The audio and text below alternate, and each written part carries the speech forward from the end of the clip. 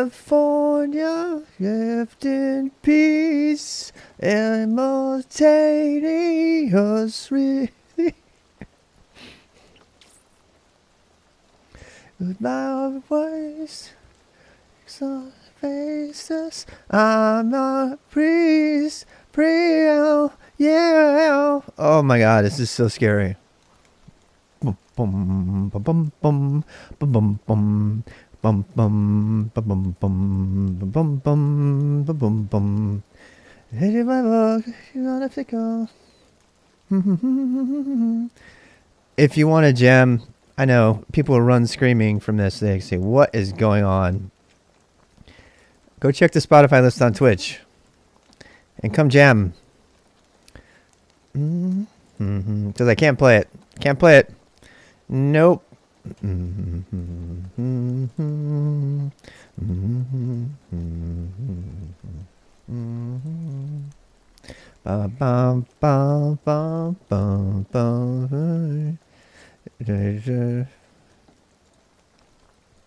Priest, yeah.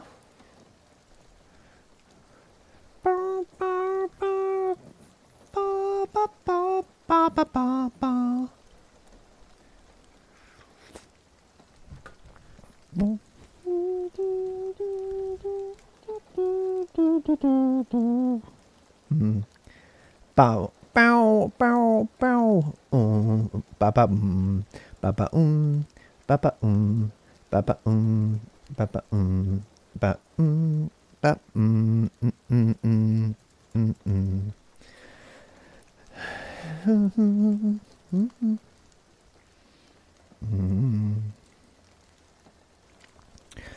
Too fast. California, in peace, simultaneous release. God damn it.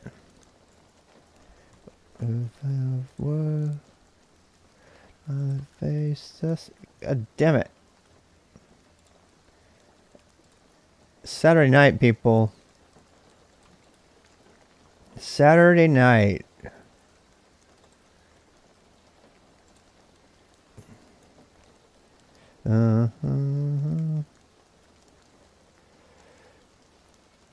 Oh, whoops.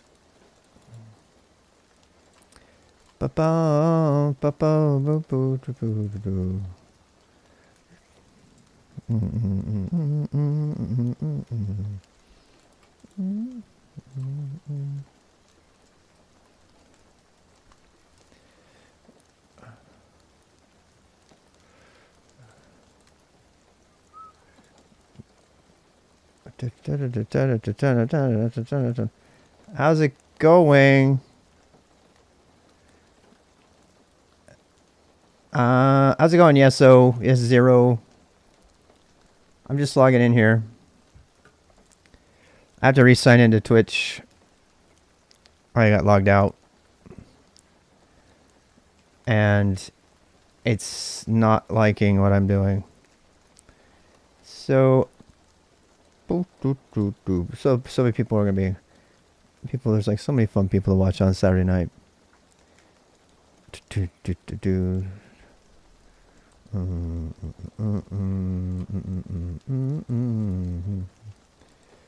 There we go. There we go. My token. I need a token. Okay.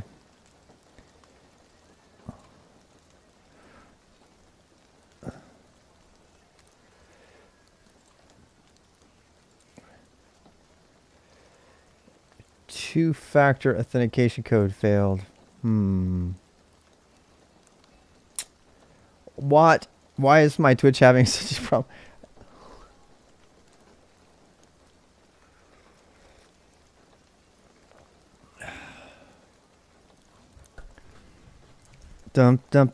I de-authenticated myself from Twitch somehow earlier today, so now it's wanting another token.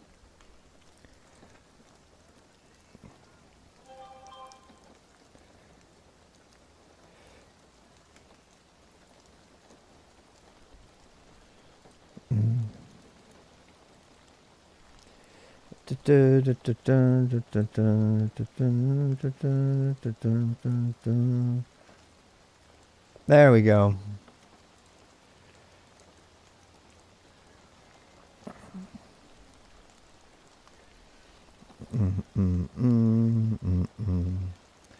One, two, three. Yeah, 3 second lag. That's not bad. That's not bad. I think everything is good now. Get going on. Not really. Let me turn my music down so I can talk. I'm not really doing anything compelling or fun tonight. I'm just going to be coding and talking. That's what I love to do on a Saturday night. You know, just write code, hack a little bit. Be hacking today though. Well, it's actually been a while since I've hacked anything for fun or profit. So, hey, it's more about making stuff. Super happy to announce though that we have a connection here. I'll say, cause you know, Master Lurker. Hey, look at, you can't lurk anymore. You're gonna get pulled in here. You're gonna get pulled into the IRC now. You cannot hide on Twitch anymore. Nope. YouTube, you can still hide, unfortunately. So YouTube, welcome Brendan, welcome Brendan, welcome Andrew. I'm gonna try to actually, give special welcomes to people on YouTube because, unfortunately, the YouTube API for integrating into IRC is a pain in the butt. So, are you on YouTube as well? Thank you. I just wanted my notes quickly set up to remind what's the best setup for Bash scripting. So you mentioned Vim Editor, Bash Terminal, and anything else recommended for web and automation front-end testing. Yeah, on Bash, my biggest recommendation for front-end testing is since we are just having conversation here, I'm going to be a lot more open to answer questions while I code. So Andrew, I would definitely recommend Browser Sync if you haven't seen it already. I live and die by this thing. I did make a video about how to make your own server and go 34 lines ago. If you can watch that video if you want. But this particular tool, this command line tool, it's an NPM node thing. Not a fan. In fact, at one point I had a $200 bounty. I still, if I need to up the funds a little bit, but if I want to be able to add a serious bounty for this, I would love to see Browser Sync rewritten and go. So we have a single executable that we can just download and do a go install. We don't have to do npm and pull down all that crap, all that violated, bad stuff. This tool is absolutely, positively required in your tool set if you're going to be doing front end development. If you don't know about it yet, you probably will. Somebody will tell you about it if you're in front end development. It's not my main thing, but so, and that's a command line thing, right? So, and let me give you an example. So if let's give you a quick example. So if I don't know, I recently used this. So here's my live site, right? So my live site is on github.com/rdbxrob. It's under my notes, under live, which is, actually that's a different place. So the main place is not in my notes. It's right here, there. So there we go. So there's my spy agency font and everything. And I have this web page here, pretty basic web page. And so how do you open that thing? By the way, RDBX Rob is best served with your own music in your ears. So I've got some great music in my ears along with the rain. It's not just my voice, and I do that on purpose because I want you to add your own soundtrack. I don't want to impose my soundtrack on you. You might be really into EDM or whatever. So here's a website. Now, how do I preview it? This is it, man. Type preview. Boom. And I have my little site here. I can actually change the site in real time. So I can cd to rbx rob live. So let's say I want to change the background.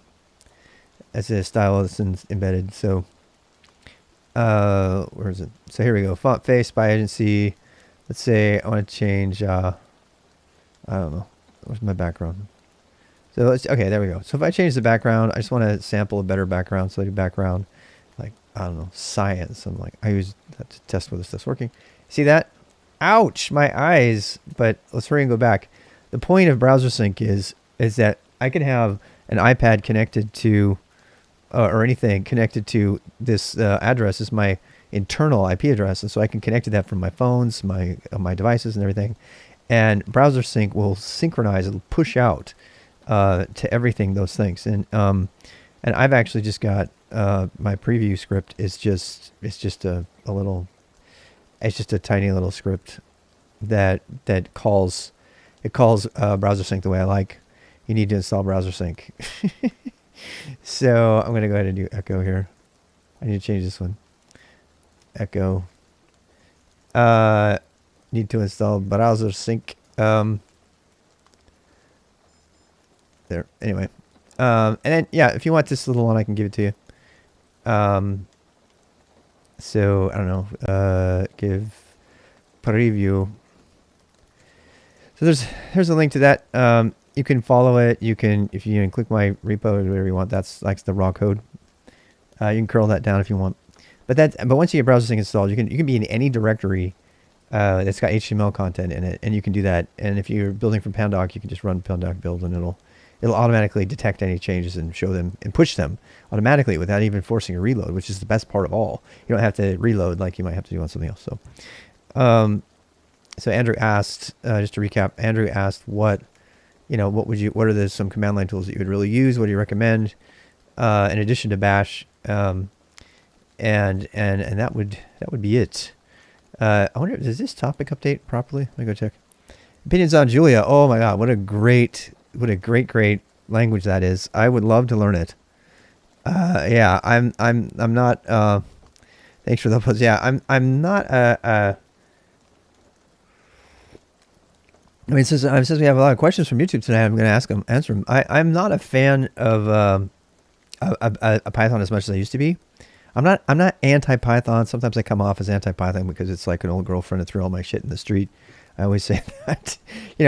I discovered all these things about Python. Python promised me so much more, and then it really did. It just threw my stuff in the street, and I was like, oh my God, we're done here. And so I'm not a Python fan. I write everything in Bash or Go these days. However, if I were going to be doing scientific computing or anything with math, I'd be all about the R and the Julia. I love Julia's syntax. I mean, Julia's got some pretty amazing syntax, and it's one of these LLVM languages, which means, Crystal. There's a bunch of languages. Rust. They use the low-level virtual machine that allows them to be created languages without all the normal hassle of compiler optimization and stuff. Some would say the lazy way to make a language. So yeah, you could kind of call those the lazy languages. LL for the low-level lazy languages. Languages like Go, they did the work, man. They did their own compiler optimizations. They did their own, everything. And a lot of the, I don't know I'm glad that we have Clang. I hate. Don't hate. When I say hate, I usually mean dislike, by the way. Just say don't hate on hate. So that's my take on that. I don't, whatever. So yeah, Julia is a cool language. It's one of the ones. It's on my very short list of languages that I would really love to learn myself. Added to the list. There's like so many cool things. Can we just agree on that? Can we agree that tech is just full of fun stuff to do? I mean, I don't know. It's like one of those few places where you can get so much for so little. Although my wife was just telling me there's like a shortage of apprentice work. Like tradespeople. Like plumbers and welders and electricians in particular, and they're making $90 an hour, man. There's electricians making $200K a year. And electricians are like, my wife read this whole article. She sent me this whole thing. There's actually free internships in the trades. Well, that will pay you $17 an hour to teach you how to be an electrician, and they'll pay for your licensing all over. It's in Massachusetts. There's a whole program. She sent me links to it and everything. I'm actually going to do a whole video on it. So, look, let's remove this stigma from the trade languages. The trade, the trades, the hard trades. Because there's a lot of fun work in there. If you like to work with your hands and stuff, I mean, God, electrician, man, I would love that job. And but you gotta go out and do stuff, and plumbers and stuff like that. But yeah, there's like all these companies that can't get anybody. They are like desperate. There's this one, this. My wife was telling me there's this one, this purple haired tatted girl that's being taken on as an apprentice to do, like I think it's electrician, and she's happy to be there, and that people that are they're like super happy to get people because there's this like cultural bigotry against tradespeople. Now that we have, like all the software trades, and I do like coding. Don't get me wrong. I mean, we're like the modern tradespeople, but, and so that was super interesting that there's like, so don't you dare tell me there's no jobs out there or there's no work. There's no work you want to do. I mean, we get that occasionally, right? I'm bored. I don't know what to do. I don't have a job. And I'm like, you know what? There is tons of work. There's even work where you can start making $17 an hour being trained on the job to do the work, and people don't know about it and they're not doing it. So it's kind of a new part of my it's always been a part of my sort of modus operandi to get this information into people's hands and to how to do it. But my wife says to me, she goes, man, you got to look at this, because there's a lot of young people right now in particular who are like, I don't know what to do. I don't know what I should do. I should learn coding, or should I do this? And yes, coding is on the up and up, and cybersecurity, by the way. So they're in Massachusetts. I kid you. I gotta find it. Give me a second. Now if I'm going to talk about it, I gotta talk about it and tell you. I'm just going to send you the links. I need to do a full video on it at some point, because it just blows my mind. She sent me this email. I'm going to go find it right now. Cybersecurity North Carolina, and North Carolina IT apprenticeships, Massachusetts apprenticeships. There's a good chance there's apprenticeship in your state. Here's the link. Here it is. Let me go open it. Yep, this is the one. All right, so, check this out. This is insane. I mean, we were talking about how much fun tech is, and I was saying, hey, can we agree it's really fun to make things move and, code in general. But if you work with your hands, you have to be a coder. There's other cool things. Apprenticeships run the gamut of traditional building and construction trade jobs to those in the hottest technology-powered fields. This is Massachusetts. It's the same way in every state. You just have to look hard. But there's like a chart in here. Has an expanded mission, online apprenticeships, 500 apprenticeship programs, 9,500 registered applicants, apprenticeship occupations, registered apprenticeship program expansion industries, discover pathways. Here it is. So where is it? A tech apprentice careers pathway. So apprenticeships today.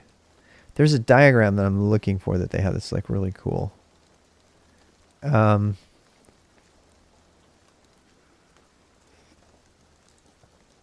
Apprenticeship occupations, coronavirus update.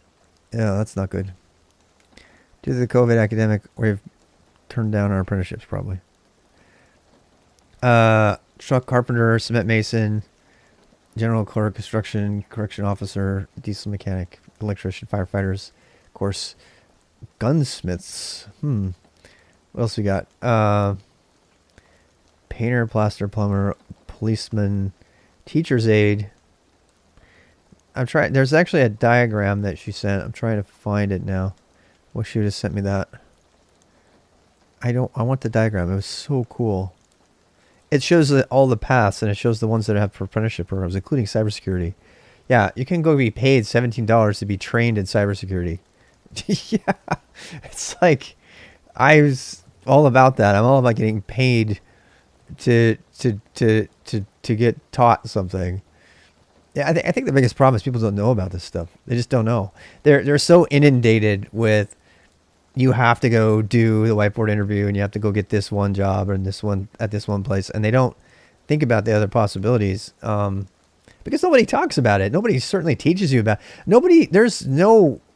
I'm not aware of any vocational guidance happening in the school system. Now, I know that they have like counselors and stuff like that, but I sometimes wonder, I mean, you certainly don't hear about it, and maybe I'm just not hearing about it, but it's not something I've never heard anybody I mentored in 7 years bring up vocational counseling or training from any institution, whether it be a college or, and they have like these alumni placement things, everything, but not once has anyone told me about apprenticeship programs. My wife discovered this. She goes, "You should go look at this." Like, okay. I thought it was in the Pathways one. Where is it? I can't find the link to the thing. I'll have to, well, as I said, I probably should do a real video on it and get it all prepared. But yeah, it's just cool. It's just really cool. Can't find it. Is that it? Labor union apprentice opportunities. I don't think this is the one. I don't think it is. No, this is a different one. This is like hardcore like labor stuff, And believe me, these construction people, they work hard, but they also make bank, man. You see that person out there holding a flag and you're like, they're making like 70, $50 an hour.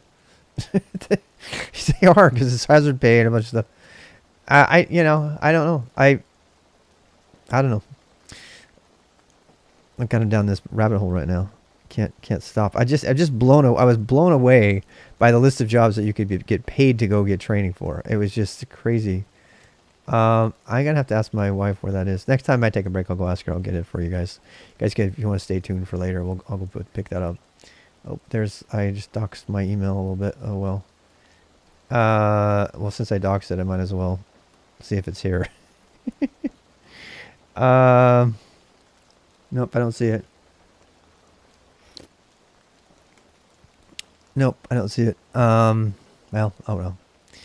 Oh boy. Wow, lots of people on the YouTube. Nick, welcome, Nick. Hack the planet, dude. Anyway, blue collar shortages and sold out toilet paper makes plumbing #1 job of 2020. Dude, I'm telling you, 2021 has got. You just gotta open your. You know what? There's going to be a lot of infrastructure jobs. You can say what you want about the politics of the current people in power now, but they are ramping up for tons. I mean, they keep saying, "Oh, they're taking jobs away." No, they're not. They're taking specific jobs away from dying industries like oil, and they're adding the jobs in other places, and they've already started. And this is kind of the part of this. People say, "Oh, there's no jobs." Well, yeah, there's no jobs unless you don't. It's just trades job, an electrician trade job. That's not ever going to go away. We're always going to need electricians. We're always going to need plumbers. We're going to need these jobs. We're going to need carpenters. There's a lot of trade jobs that people look down on, and that's been a theme for today for me. My wife showed me this thing because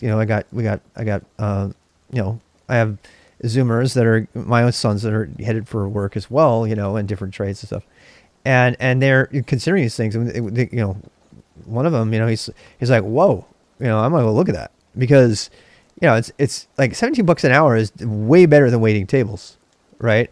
And to get training on the job as you go. So a lot of these trade programs, that's how they work. They don't pay you. Their starting salary is way above minimum wage because it's a trade. It's not like a service job. Service jobs suck. Waiting tables, doing those kind of services, which are all dead anyway, right? Because of COVID. But those jobs are not even doing well. They never have been doing well. And yeah, you got good tips. I remember, doing pizza delivery and we made bank because tips. But it wasn't a trade I could take with me. I mean, you could, when you're young and you have a lot of energy and stuff like that, you could go into I'm just really geeking out on this. You could go into electrical engineering, and to become like a journeyman electrician, and to combine that with like electrical engineering later. Oh my God, that would be so cool. So the electricians, they're learning to solder and they're learning how to route stuff. I actually put my own plugs in and stuff.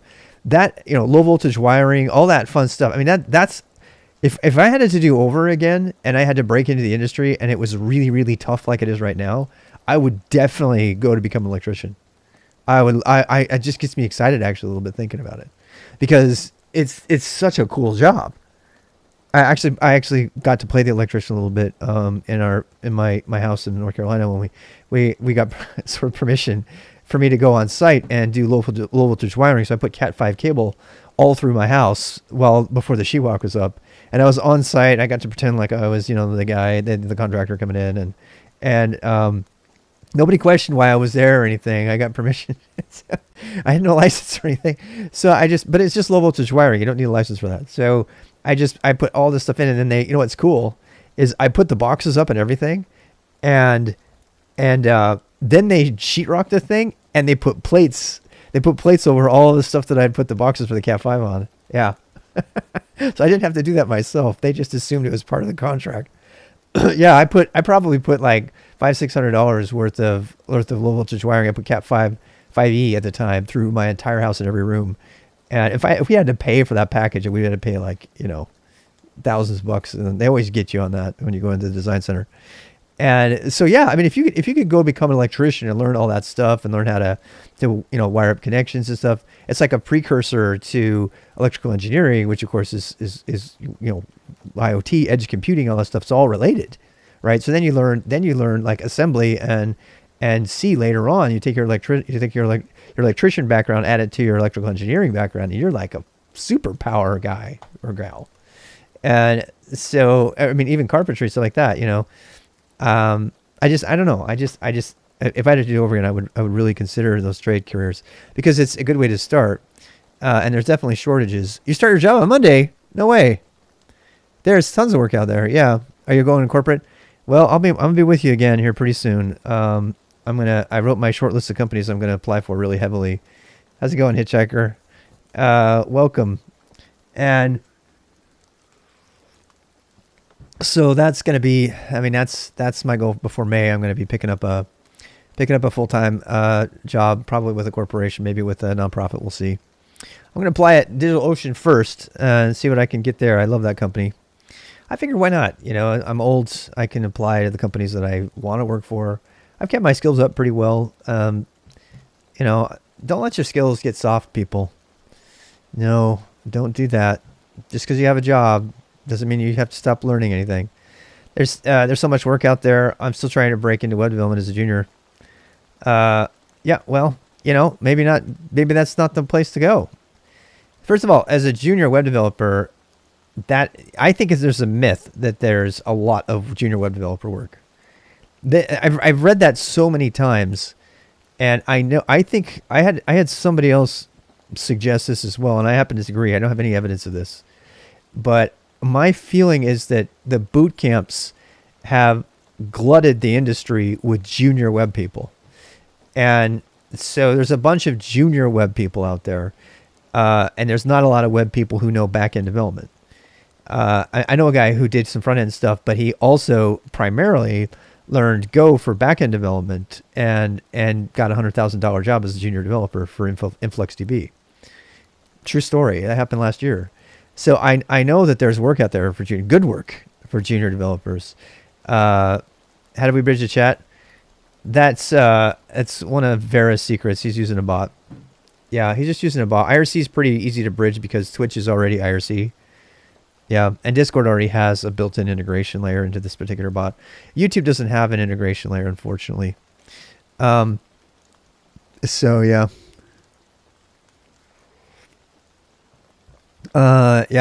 Yeah. Let's see, just every 2 months. They pump out 30, 40 junior devs every 2 months. Yeah. So I think that's what's going on. I'm going to turn this up a little bit so we can see what everybody has to say here. So, I don't know. It's sad. I took a boot camp, but I'm learning how to be a backend full stack dev. Okay, do you mind? No attack. I'm not attacking you. Nevet Sesteven. Okay, do you mind my asking what they taught you in the boot camp? I'm always kind of gathering this information. Did they teach you Ruby? That's the typical thing they teach. Nevets Estevan. Okay. So Nevets, hey Peter. Let's see. I'd say calling yourself a junior software dev is much better than calling yourself a junior web dev.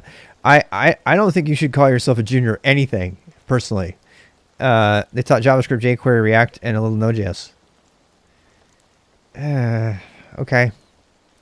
For how long? It was like we had an 6-week camp. boot camp. Can we just agree? You can't master anything in 8 weeks. I don't care how many hours. You're going to be at least, look, even Free Code Camp tells you it's going to take at least 3,000 or 4,000 hours for you to get a job through Free Code Camp. And I have lots of problems with Free Code Camp, and I won't get into it. I mean, there's some good things too, of course. But 9 weeks and you can't definitely master anything in 9 weeks. No, God, no. I'm so tired of hearing the story of people going to boot camps and not getting a job and being short $9,000. It's a total rigged thing. If you're going to go to a boot camp, and there's some good ones, if you're going to go to a boot camp, don't go to a boot camp that doesn't get paid unless you get a job and you get paid. And by the way, it's harder to get into these boot camps. They're a lot pickier about who they pick because they're not going to let people in there that they feel like are not going to pass the program, which is kind of shitty and good at the same time because, they're looking for people who are really motivated. There's a couple of those. They have kind of a big vetting process. I feel like there are so many. If you have the most important thing to get a job, and I don't know why we got this on this. I always talk about this stuff, so I generally gravitate to this topic. But I will say this: it's a matter of trust. It's a matter of building trust. That means building a portfolio of things so companies can trust you. 8 weeks of Node for Node itself was a waste of time. Sort of, yeah. Is it not tough to master, but at least it gives you an overall exposure. 8 weeks to learn React is kind of a joke. I mean, to even be able to create what does the topic say, Ferris? It says a random conversation. You want to say, like, what should we change the topic to? What is the topic? Is it still something else? Wait, where's my topic manager? Just random bash conversation. Oh yeah, we're not doing that. Yeah, I don't know. I will definitely put a marker in there. It takes 8 weeks to really understand what you can do in the loop. Yeah. jQuery is a waste of time. Sort of feel, yeah. I took, with the bootcamp I took, they interview you, make you do a tech test to make sure you were sort of coherent with HTML and CSS. Really? Yeah. Use inquiry box React app. Nice. So basically, user enters the term in the search box. Technology Health calls it a news app. It spits out the result. Did you write the API or did you make the API? I didn't say there's anything wrong with learning React in a bootcamp. I said it's hard to master React in 8 weeks in a bootcamp, especially if you're jamming jQuery, Node, and and GraphQL in there or whatever, right? Use an already created API. Well, consuming API. Did you do it in GraphQL? Or was it REST? Was it a REST API? It was a REST news API that already existed, right? I created an issue for description of the topics on YouTube. The description of your topics on YouTube. Which ones? I just updated them. Issue number 2. I can go open that. Let me open that right now. No GraphQL, just REST API. See, if you're not learning GraphQL today, your bootcamp is a fail, like a major fail. People are dropping REST like crazy. There's going to be a lot of REST around forever, just like jQuery and PHP. But GraphQL is the new way to talk to everything in the web world, anyway. Kudos to you for deploying IRC to Twitch. I didn't do it. It's kudos to Vera. Vera took the time to do it, and he kind of forced me to do it today. B Vera is our chat admin. He's been very, very helpful. He's also a $10 patron. I really appreciate his help. Take a good 8 weeks. Exactly. Right. And that's the problem. I mean, REST is one thing. A bunch of curl requests, and oh god, yeah. Learn GraphQL immediately. You know what's a fun way to learn GraphQL? Combine GraphQL with GitHub, with the GitHub API. Yeah. Let me show you a way to do that. So it's a fun way to learn GraphQL. So you guys know about the GitHub command line API, right? So you should be really fluent in Git and GitHub, and that includes, hey W3, thank you so much for the Angel Capital W3 Casey. I think that was you today. Thank you so much for that. That really meant a lot. Um, I mean, it was a great surprise. I'm almost positive it was you. I don't know that though. Uh, no, you need get no, no, no, not true. So you want GH? Here's why. Okay, I'm gonna show you some things you can't do with Git. Okay. So GH orgs. So there's my organizations. Okay. How about you want to list all your gists? GH gists. You know. Hey Nabby. Gists. Oops. How about gists? Wait. Gist list. There's all my gists and the ones I can delete. I can like show them and view them. You can actually view them. View. You view this one right here. I can open it up and read it. There we go. It even does. I love how it even does highlighting. It's like this is a markdown file. So yeah, they have like a markdown thing, and that's not just. But we're not done. We're not done, Ferris. Thank you, sir. Appreciate the support. You can't support me through Twitch. I disabled all of that. So that's the only way to do it. So yeah, through Patreon and PayPal, that's the only way. If you go to my rvxrob.live and you click on donate, there's ways to do that. Anyway, so here's some fun ones. All right, so I don't know. I mean, you can create a repo from the command line. You can do it with Git, right? Git cannot create a repo on GitHub. Can't do it. You can do it with GitLab, not GitHub. And but more importantly, you can do things like you can remove repos and clean them up. Yeah. Oh wow, cool. Really cool project. Nice. I'll have to open that one up too. Oh, powerful aliases. Ooh. Does it build aliases only? Oh my. An alias manager. Well, look at that command line, man. Look at that command line. Look at that terminal UI. That is freaking awesome. Once again, Vera for the win. You guys can thank Vera. Everybody's been thanking us for the terminal. They've been saying congrats on the interface. And I'm like, go thank Vera. See my terminal? Yeah, it already does that automatically. What it does is this is the best part about GH. I'm not going to do it right now, but you do GH auth or you use GH auth login, and then it caches your credentials. Yeah, it caches your credentials, and if you want to, you can replace the token that it asks for. You can do cache auth login -- with token. You can go grab a token that you loaded up permissions for, so it can delete orgs and stuff like that, and repos, which normally you can't do by default because they have kind of safeties in place. And so then you can like do the GH thing, and but here's what's really cool. I mean, you can edit your GH file. This is what I'm telling you about. We're talking about GraphQL, right? So you can go into GH here. I have to make sure to give you the right one and not the one with my token in it. Yeah, it stores an OAuth token. So, but see, here's why you need to learn GraphQL. So if you want a fun way to learn GraphQL, learn how to use the GH tool and then learn how to create aliases. So aliases use the OAuth login from GH, which it caches for you, and take care of that hard part. And then you can write these. I know they don't look good here, but when you like list them out, this is the GraphQL API, and so you can call any GraphQL query from GH, which means you can write any query whatsoever against the GraphQL API from GitHub, which I believe was the first GraphQL corporate adoption outside of Facebook, period.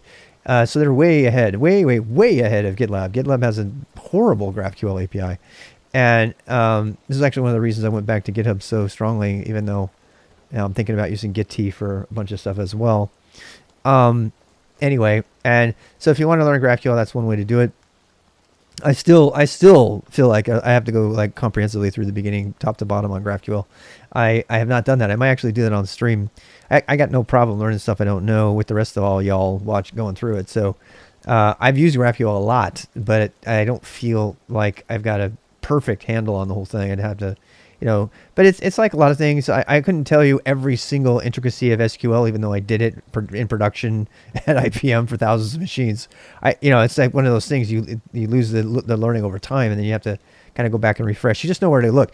Being a technologist is more about searching and caching knowledge temporarily than it is about permanently storing knowledge in your brain. So that's why you see me on the terminal so much, because you got to be fast. You got to search things really quickly. Rest more than enough for what you get from your GitHub API. Absolutely not. No way. This is a perfect example right here. So you if I had to do this particular thing right now, this particular request would probably be 5 different REST requests individually. And you got to know the value proposition of GraphQL before you can, really understand that. And I don't mean to be sort of,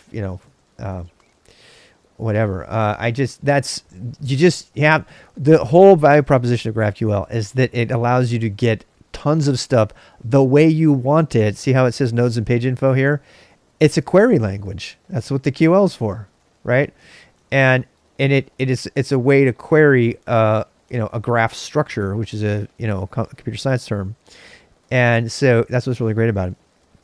What was that? Create aliases in GitHub with GraphQL is a fun way to learn GraphQL. I personally think so. Hi. Hi. What's up, wife of mine? I was wondering Here, give me a sec. I could use your light setup. What? Your light is good in here, and I need to take a picture. Right now? Take a break. No, let me know when you take a break. You're going to take a break? When you take a break, let me know so I can come in here, set up, and just take a picture quick. You need to take a picture? Then I don't Okay. have to wait till tomorrow morning, because I have everything else done. Okay. I'll take like a 20-minute break here sometime. Let me know when you're ready. All right. No rush. All right. Within the next hour or so. Yep. My wife wants the lights in here to take a good picture. What's that? Oh, we got a YouTube video. What is this video? Oh, the GraphQL. Oh, yes. This is fantastic. Thank you for that reference. This is a really great documentary. This almost makes me like Facebook. To be fair, the engineers at Facebook are not Facebook. I'm sure there's some really bad ones, but these particular guys, you can tell that they really don't think about Facebook's impact on the world very much. They're just compelled by the technology. Like that one dude who got fried by lightning in Hunger Games. The technology is very compelling. He's like facilitating the capital murderous atrocities.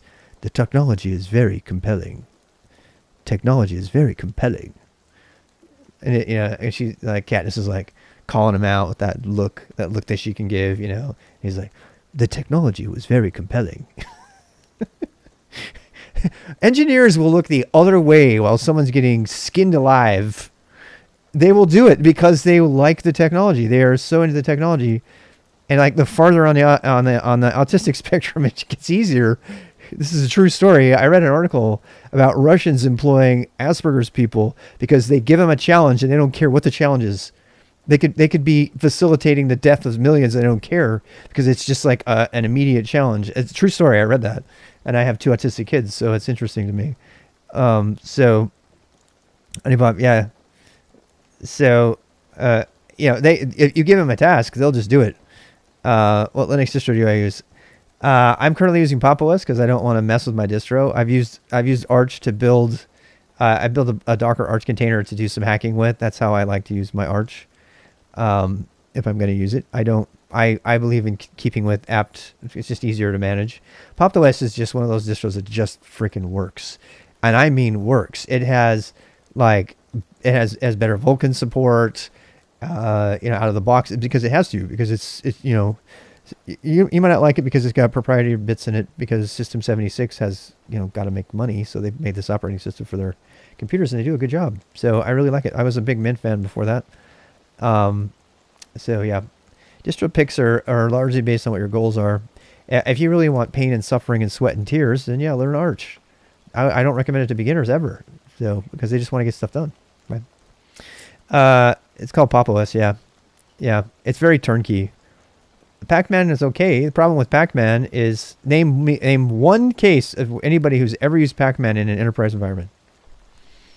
Nope. I mean, my fear with beginners learning, yeah, there's these kind of people in the FANG companies. They're definitely my fear with people learning Pac-Man first is they'll be completely useless once they get a job, because on the job you're not going to be using Pac-Man on the job ever. I mean, you could count maybe on one hand the number of jobs that actually allow you to use Arch at all, and most of those are like bug bounty kind of run your own IT shop kind of things. I eventually used Debian. Arch would break daily, and I'd be troubleshooting patching. Yeah, Arch is just never going to be suitable for the enterprise. No matter how much Manjaro tries to make it that way, it's never ever going to be acceptable in the enterprise. I've marked my words, because it's just too raw. You Pac-Man at work? Okay, what's your job? Cybersecurity? Is it a company that has a legal department? Yeah. If you're in cybersecurity, cybersecurity is the one area where I've seen people look the other way with Arch. Dot files on Linux. Yeah. I use dot files all the time. Yeah, you can take my dot files. You want to go? Here's my dot files. Here's all my dot files. Boom, right there. I have a build system for my dot files because it's so crazy. I actually need to simplify that. I think, and it's transparent. It's not working. I can see the script. You can check it for me. I mean, if you can send me the script, maybe. I don't know.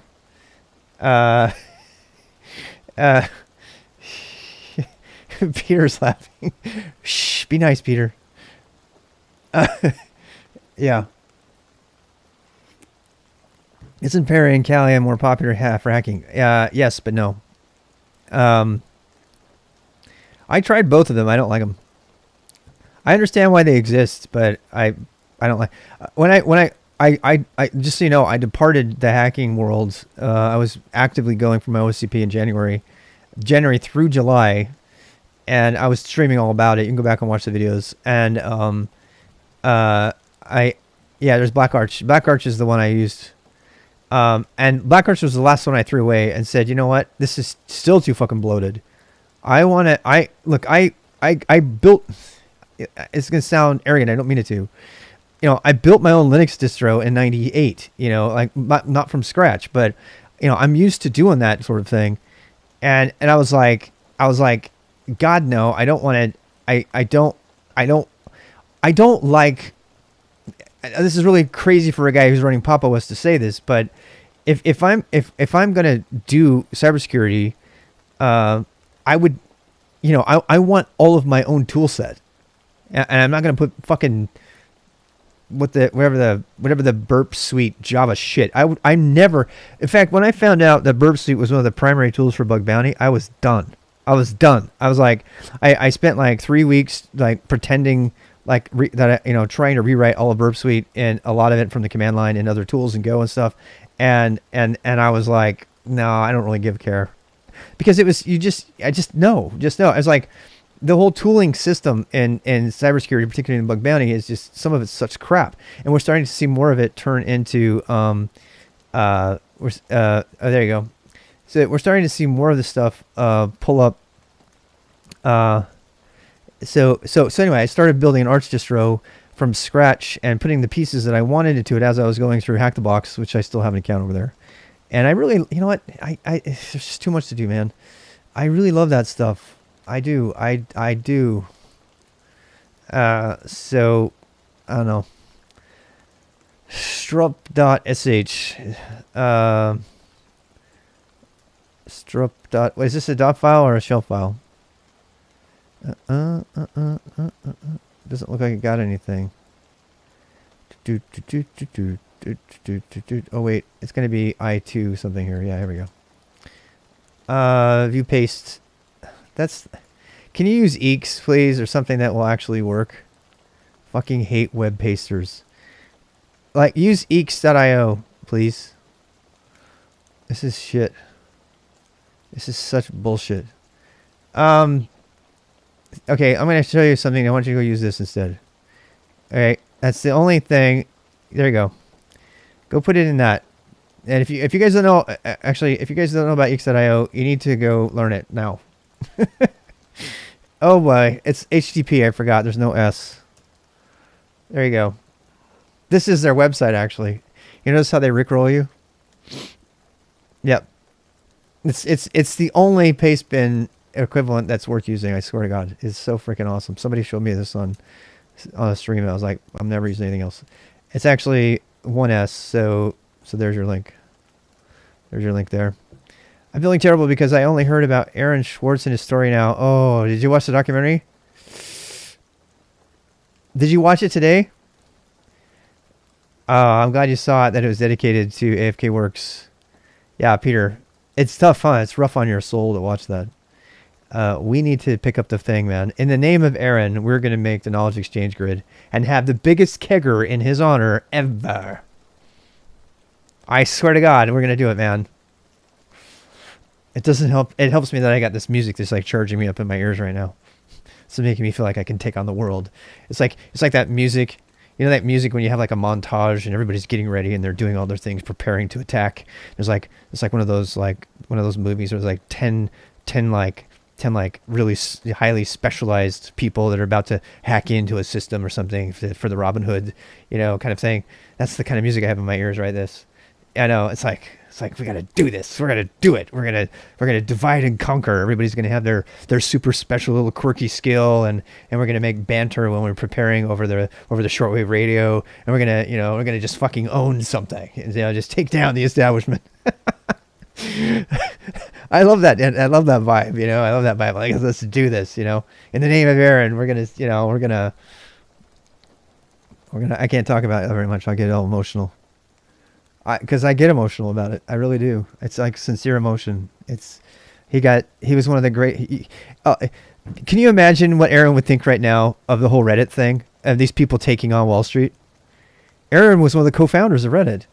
Not to mention he made Markdown. He was one of the co-creators of Markdown, and Create Wikis 10 years before that. And he was at 15. He co-authored a Creative Commons license with Lawrence Lessig, who brought him in personally. Who's like an esteemed constitutional law professor. The guy this guy's a freaking superhero, and he's one of these people, such a rock star in so many ways that matter, that he was too good for this world. Honestly, he got snuffed out. Now I got Jimi Hendrix in my head. Holy cow! Well, coins and rubs coincide. He'll get all cranked up. Sometimes I'm like, I'm tired. I know. There's so much video objective evidence of me being in different states. Sometimes I'm like, oh, MIT betrayed him. They did. Yep. Yeah, I know. I know. I almost can't forgive MIT for what they did to him. It's like, MIT did not want to go against the establishment. They did not want to go up against the FBI, who was all fired up because all the anonymous stuff was going down at the same time. So they lumped everybody into the same group. Hey, Jenny. Cheap sentimentality, as Robbie Coltrane said. Maybe. Jenny, you might be right. Jenny's right at calling me out on things. She calls me out on things all the time. And a lot of times she's right. Humans need to put people on pedestals. Let's just admit that. I mean, I was trained as a yoga instructor, and my wife had this problem too. They actually gave you training on how to not let people put you on a pedestal, because you go in there and teach a yoga class, and all of a sudden they want to come to you as their guru, and all kinds of bad things happen after that. And and not always the same obvious things. So anyway, MIT shattered everything it stood for. I kind of think it did. Yeah. All right. So, let's see. Last URL. Uh-oh. I think my links last is still busted. It is busted. Uh-oh. Vera, are you there? I mean, I can fix it later. I think he moved our last URL location, but that's okay. I'm trying to get your code. That's what I'm doing. Type last URL.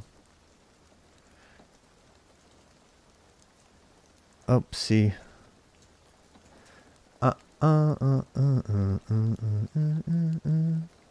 I think we need to move the. I think we need to move the Nginx file location. Did I get that right? Vera's not here probably anymore. The kind of a cold fusion effect known as. Oh wow. Yeah, it's just big organizations. You know, as soon as they get big, they get. You know. Bum bum bum bum bum bum bum bum bum bum bum bum bum bum bum bum. I don't know. Let me go see what you got here. I mean, I can do it the hard way. My tool broke, so I have to. Some stuff got moved around because we're now on pound RWX. If you hadn't noticed, we do have the Twitch interface now though, and I guess I could just Let's see. Now I got Nirvana in my ears. Oh my god. Oh my god. On apologies.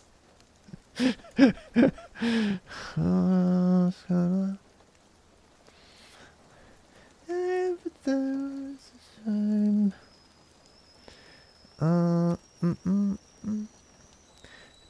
Boom boom ba ba ba.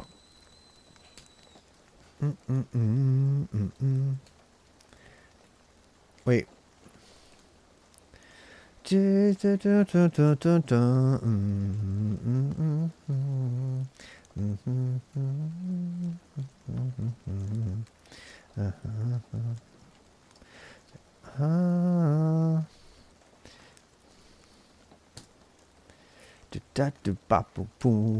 What the heck is this?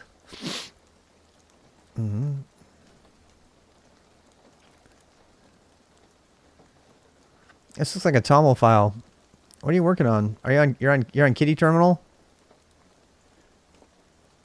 G menu opacity rule. What is this? What is this for, Strope? What's the app? What app is this for?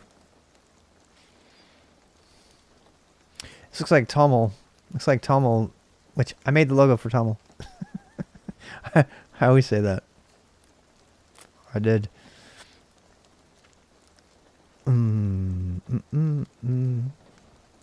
I don't know what this is, what we're looking at here, guys. So I don't know how to help you. This is an application configuration file of some kind for something, and I don't know what kind of where it goes or what it is for. So I can't really help you. I don't even know what format it is. I'm guessing it's TOML.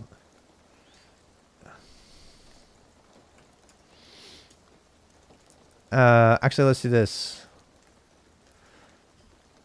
ASCII text. It does not help me. Foo.sh to temp.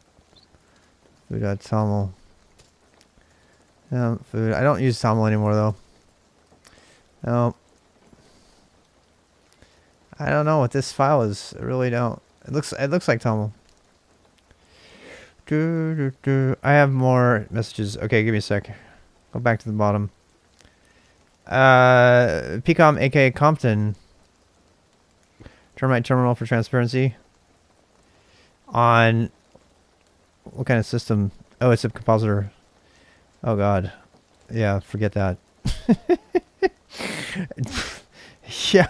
I cannot. I look, knowing about dot files is one thing. Knowing about how an application is configured is totally different. I have no idea how Compton is configured. I have to spend a few minutes going into it. Rip those headphones off, Rob said. Why would you rip the headphones off my head, Lamar? So that I stop singing? You can bite me.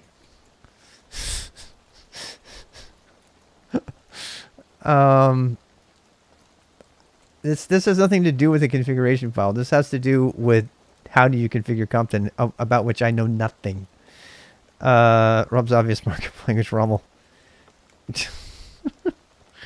You just started a new markup format. Is that a thing? Is it actually a thing, Jenny? Don't Don't make fun. Oh, you are here. Last URL's busted. Just so you know. Last URL no longer works no longer. That's all. That's all. That's all. No worries. Thank you for your help. Charge rookie for pcom config. Wait. So this is an arch configuration coming from a guy who doesn't know what the word .files means? I rest my case.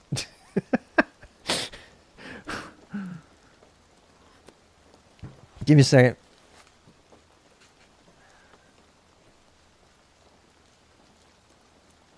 Oh, Patton. Oh, that movie.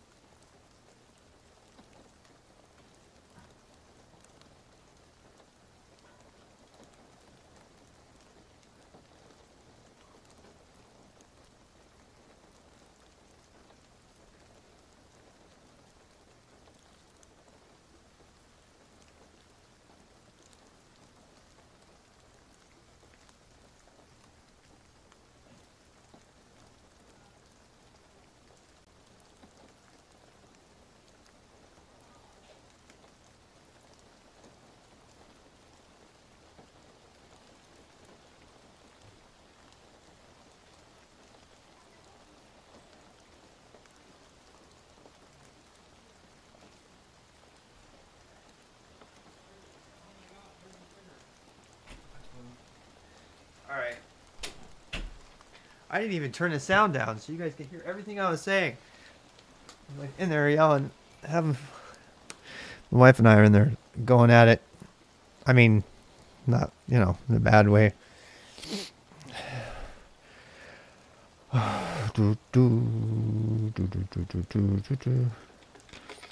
ArchWiki has his article on everything.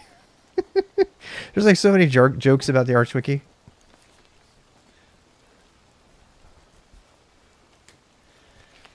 Oh, you couldn't hear? You couldn't hear all that fun stuff? Yeah, we had fun. She's so funny. You should put coconut milk in that. Okay, I just did. It's so funny. I love her. She wants me to take a break and so we can. She wants to use the lights to take that picture. She's like during the. So, a big shouting argument about Pilates. No.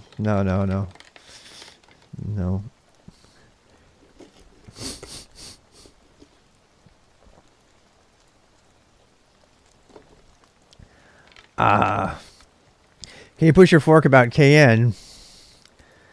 I want to understand a little more about what you do, what I'm doing to it. Yeah, let's talk about the KN that I'm working on right now. Yeah, let's talk about that.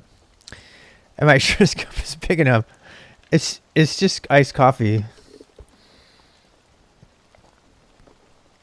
Let me check in with YouTubers and then we'll do some more KN stuff tonight. I want to do some batch coding. Welcome, whatever your name is. I can't read that, but I think GQL doesn't suit working with TS very well. Any suggestions? GraphQL doesn't suit working with TypeScript. Really? Oh boy, I don't know if I would agree with that. I'm not the guy to ask, but I don't know if I would agree with that. Is Golang is Golang will be adopted widely after generics are introduced?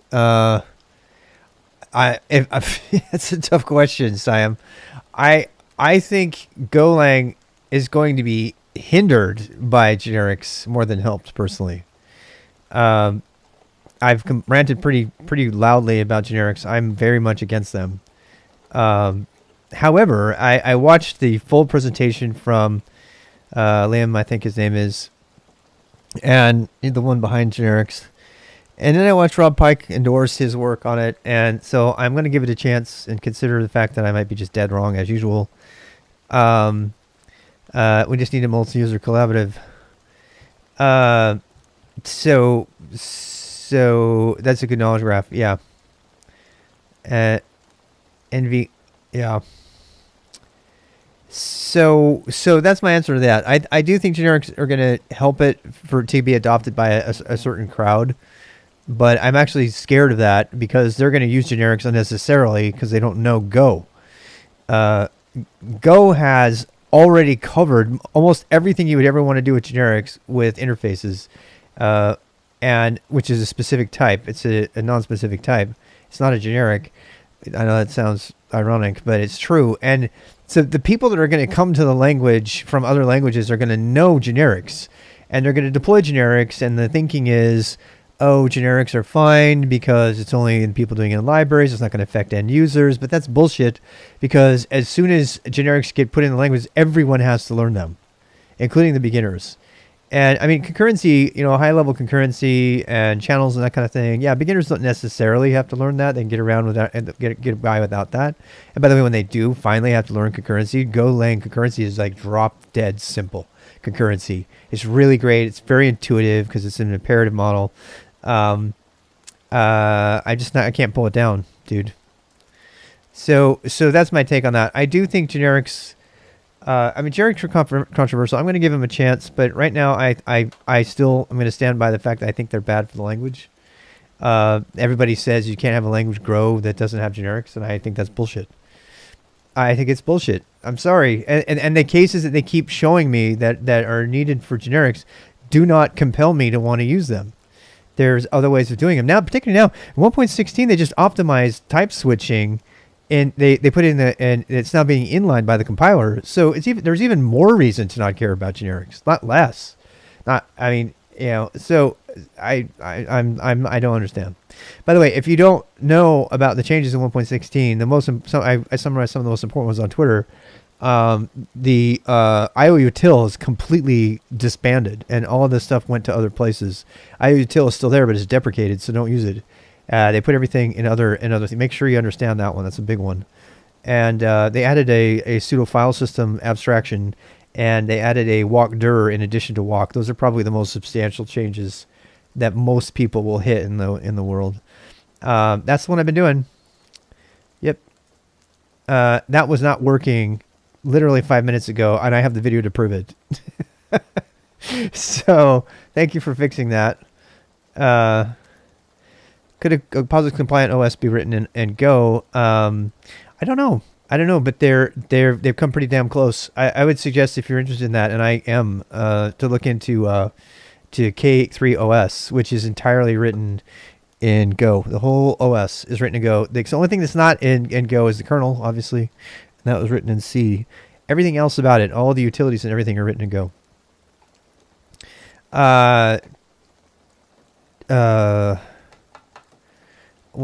What? Wait, did I have a URL that was... I can fix my URL. Oh, I see what you're saying. Oh, right. Oh, okay. Yeah. Well, okay. Well, thanks.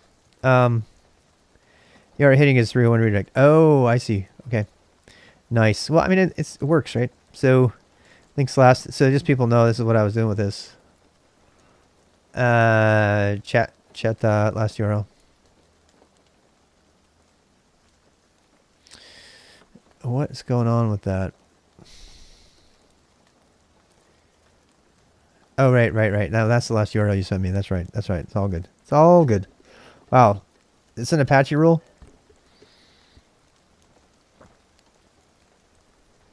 All right, let's see. Peter wants to see some FX, some FN stuff. I mean, some KN stuff. So I can't remember if it's Apache or Nginx. Where are you? Was it Apache? You're an Apache, right? No, I could have swore you told me Apache. I said Nginx before, and somebody gave me shit because it was Apache. I thought I could... Look, I could be wrong. My brain does not work.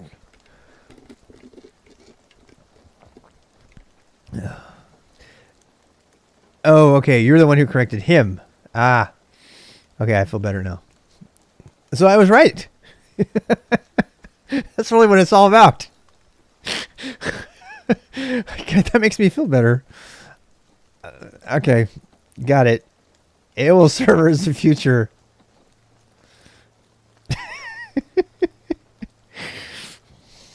What a wonderful troll you are. Let's do a little bit with KN. It's the kind of work that I can do while I have Jimi Hendrix in my ears. So, writing apps to TCL is the future. It really is.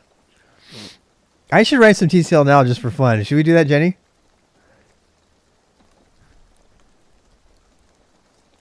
Oh, Alive from Pearl Jam's on. I got to turn this one up too. I'm sorry. I'm having like a...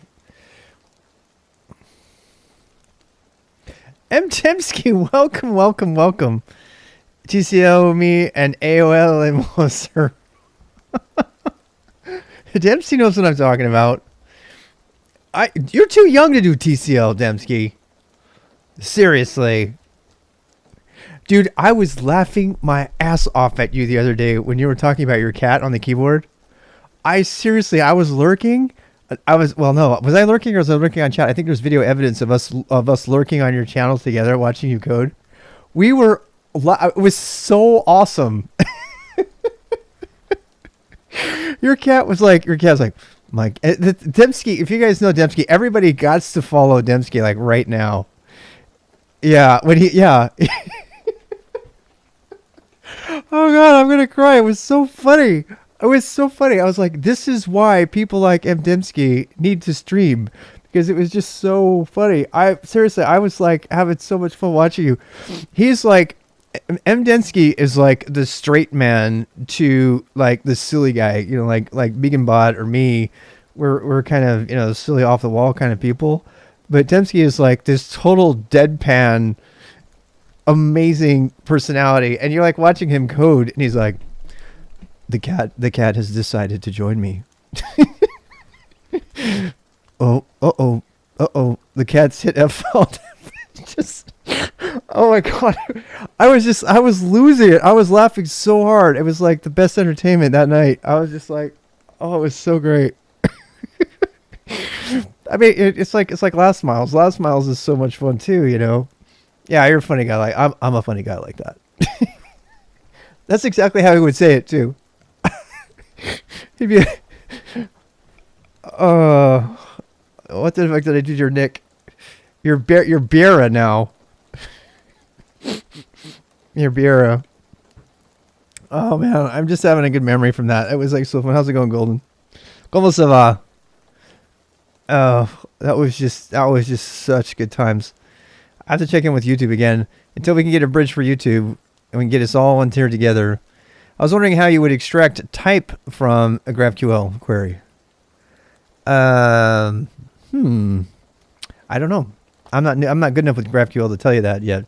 Maybe there's somebody who does know that. I'm gonna punt and say use the maybe ask that question in our Discord. There is a Discord link there. As I said, I'm not a GraphQL expert. It's one I just talked about a few ways that I'd like to get into it.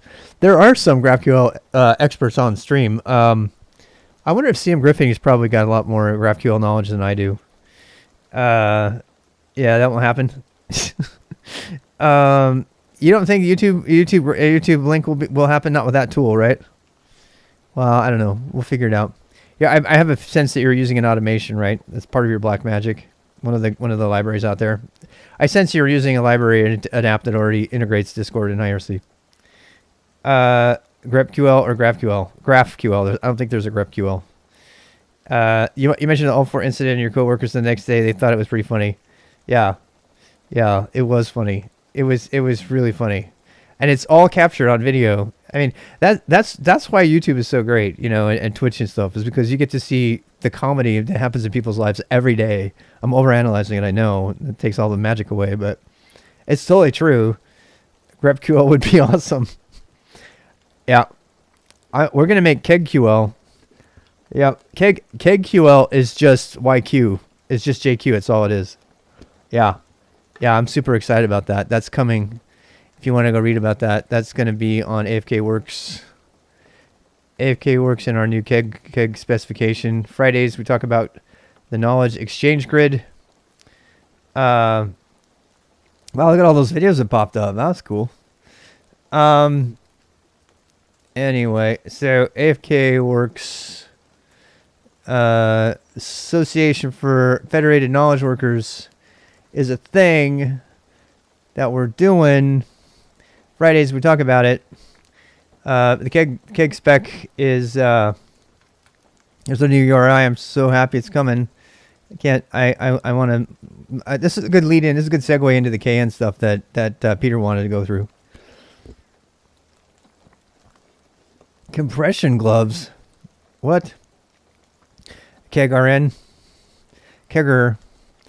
How can anyone tell you how to get that terminal prompt in Nostrum Public? I can't tell you that, Hitchhiker. Alias project? I don't know, man. I don't know. That might be, you know, who might be able to tell you that is Vera. Vera's, if he's here still. He was talking a while. He's the one who was talking about him. So generate. Here we go. So here's the keg URI. This is a Pagan notation for keg URI, and Pagan's coming along too. So this is how we're going to do URIs. Keg md.lang is this translates roughly into the path for a knowledge node that's being hosted on RWXDG.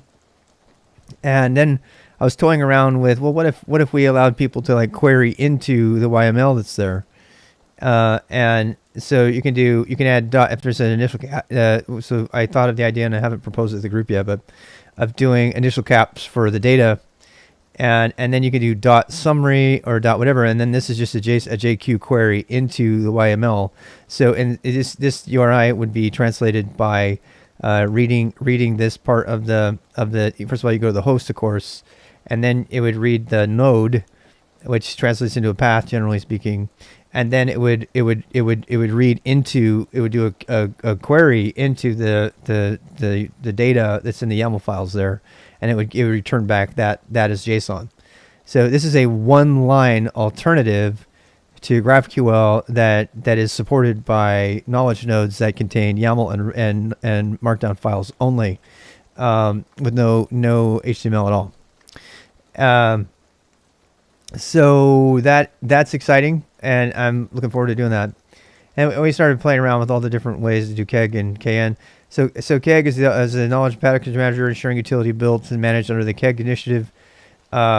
So knowledge exchange grid is a term that I think Spastianot, aren't you the one who came up with that term? We need to give people the right credit. Somebody, we were throwing all kinds of weird acronyms out, and somebody put the knowledge exchange grid or knowledge exchange graph, this graph or grid, whatever you want, and that stuck. I get marked for submitting a Markdown resume. I'm gonna try it. I don't know, man. I'm gonna try it. I'm gonna submit a YAML. I'm submitting my YAML CV. Yep. All my jobs that I'm gonna apply for, I'm gonna submit my YAML CV. Yep. I heard somebody on the stream who got a Unix job, and they submitted a LaTeX doc for the resume, and they got the job. At this point, I don't care if they're like, my YAML CV is more readable than most people's resumes. Yeah, some people would give you extra points for that. It's like, and plus it's going to distinguish you, right? Well, you know what I'm saying, right? It's not, yeah. So like, let me just show you. So I had, just a little bit of show and tell. So CV, I went ahead and did vt.yml, and I use, all the fun stuff from YAML that you can do, like white space and stuff, right?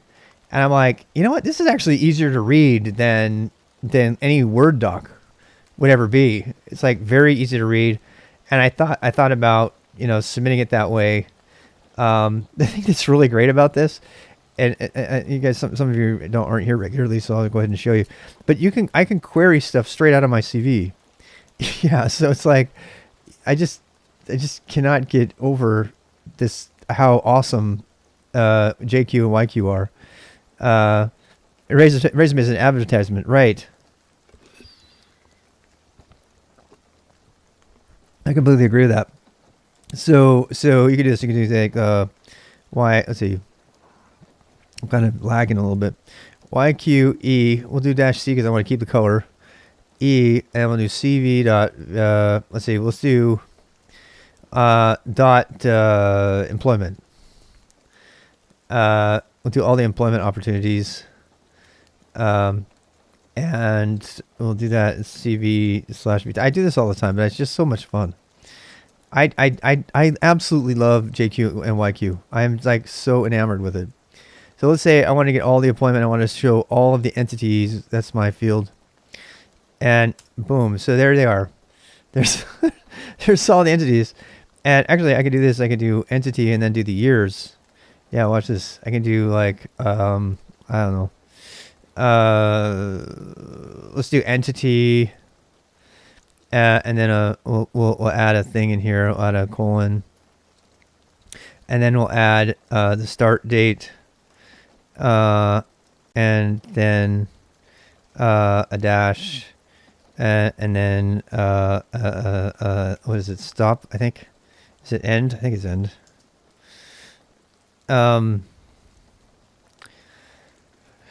Yeah, let's try that one. There they go. Oh, no. I must have done it wrong. I have to look up my stuff. Oh. God, I'm not doing very well today. My typing is not working. My fingers are not working. Is it start? Started. Stopped. All right. Started and stopped. Stooped. Isn't that cool? I just love that. I mean, I can put color on it if I wanted. It's just so fun. Just really, really, really like that. Actually, we could put a line return here. Let's do that. Let's put a. I think you can do this. Nope, not. Guess not. I guess not. I don't know. We'll have to figure out how to do that. I would love to be able to figure out how to do line return there. I mean, it's still stuff I need to learn about YQ. It's just very, yeah, Linux is fun to learn. You should keep going with that. Let's see. Yeah. Yeah. So, yeah, it's just, I mean, it's so cool, you know? It's just so cool. You can like query everything from your thing. So I'm going to generate a resume. So if I ever get asked, I know it's /n, but it's not working here. It's not working here because, you know what? Mac is not Linux. Mac is, technically is BSD under the hood, but you'd never know it because they lied to everybody about what it's built on. No, I don't think I want to do that. There's a ton of ways I can do this. I just don't know if I want to do any of them. So like one of them is let's try to use single quotes here. We'll switch quotes up. We'll change up the quotes here. It's probably good to practice this anyway. So I know this is going to be sort of backwards, right? First of all, let's make sure I didn't break anything. Aha, I did. Yeah,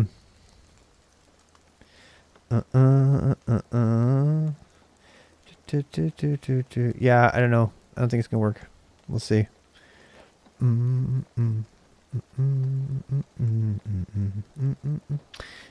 Yeah. Yep. Yeah. It's gotta be. The string is kind of finicky. I mean, but you can pass the string to, you know what? I should probably try that. How's it going, Charles?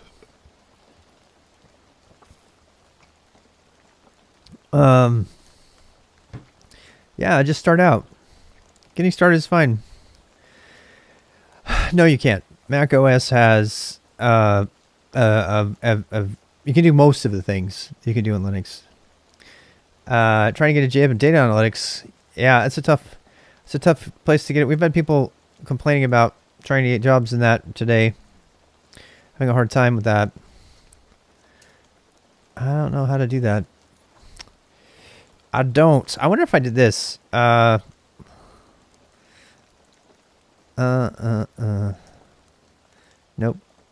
Nope.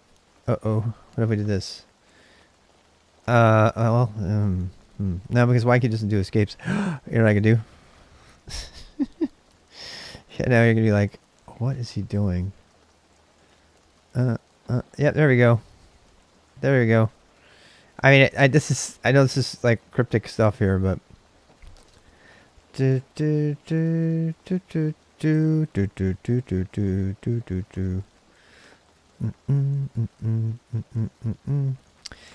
can put some space there. There you go. Yay. Anyway, it's totally able to do it. Like RJ and Pat, yeah. Green, you know some of that stuff, right, Jenny? Could probably help them. Oh, the return thing is a problem. Yeah. Yep. We need to figure that one out. Jay and Julia. Yeah, that's more scientific computing, is it not? J software. Let me try my links last. J software. J is a high-level general-purpose programming language that is particularly suited to the mathematical, statistical, and logical analysis of data. It is a powerful tool for developing algorithms and exploring problems that are not well understood. Ooh, interesting. Linux and Go, good. Good choice. Totally support that.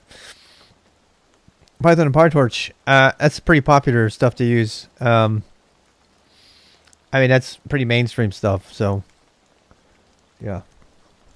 ASCII only APL? Really? Holy cow. It's written in Portable C and is available for Windows, Linux, Mac, and OS. You can absolutely learn shell scripting in Mac OS. However, can I give you one bit of advice there? Two bits of advice.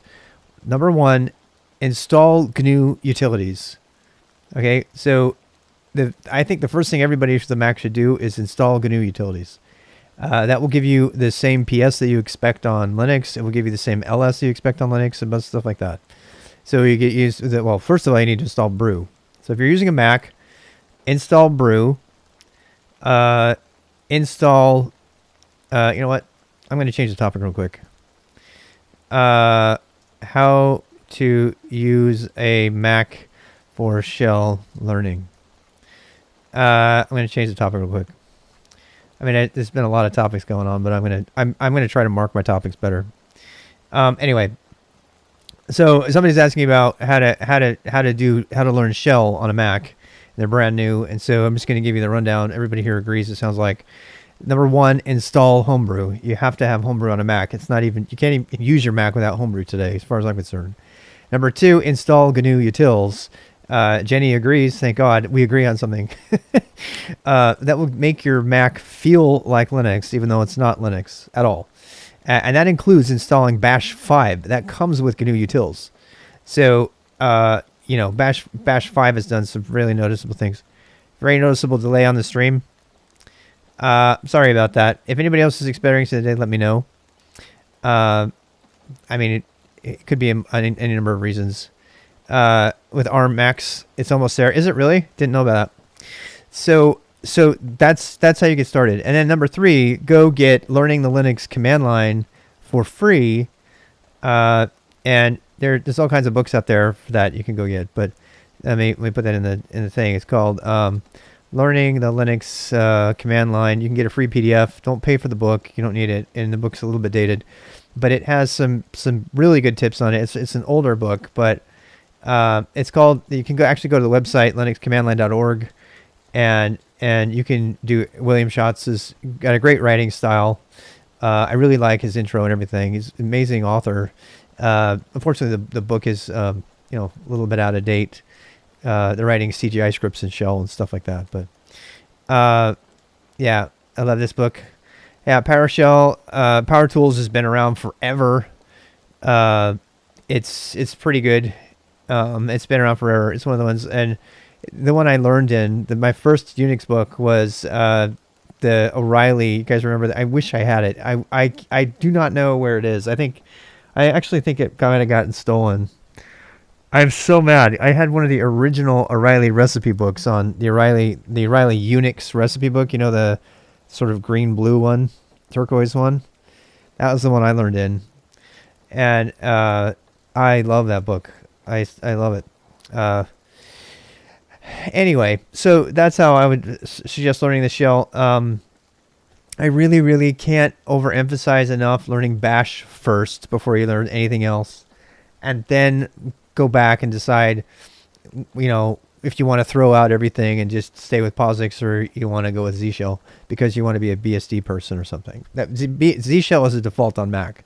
That's why you need to do GNU Utils and stuff so you can get Bash on there, because you need to learn Bash. Unix programming environment, Kernighan is good. Yeah, that's a good one too. Agreed, Wizard. Yep. I don't know if that's probably going to be a Thanksgiving tradition. We're going to have to watch there's a really great retro video about Unix, the Unix programming. It's got Brian Kernighan talking, introducing Linux, and it's a promo video for Bell Labs. It's so hilarious. We were doing like a Mystery Science 3000 on the whole thing, just talking over it. It's really great. How big is your delay, guys? Am I going to need to restart? Let me see how big of a delay I'm getting. I might have to start my stream over again. That was last Thanksgiving, right? I think we should make that a Thanksgiving tradition. Pretty sure. That was really fun.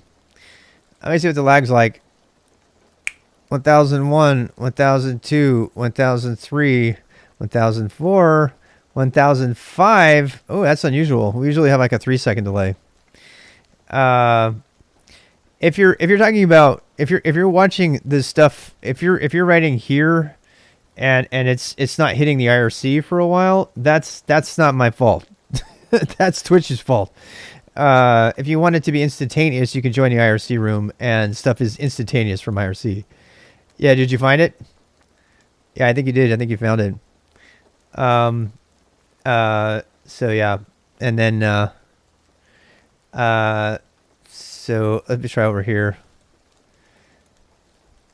Oh boy. Now I gotta refresh this guy.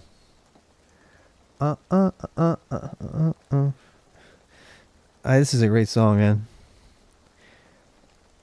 Ready, set, 1001, 1002, 1003, 1004. 4-second delay on YouTube. So this is a Twitch thing. Do it again. 1001, 1002, 1003, 1004, 1005.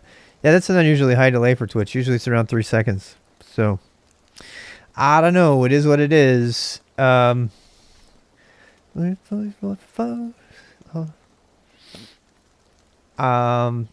pause this. I have to check it all the time because I'm dual streaming to both systems from my computer using RTMP Nginx plugin, which is super awesome. I think Vera's the one who told me about it, and I love that thing. Oh my gosh, it's just so amazing. Got lots of itches tonight. My nose is itchy. That's the video for sure. Yeah, I don't even really have to look at it. I'm almost sure that's the video. Yeah, that's the one. Definitely the one. This is a fun video, guys. Make sure you go watch that one. Yeah, really fun stuff. Papa doom boom. Bum bum bum doo. GraphQL documentary. Oh, Nostromo. We're gonna go look at that.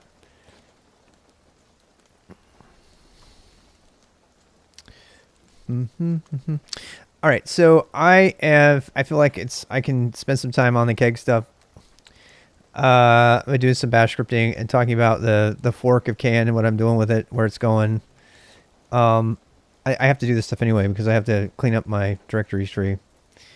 Time to wipe.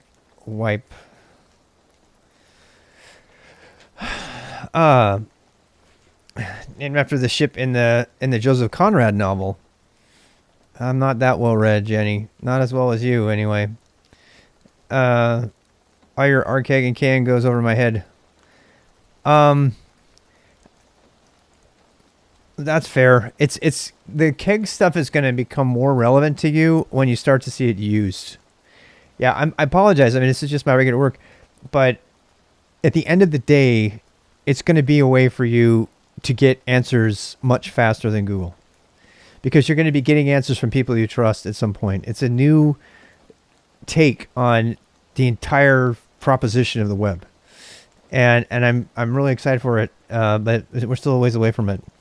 My goal is by the end of the year to have 100 people at least on the Keg network, on the Knowledge Exchange grid, and then we'll start to advocate it and have other people. And it'll be text only at first, but at some point we'll add a graphic browser. And so, guys, you know, any of you that are interested in graphics programming, and you want a project, we've got some projects to do markdown rendering directly in a graphic environment. So the mobile app where you could search for answers and it would distribute the question to other users for answers. That's stupid. I would never do that. What makes Kane different? You're in charge of the searches, and the searches are all local and they don't have to go out to anybody else. So, yep. So, Pagan is just a parser for us to deal with the markdown more effectively, and to deal with anything else that's going on with that. So they're all required technologies that are going to go together. So, and it might be just a fun hobby project at the end of the day. It might just be a bunch of us on the network who are sharing knowledge like really effectively with each other. But that's really what it's about. It's about all the best of it's so hard to quantify, and I haven't really got like a one sentence summary of it's just one of those things you're just going to have to see it work. But I know, because not only you're going to be able to query your own data knowledge, but you'll be able to query everybody else's knowledge that you follow, that you subscribe to. And you'll be able to do it locally and on your phone if you want. You don't have to do it on your phone, but you can. The phone apps and stuff like that will be secondary to just getting the protocol to work. And there's really no protocol. The protocol, it's transport agnostic, so it can transfer stuff over anybody's protocol of all. Yeah. And the can tool for right now is just a way for me to modularly get rid of my dot files. Well, yeah, you're gonna. It's at the end of the day, it's not gonna a huge win for QAnon fans who want to share paranoia with their friends. Absolutely, it absolutely is. If you want to use it to set up an echo chamber, go for it. If you don't, yeah, I'm gonna just turn to some boring stuff here for a bit.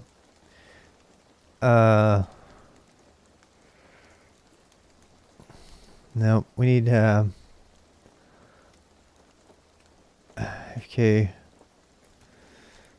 I'm trying to decide what projects this is going to go under anyway. I think it's still under RBX Rob.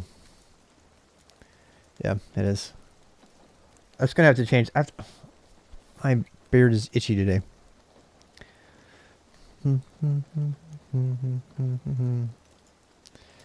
All right.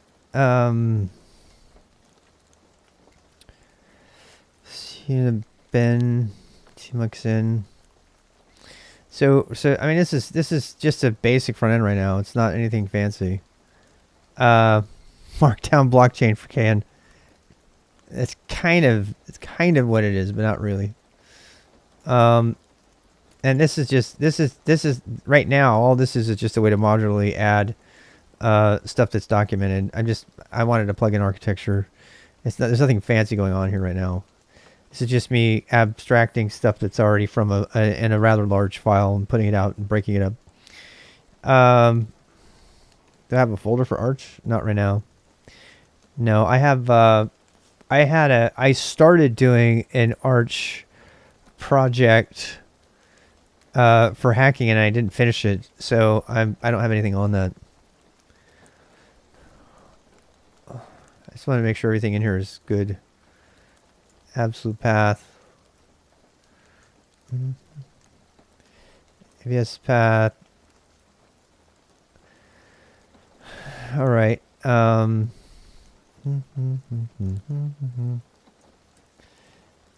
Can I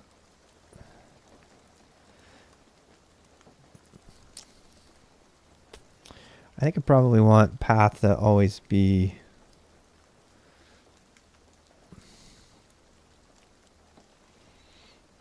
I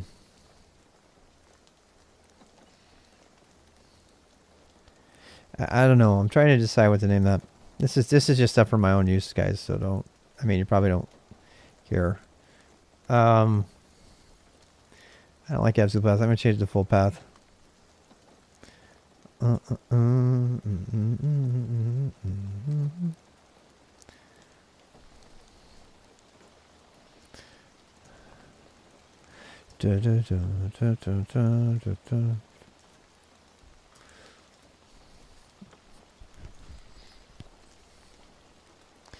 So this is just looks up for an argument. Oh yeah, I think it is. Yeah, you're starting to see a lot of people. I wrote a thing about that recently. It was the thing on Hammond was showing. No, it was who was it? No, it was John Hammond. John Hammond's YouTube channel. He was talking to a guy named Caleb who does a lot of intrinsics. He's going over the sudo hack. And he was showing this exploit for the sudo hack that he had written in Python. And I'm thinking the whole time I'm looking at him, man, that would be so much easier in Go. Look at Black Hat Go. Go's getting picked up by hackers a lot more. I think the momentum is there. Obviously, Python's the go-to language for most hacking right now. Most of the tools are written in it, but there's more and more stuff getting written in Go all the time. And I read a thing that said that it's actually it's tripping up forensics people too because it's a little bit harder to decompile apparently than some of the other payloads that are being written. So that's what they say. I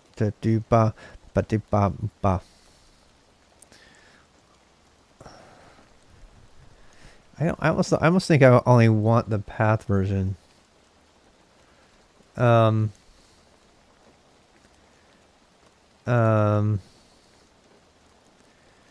mean, I almost think, yeah, I actually do want to do that. All the cool hackers are switching to Haskell. Exploiting nomad modes. God, I love Rage Against the Machine. I've missed them so much.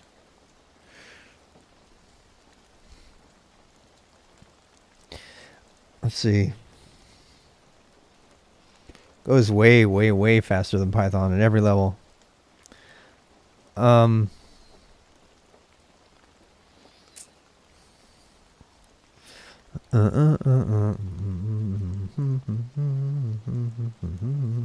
almost don't need this. I almost need, I mean, it's not that hard to do. Sometimes Fortran is faster than C. It's true. Yeah, it just depends on what you're doing. Yeah. Exactly. That's the thing, though. Go. One of the things that occurred to me when he said faster, I was like, well, including faster to write. It's fast. It's faster to write Go than Python. I swear to God.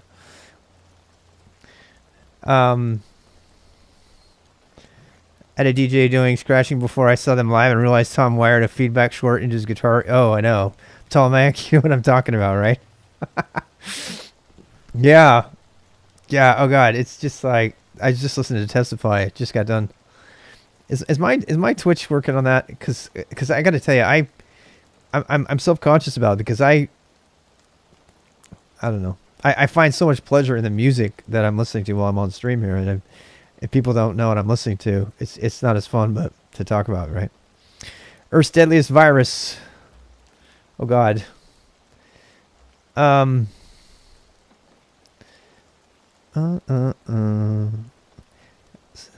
It's the use of path. We use K and path, but where does K and enter the story? Just to place the crowd the scripts. You're talking about K and .d. Yeah. Oh, let me talk about that in a second, Peter. That's a great question. You do more projects can go, but working on a few Bash scripts. Me too. So I'm doing all my stuff initially in Bash, and then I factor out the pieces that I want. And this is why I'm doing this approach for K. This actually touches the Peter question as well. I'm just checking the thing here. No recent tracks. Oh, come on. Foo Fighters can bite me right now. I don't like them. No, I don't want Foo Fighters. All right, Nirvana's fine.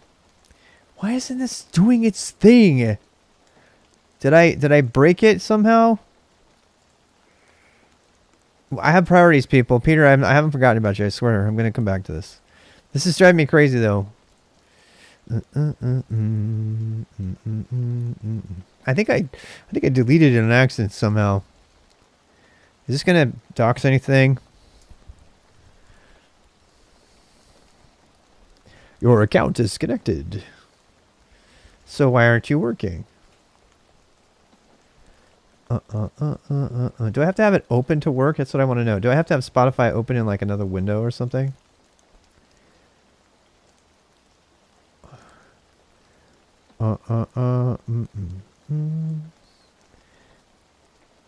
More info. Okay, fine. Why aren't you working then? New tab, Spotify. I honestly have to have Spotify open in another window or it doesn't work. It's one of these stupid web plugin kind of things. People are leaving in droves. All right, so I forget it. Fuck it. I don't care. It just bothers me. I wish it worked. I do. I wish it worked. All right. So questions about Can. So it's not that fancy of a thing. All right. So let me give the short version of the story on Can. So I'm gonna set the topic. It's the topic back to factoring scripts into knowledge management tool. All right, so there's a couple things to do with this. So the first of all, you need to understand a KN tool, as you guys know, and Peter probably saw this originally. cell line entry instead of original symbol block. I don't know. It's golden. I'm not gonna be able to talk about that right now. But so the KN tool was originally just I was just using it to build my sites out of my knowledge bases at the time. I'm sure knowledge nodes now, and that was it. It was using Pandoc to build it all. And I've changed that approach a lot in the last 2 weeks. First of all, I don't ever mix indexed HTML files with my knowledge nodes anymore. And I've thrown HTML out of the knowledge exchange grid completely. It has no place in it. If you want to build websites out of your knowledge nodes, that's fine, but it's not going to have any place in the knowledge exchange grid at all. It's a broken technology. It was broken when it was created. I think HTML was a bad idea from the very beginning. And I don't want it to have any place in anything we're building. So based on that decision, I finally said, fine, I'm done with it.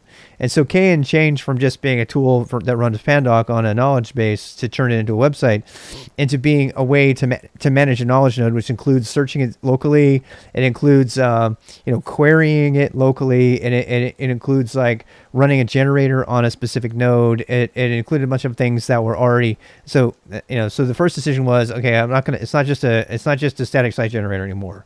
That's not it. Okay, it's more than that.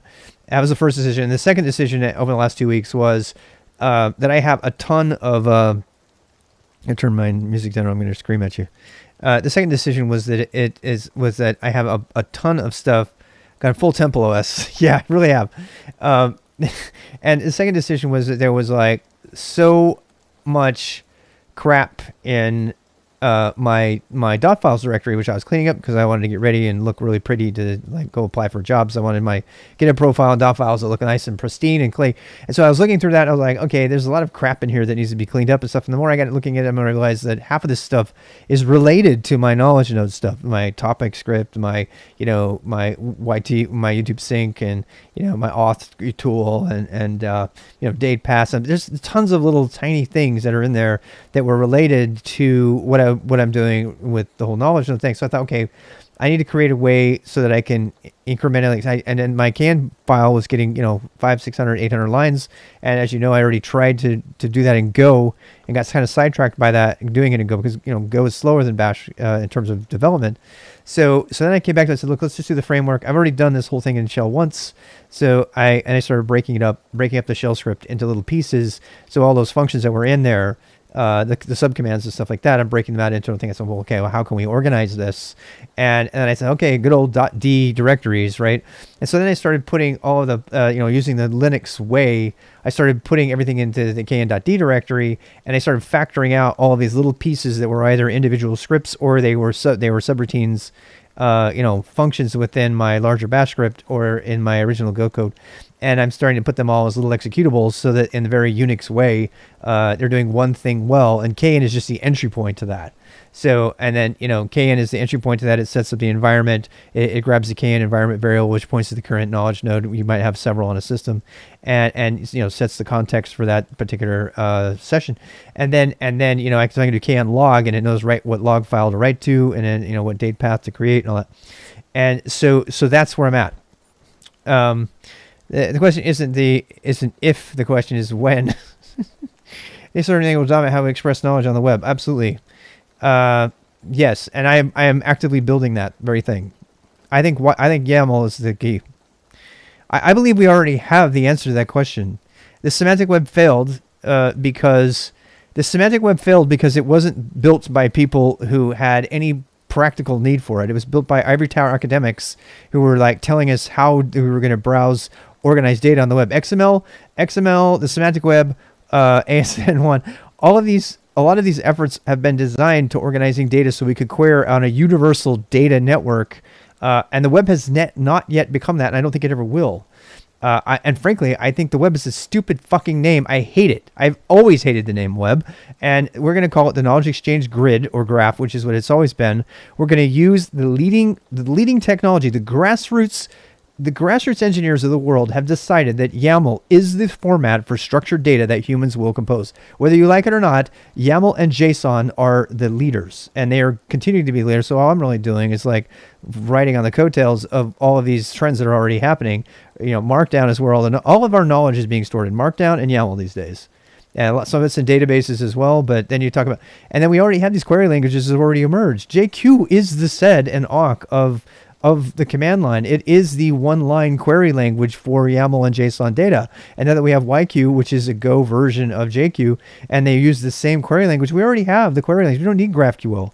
We can use these one-liners, and we can compose queries against knowledge nodes all over the web and the internet in one line. And we can create pipelines and all that other stuff that GraphQL, frankly, is abysmal at doing. GraphQL is more like Clojure than anything else.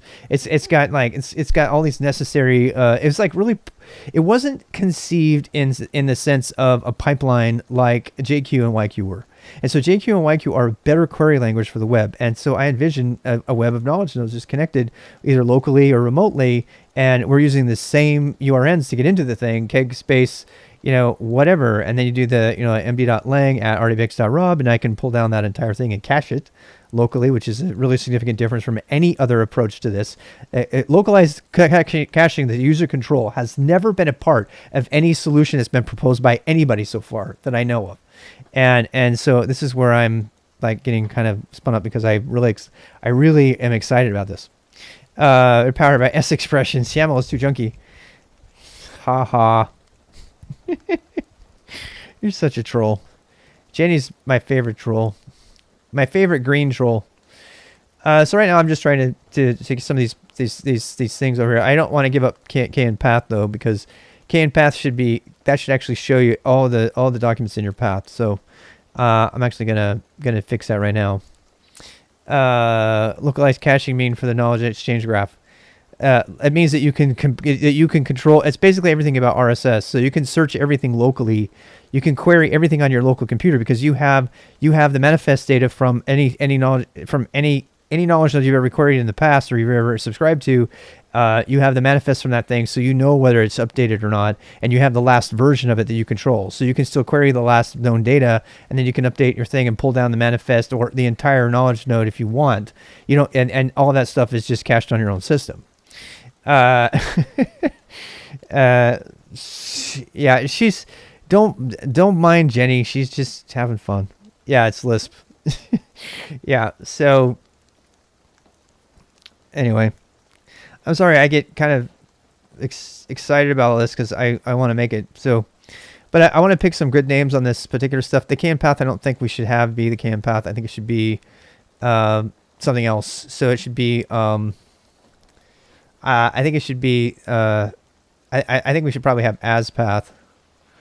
As path.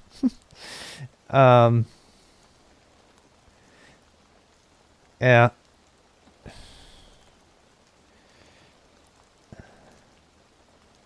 So can assess for knowledge node thing. Oh boy. As path sounds kind of bad. We need another word for that. Thank you for your passion and dedication.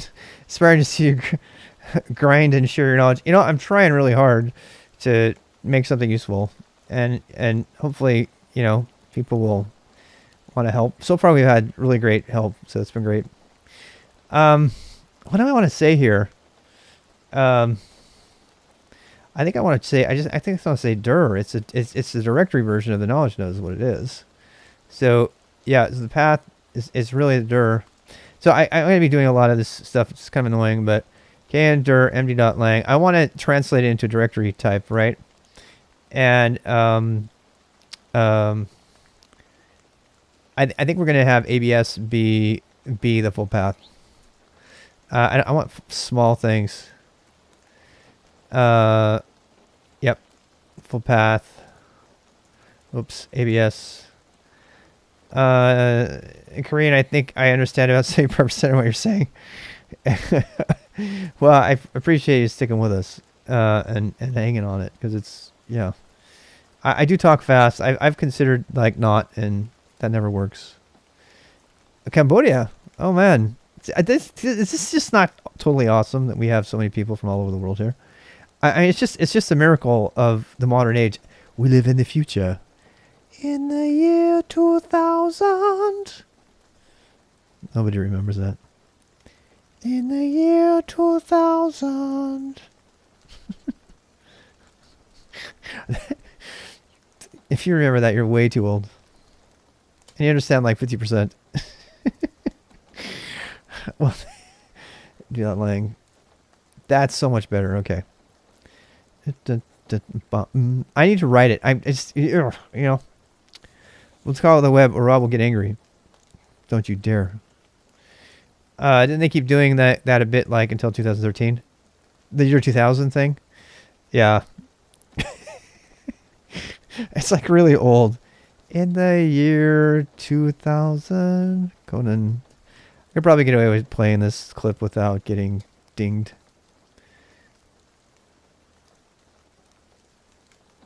What? Larry King edition.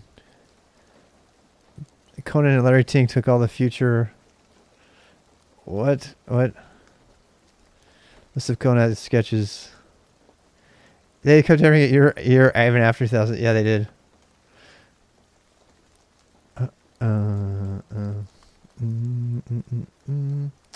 Not you. Oopsie.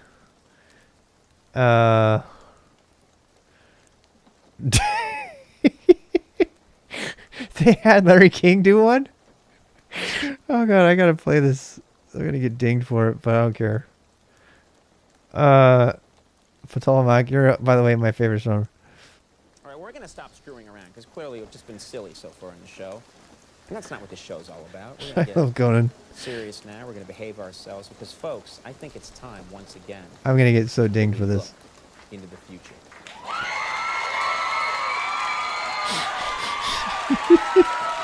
It's like one of the best skits of all time.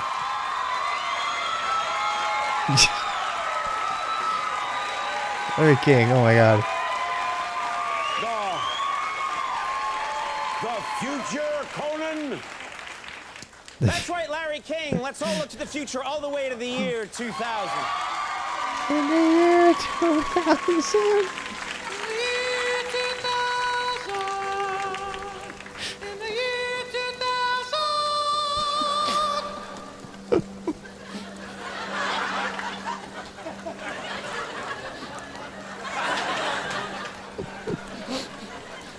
Mike Tyson will prove he is still the world's greatest boxer when he takes a job assembling cardboard boxes.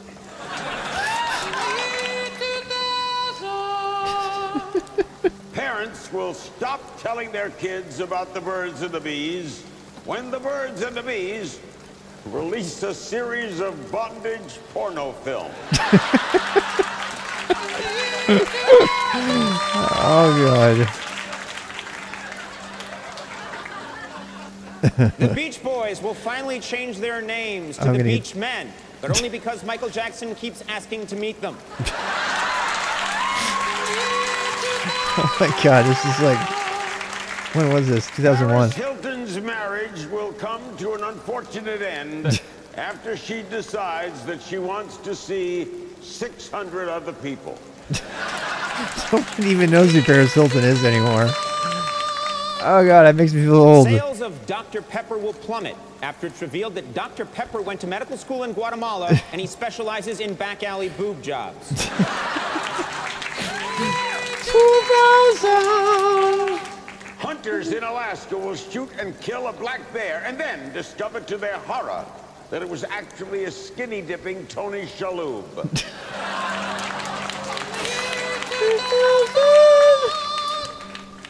Scientists will discover that Galapagos turtles live for a long time, not because of their slow metabolism, but because they just want to be a burden on their children. Okay, you get a point. Not having a joke to tell of his own, Larry King will take a phone call. Wichita Falls, you're on the air. Hello, Larry. Long-time listener, first-time caller. Great. What's your prediction? Angelina Jolie will break up yet another happy marriage when she gets between Star Jones and her waffles. Ah ha ha ha ha. Right. I got demonetized for that, so I hope it was worth it. I'm gonna lose all 20 cents of money I might make on ads watching this video. How's it going? Approach sloth. And yeah, I can hear the rain even better now because I turned up this to the sound a little bit. The rain is like very nice. I got my music on. I encourage you to put your favorite music on to go with this rainy background. It makes it more fun. You stayed up till 3 a.m. last night. What the hell? Oh man, I got Zeppelin in my ears. I got Zeppelin in my ears now. Alright, enough of this. So I need to do path. Why were you staying? Be responsible. Watch responsibly, people. Make sure you get enough sleep. And your vitamins. And you get enough sunlight. Dude, it's 9:56 already? Holy cow, that went fast. Going to California with an aching in my heart. Uh-oh. That's a quote. Which one is that from? I don't recognize that lyric. That's a Zeppelin lyric, though. I absolutely know. Health doesn't apply to programmers. It really does. Treat your buddy nicely, people. Oh, man, it's over. Stairway. No, Stairway. Stairway is a great song. Just overplayed. Is it California? I don't know that one. I have to go look it up. So that doesn't come to mind. Looks bad. Jay looks bad. Oh, that achy breaky heart. Oh my god. Don't you dare, Lamar. A mile every day. Well, it's more than I've been doing lately. I gotta. In the spring's hitting. I'm gonna lose this. I'm gonna lose this little extra. Yeah. Jay is awesome.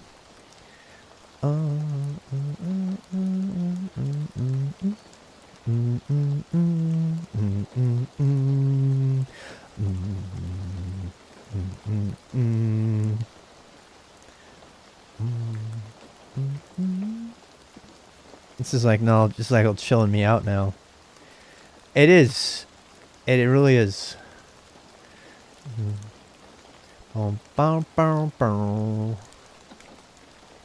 I don't know. I'm just gonna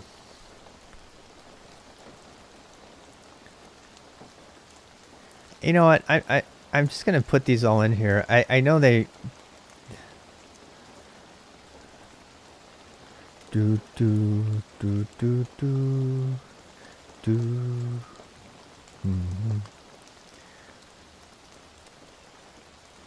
Outputs the KN path environment variable with one path per line.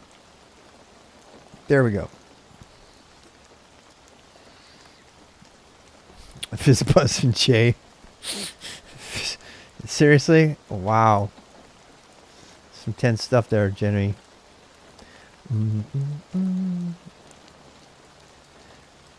Do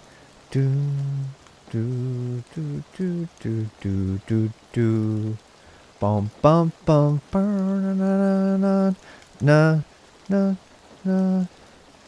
Yeah.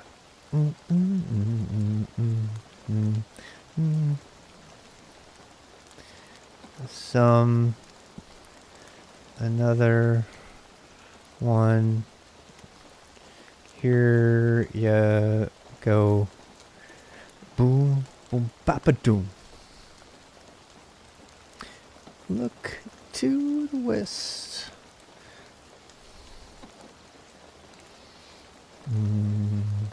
Bum, bum, bum, bum. Not working. So okay.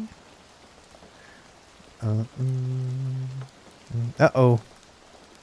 Swift? I like Swift. It's got a great syntax. If you're writing iOS apps, you have to write them in Swift. I don't know. It's never going to be the... No, never. They got a little foothold in IBM, but that's about it. They were too late. They were too late releasing it to the world. They made it proprietary, and they said, okay, yeah, everybody can use it. And everybody's like, now we see what you're doing, Apple. It's never going to get full adoption. Nice. To send a solution to FizzBuzz. Yeah. Jenny, that's kind of scary, actually. Yeah. I probably couldn't. Yeah.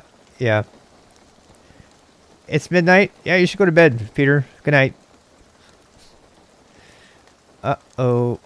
Body bump bump boop do do do bapa do.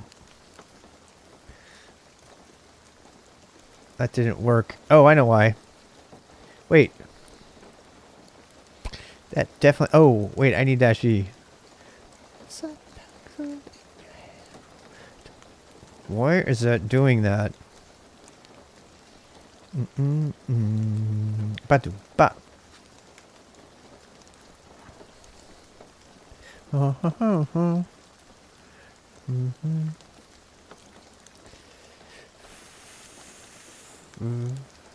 Oh, it's double slash. Okay.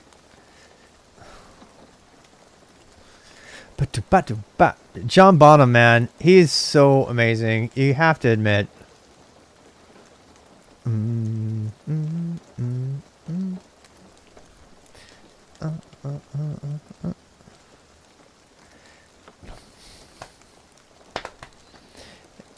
What do I think of Nano?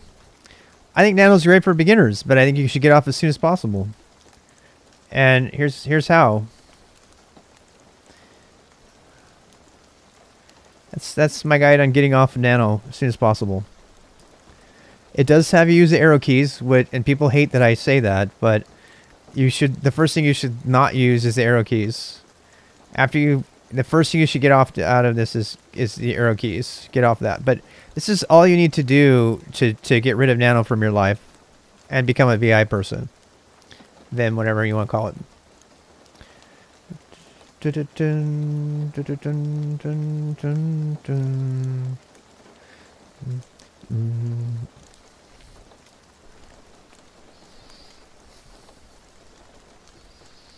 What makes Vim better? It's the default editor on every Unix system since the dawn of time. I don't know. It's a lot of reasons Vim is better. But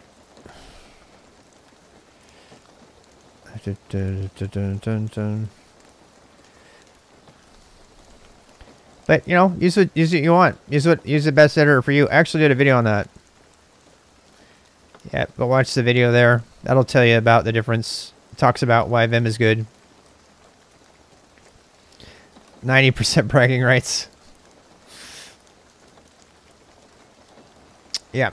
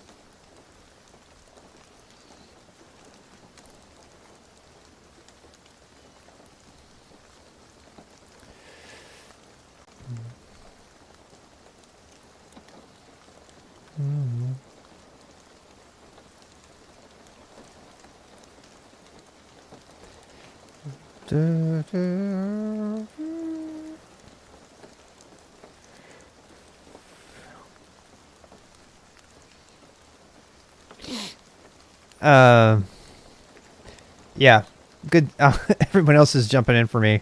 True, totally true. Yep, just guarded. Totally agree. Once I study more formal logic, editing is not my bottleneck. Yeah, that's true for most people. People put a lot of emphasis on their OS and their editor when there's other things that are going to slow you down for sure. Yep, I agree with that completely. What else can I put in here?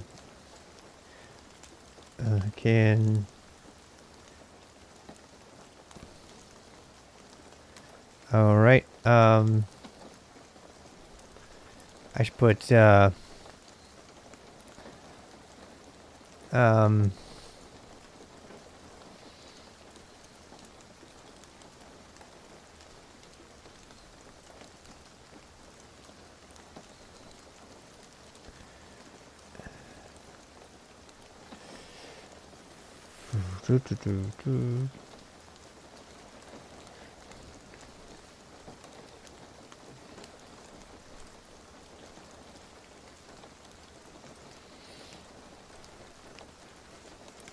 Oh man. Maxima.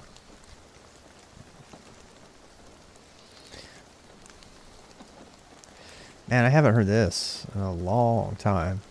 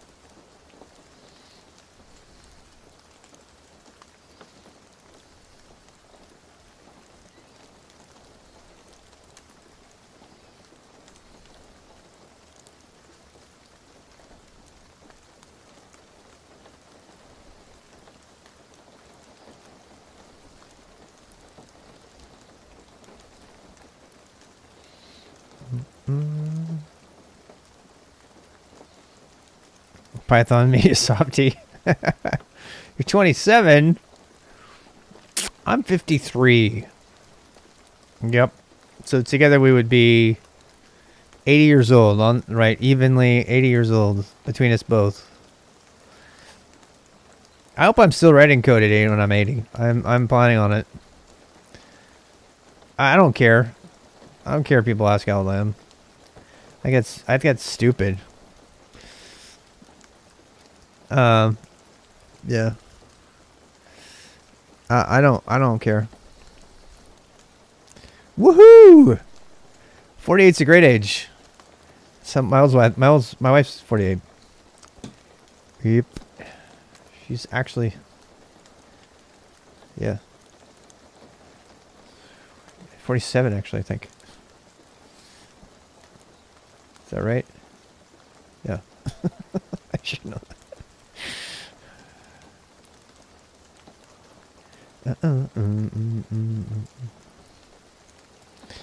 Hi, Elsie. How are you? Tell you're over 55? You go, girl. Assuming you're a girl. It's like so hard to stream. I don't know what you are. Please don't be offended if I get your gender wrong. And you started reading PHP? No way. What? The bad disease. What bites the weed. I gotta get my guitar out and I'm gonna torment Lundmar. Change my stream title. It's like, put your earplugs in. Mr. Rob is singing to the guitar. It's right there. I'm gonna pull it out. I've seen. You know what? Who inspires me on this? Beaconbot. Beaconbot pulls his guitar out all the time. He's like, bum bum bum. He just, no fucks to give. He's like playing his guitar for his stream. I love it. I just don't know. Got to make it slow. Classify Q by P mean? I don't know. PHP is not that bad. Easy to use it. Yeah, I hate it. But people use it for damn sure.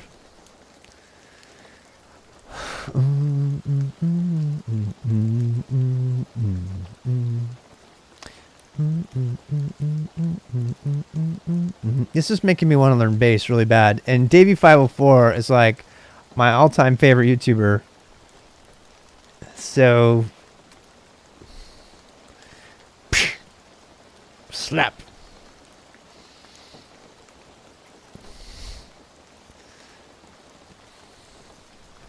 It's all mine.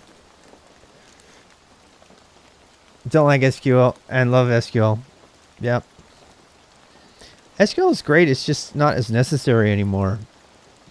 You know, there's an interesting trend that I'm noticing is that the more data is being decentralized out of databases, the more need there is to bring together data that exists in flat files all over the world and not necessarily in databases. And I believe, I don't know, I have kind of a feeling about this. This is the thing I'm so into the YAML and the knowledge grid stuff because, you know, there's a lot of people who have very useful information that could contribute to a collective knowledge base or to a collective database of information if they follow the same structure, and they just need to know how to do that.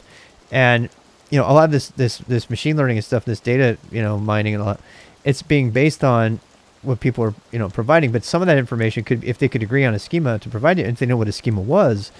My point is that there is a lot of potentially valuable data that is not privacy violations that could be contributed by individuals just by maintaining YAML files if they were trained how to write a YAML file. And I might be naive of me to think that, you know, the average non-technical person is going to write a YAML file, but I tell you what, if they're going to write any file at all, YAML is going to be the closest thing we're ever going to get. I mean, try having your average non-technical person write an XML file or even an HTML file. Forget it. But YAML, they might just do it because it's pretty straightforward. It's just text. You know, it's kind of intuitive. So was Markdown, right? Markdown was created by writers, not engineers.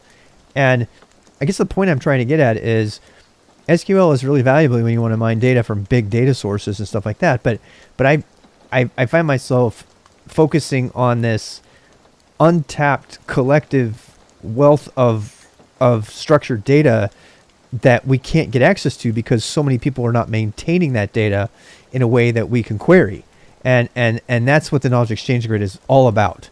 And the knowledge exchange grid is about enabling people to share structured data and structured markdown, you know, that they can then write their own search engines for, because you don't need some mystical, you know, SEO from some company that shall not be known to do it, because you've already kind of put your data in a nice, easy way that can be queried by anybody, like I was showing you with my CV. So, you know, it might be naive. There's going to be, to get people to use the same, you know, format and everything, but there's a certain level of user that's not completely non-technical, and they're not like writing SQL queries in that space, in the knowledge worker space. And that's what's up with this Association for Federated Knowledge Workers, is I want to enable them. I want to enable the knowledge workers who have very valuable things, the teachers, the writers, the engineers, the electricians, and all those people who have knowledge to contribute in a way that could be queried. And if we can get them to agree on a schema on a particular few things, that's even better, because now we have a universal database. You know, the internet is no longer this big amorphous thing that we have to depend on Google to get us any data for. It itself is a database. And that's what the web has failed to do on a very significant level. It has failed to provide a universal database of knowledge. And that was its greatest value proposition, and it fucking failed at it. We depend on Google because the very nature of how it was unstructured from the beginning. And if you go into it, if we rethink the entire thing from the ground up and say, look, we're going to create a knowledge exchange grid that everything on it is either YML or Markdown, the end. Then from the very get-go, the basis of the data and knowledge that's being stored on the knowledge grid is automatically structured. And so nobody can participate unless they minimally structure their knowledge into some form, whether it be a simple Markdown log post, or it's, you know, a basic resume, a CV, or, you know, just, you know, their class structure or their class schedule or something, whatever you want to make it. And And so you can't even participate in the knowledge exchange grid without structuring your data. The end. The problem with the web is that the web got started in an unstructured way from the very beginning, and we are reaping the shit that came from that, because that meant that we had to depend on big tech to make sense of it for us so that we could search it. And if they could agree, look, the thing of it is they don't have to agree on a standard. They have to just agree to put it into YAML, and they have to agree to put it into Markdown. Otherwise, they don't participate in the knowledge exchange grid. So it's not optional. You can't even be a participant on KEGG unless you agree to put your data in a structured format. If you don't want to follow a schema standard, that's fine. You can do whatever you want, and the grassroots schemas will emerge from that. And people can, this is already the NoSQL movement, right? It's like there's no constraints whatsoever on what you can put in your object databases in MongoDB or something like that. And then you just do filter, map, filter, reduce. So basically, if we force everybody, I know that sounds draconian, to stick with YAML and Markdown, then the entire grid that gets created, automatically you can map, filter, reduce your way through whatever data you want on that thing. The entire knowledge exchange grid becomes a big, massive NoSQL database that you can apply map, filter, reduce to get whatever you want. And then out of that, organically, this is really important, out of that organically, not some ivory tower, semantic web standard is going to be thrust down on you.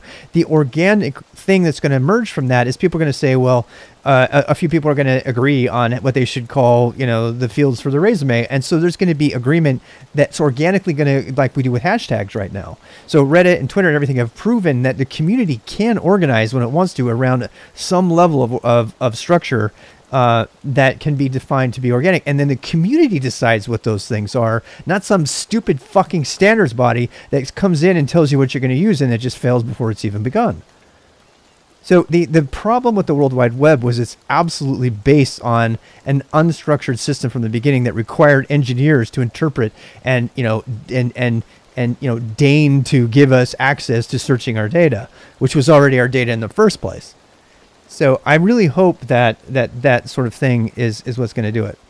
And what's the other? Markdown? Yeah, Pandoc, simplified Pandoc Markdown and simplified YAML. Those are the two standard structured knowledge languages for the knowledge grid, the knowledge exchange grid.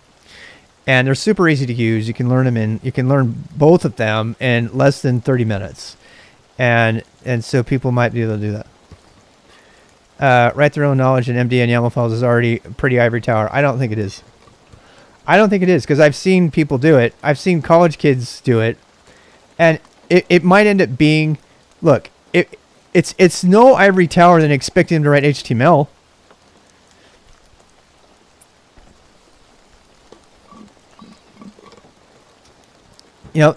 Jenny, there will definitely be tools for those people who absolutely, like my wife, who's absolutely graphic, who's not going to touch a text file. You know what I mean? I mean, there are definitely going to be tools, the sort of content management thing. Look, non-technical people are using PHP to blog all the time using WordPress because they're filling in blanks. We can make tools that fill in the blanks for those people who don't even want to learn Markdown and YML. But the bar is the lowest possible that we can put it by saying you have to write your data in YAML and Markdown. That is the lowest possible technical bar that exists on planet Earth today to create structured data. If you go, there's no going lower than that. There's no other way to make it easier for people to enter data. The only thing below that is to create a graphic interface that does that for them, and then they have a nice happy GUI, and that's fine. And tools like Escritoire, which I planned in the previous, which is a graphic tool, those tools will come. They will come, but I guess the fundamental difference is that the nature of the very grid itself is already structured. It's already structured in a way that's already lends itself to semantic structuring. It's not some extra thing that you add, and it certainly isn't document centric. It doesn't have, article and all this other shit that forces data to be into a document format. And you can't come after the fact and go, oh, by the way, we meant to actually make it more structured, so we're going to call it XHTML now, and we're going to make everything XML, and that's going to save the world from this disastrously bad idea which was HTML in the first place. That failed because everyone had already adopted this other way, and they didn't want to give up control. Yeah. Anyway, NoSQL is nowhere near. I know it is. Look, I know NoSQL has drawbacks. I know that. I'm not pushing for NoSQL here. That's not what I'm saying. For enterprise applications, you want to use SQL. I'm a big relational. I think NoSQL is bullshit. I would never use it. But the approach of NoSQL is the only way to manage otherwise unstructured data when you want to create something that can be queried. So the only reason I brought that whole topic of NoSQL up in MongoDB, the only reason I brought it up is because it has shown that in the absence of a relational schema and a structure and all the stuff that comes with like really highly structured data, normalized data and all that, that there are solutions, and that they generally involve the map filter reduce approach to things, and that at a macro level you can apply that kind of thinking to the knowledge exchange grid to draw out structured data from the whole system. And so anyway, not saying RDB is not useful. I think if you're going to use only one database, it should be NoSQL. That one I'm not going to weigh in on. I'm not a fan of NoSQL databases. I'm more of a fan of relational databases for applications that require a database. But I'm going to say right now that I think so many applications don't need one, starting with mine. I ran a business where I had a database at first, 2 of them actually, at different times, and I ultimately threw them all away and just used YAML files. Because it's actually easier for me to manage by hand, editing. That's me though, right? So if I had somebody else that wanted to do this, I'd say just go edit these text files and make sure you don't screw anything up, because it won't work after that. And that would not be a sustainable application model for if I had somebody that wasn't technical to deal with it. In which case I would have to build a web GUI or some front end GUI to the thing, and then at that point I might as well throw a database in there and all that. But then you get massive, you start to accrue technical debt and complexity that you don't need. And I'm going to suggest that there are a lot of applications, knowledge worker sorts of applications, that do not need that level of complexity. They don't need a database. Even though you can simplify it all behind a Docker container and everything now, I get it. But I am not a fan of adding complexity without a need for it. And so it's up to you to prove to me that I need more than YAML, a bunch of YAML files. And there's some people that if you say, oh, you just need a bunch of flat files, they'll fire you for that kind of thinking. And I've come to that conclusion because there are definitely applications where that is a much more practical way to approach something, and it's much more cost effective for a smaller scale application that does not yet span more than 100,000 records or something like that, or even 100 records. Fix my Razor script to fix it. Oh wow, nice.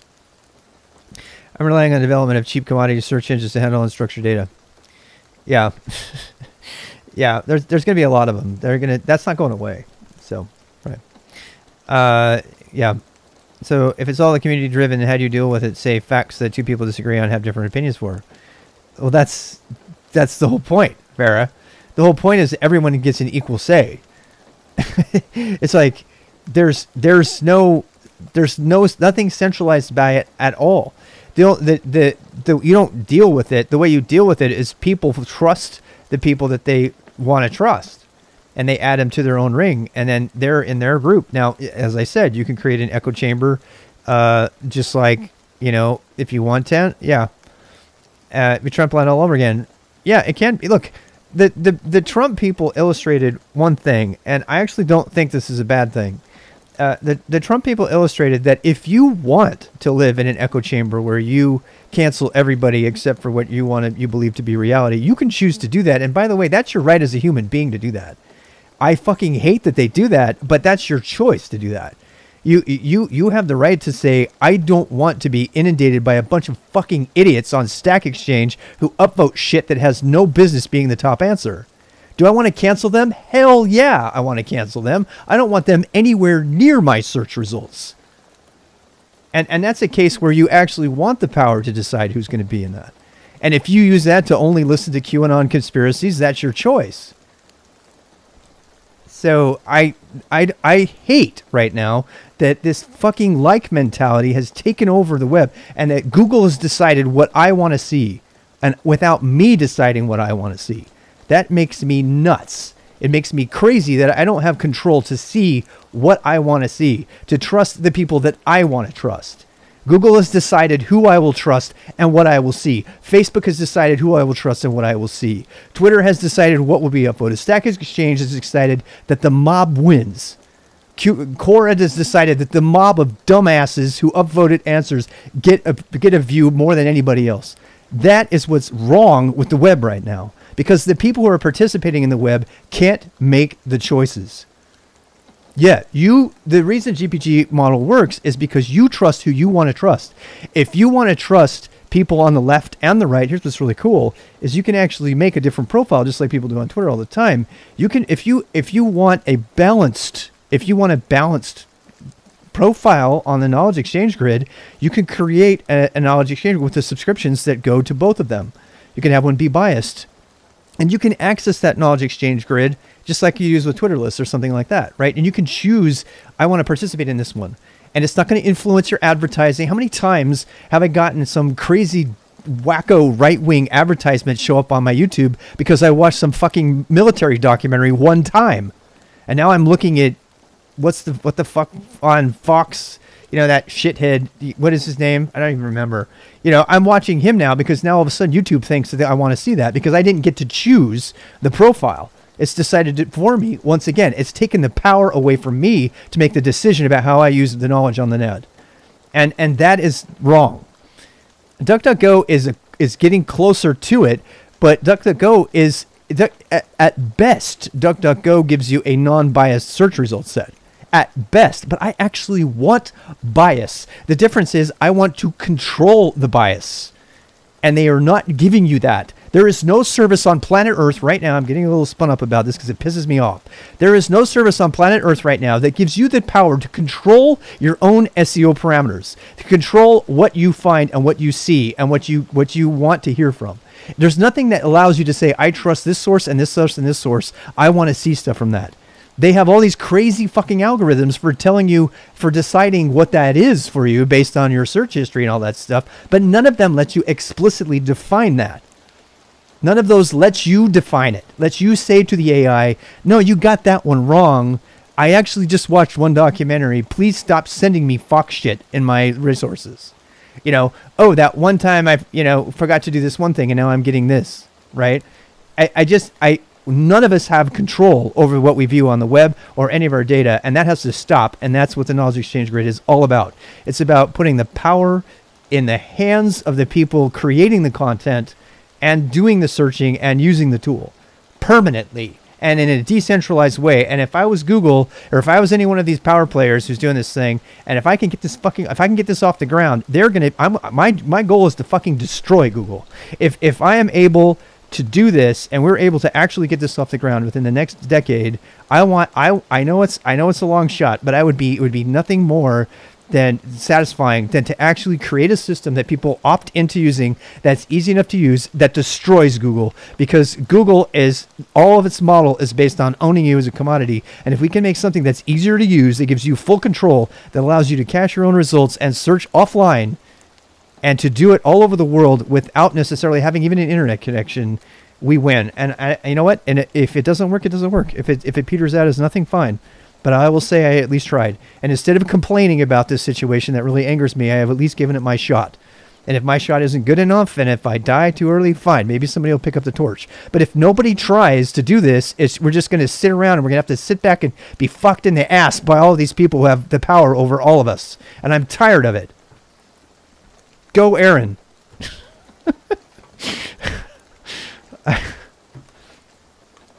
I have to take a break. I know it's a big dream, but who else is going to try it if you don't try it? You're going to sit back and just accept what the status quo has for you? I'm not willing to do that.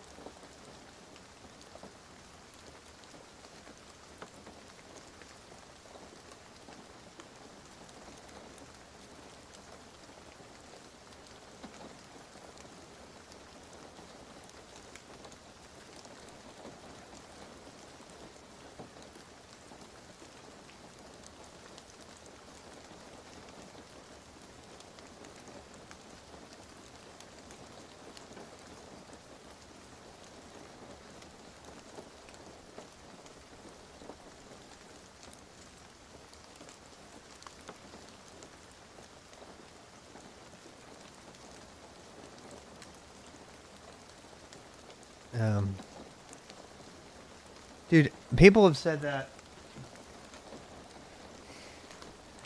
Look, I don't know. You know, DevDocs.io. There are a lot of initiatives trying to do this thing.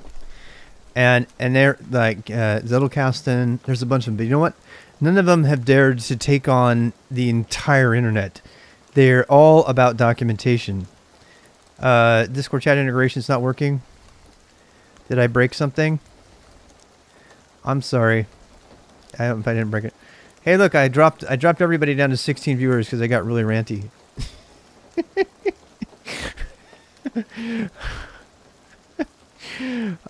Solid, yeah, I do. Yeah, as in for voice. Yeah, my voice is turned off. Oh, did you come into chat? Yeah, it's not on right now. We'll have to. I did. It's because I have to activate it, right? Yeah, that might be something to do. I need to calm down. Can we talk about something else? I just want to get to work now. After I go through a rant like that, it reminds me that I don't have a free second to spare, and I need to get on with this because I'm running out of years.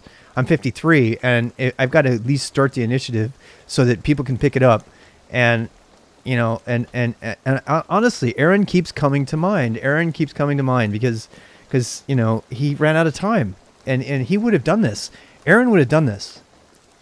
Aaron would be doing this right now. If he were alive right now, he would be absolutely appalled by the control that all the organizations have over us. If you don't know who Aaron Schwartz is, just go watch The Internet's Own Boy and have a nice Saturday night. It'll be really sad, but after you get done watching it, remember what I've been talking about and how it applies to Aaron's vision of the world and the freedom of information and knowledge. And we're not talking about hacking here. We're talking about, you know, having a free exchange of information.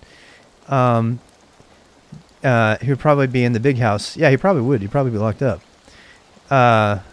Incorrect in some ways. Yeah, there's probably some problems with it. I'm sure. I'm going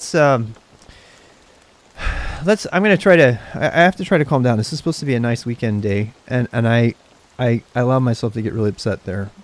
Because every time I think about this, it's very frustrating for me. And I know you guys are trying to have a nice night. We were having fun. And I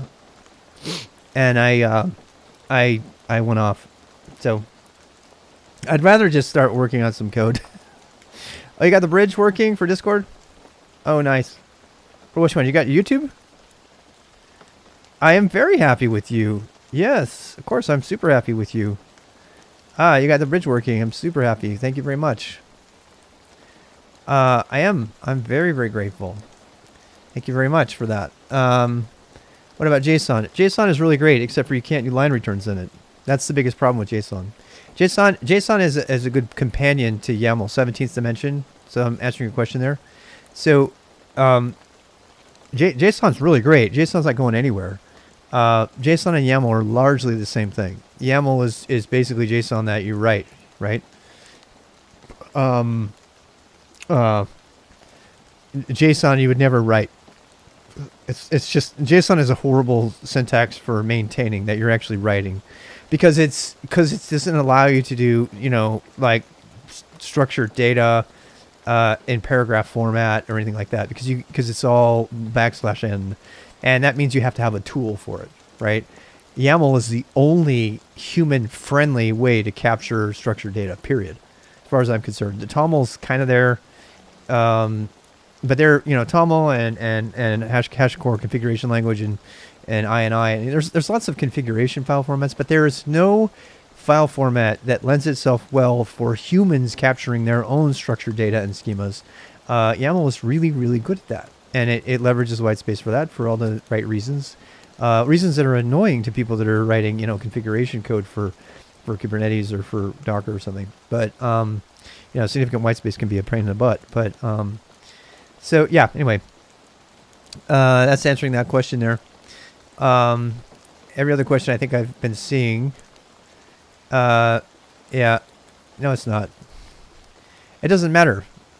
It doesn't matter if it's slower to parse, because as somebody has already raised the question, it compile captures all the types. Yeah, yeah. Jace, look, Jace. All right, this is probably not time to talk about this. The problem with JSON is who gives a shit how long it takes to parse? Honestly, we're going to be waiting for the latency over the network. That's going to be the slow point, right? We don't care how long it's going to take to parse. We're not talking about a lot of data here, right? We're talking about data that has to be... The number one barrier to entry is going to be getting someone to maintain that data. That's the number one barrier. That's going to be the number one barrier, is getting someone to write the data and actually do something with the data. And somebody's already suggested that YAML and Markdown are already too hard. I don't believe that's true. I believe it's the lowest possible bar. If you try to make the same person that has a problem writing YAML write JSON, they won't do it. Even more so. So you've made it into yet another thing that needs a tool from another engineer so that they can produce it in the first place. At that point, you might as well just have them write HTML or something. I mean, it's not structured, but you know, so you know, but worse for API. Absolutely, I fucking hate YAML for APIs. It's so slow. Yeah, and the one that really sucks is in Graph, and the GH tool does this, is stuff that tries to write YAML, like tools like GH that try to write YAML data instead of writing JSON data. And they can't maintain the white space and all the beautiful things that YAML allows to make a file really consumable by a human being. And so none of the tools write YAML very well. And a lot of programmers really hate YAML because they hate that they can't rewrite YAML after they've messed with the values. And frankly, they shouldn't be doing that. They should be writing it to JSON. I wish GitHub did that. I wish it maintained a YAML file for input, and then it would generate a JSON file that was used by the application. That would be the way to do it. Yeah, that's what I'm saying. It's they can do the translation and save, you know, yeah.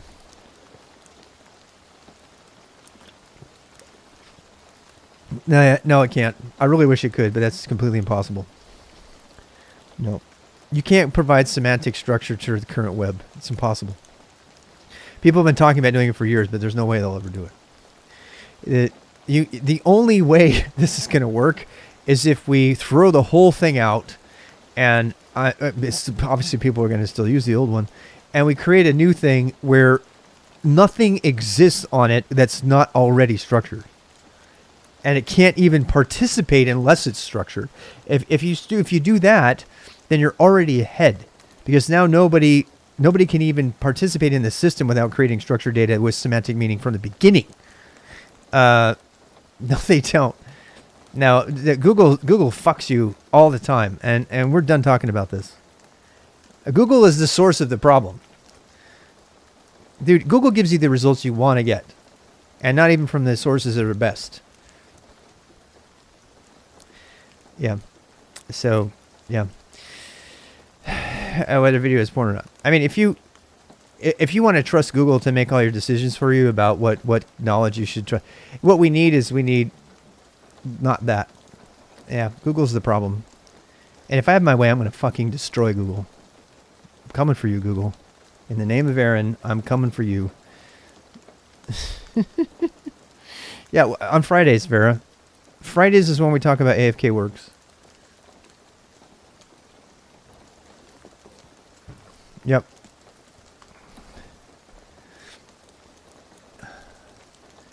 All right, so I'm just doing basic stuff right now, just as basic K organization. I'm just something that's like absolutely not difficult. That's going to allow me to calm down because I need to relax. I'm way too spun up for a Saturday night. Two-person panel, me versus Rob. I'm not interested in competing with you on this. I'll listen to you, but all the arguments you've given me so far are the same old arguments, and I've already responded to them. I mean, honestly, I'm not. I feel bad because, yeah. I mean, I'd like to discuss it, but yeah. What was that? To the I give signal is given. I don't know what that means. It was a joke. Well, if you're saying jokes, I'm not catching them. So, sorry. Yeah, I just look. I'm not mad at anybody, particularly you, Vera. Obviously, if I'm sounding agitated, I'm not agitated at anyone. All right, I'm agitated at the state of affairs. I hate that the entire world has accepted this status quo. It because we're all lazy. Honestly, we're all lazy, and we don't want to pay the $10 a year it would cost for you to pay for a search engine that allowed you to be the customer instead of the product. Annoying issue, but we agree on the issue. Yeah. We're not gonna fight. We don't fight. We might disagree, but again, as usual, I believe in healthy disagreement. And you know, if you're new to this stream or you're just watching this, yeah, it's not enough. I wish it were. I use DuckDuckGo too all the time, but it's not enough. We need more than DuckDuckGo. By the way, if you use DuckDuckGo, make sure you disconnect the affiliate thing. They like redirect you for your safety through their own network to get rid of the refer URL they claim, and that's, you know, it's a legitimate claim, but it really slows down your searches if you do it that way. There is it's the least amount of tech possible. That's kind of one of the paradigms here. With getting a few ads for good search results. Okay. Have fun with that life. You're definitely not the person I'm talking to then. Doesn't appreciate it. And that's totally fine. You're like one of the zombie masses who's totally okay getting fucked and not giving a shit. Yeah. And there's millions, billions of you out there. And if you're listening to this and I sound like I'm completely off my fucking rocker and I'm going to go Kaczynski on somebody, then you're probably in the wrong place. Because I actually want to do something about changing this. And it's nothing violent. I think that we need to, you know, not accept what we've been given, because that's what we've been given. Who built his own end-to-end email service in his garage, and the FBI shut it down. I know. I'm telling you, eventually this is going to... They don't want... I've been watching the Spycraft documentary on Netflix. It's been really interesting. And, you know, yeah. It's... The FBI killed Aaron Schwartz for what he did. They killed him for freeing information that was already free, for daring to say that this information is yours and it's your constitutional right to have it, and you don't have to pay these corporations with power. And they killed him for it. They literally killed him for it. They pushed him to suicide. Like they harassed his wife with child. They did all kinds of horrible shit, and eventually killed himself for it. The powers that be, including Google, and I don't give a shit, Google. In fact, I'm talking to you again. If you work at Google or you represent Google, I'm fucking coming for you. I swear to God, I'm going to take you out. And I'm going to take you out in the best way. And you're like, oh, ho, ho, we're Google. We have all this power and billions of dollars. Yeah, well, I tell you what. I'm going to work every hour of the remaining of my life to make you completely irrelevant. And you have great people who work at Google. You come up with great technologies. But you're 95% like selling everybody privacy to everybody else and controlling what they see. You and Facebook, you guys need to die. And I'm going to do everything in my power to kill you. There. Can I calm down now, please? I fucking hate them. I do. I hate what they've done to our world. They've brought a lot of great things to our world, but mostly they've caused civil war. And I'm not the one saying this. The people who fucking work there said this in a documentary. Go watch Social Engineering. The people who were in charge of monetization at Facebook said, what do you think the natural outcome is going to be from all of this failure of your company that you work for and finally abandoned, that you won't let your children use? Civil war, probably. Go watch Social Engineering. They'll tell you to your face. This isn't just some crazy old guy ranting. This is the people who made it happen saying that they regret making it. I should care less what other companies do. Should worry about what you want to do. What I want to do is make, that's what I'm talking about. I want to make a knowledge. I want to be able to follow everything that Vera has to say, or somebody else. I want to be able to select who I want to hear from. And that includes contrary opinions to what I have to say. But I want to be able to pick what those whose contrary opinions are. I don't want to pick random asshole who's just going to go off and upvote something because he heard something about something and doesn't mind watching ads. Like for example, you know, sometimes I just want answers from people that I trust. Sometimes I want to like open a wider audience and say, yeah, I'll see what other people are saying here. You know what I mean? I want control. Yeah, just drop the Google part. The search part? Yeah. It's an Adult documentary. It's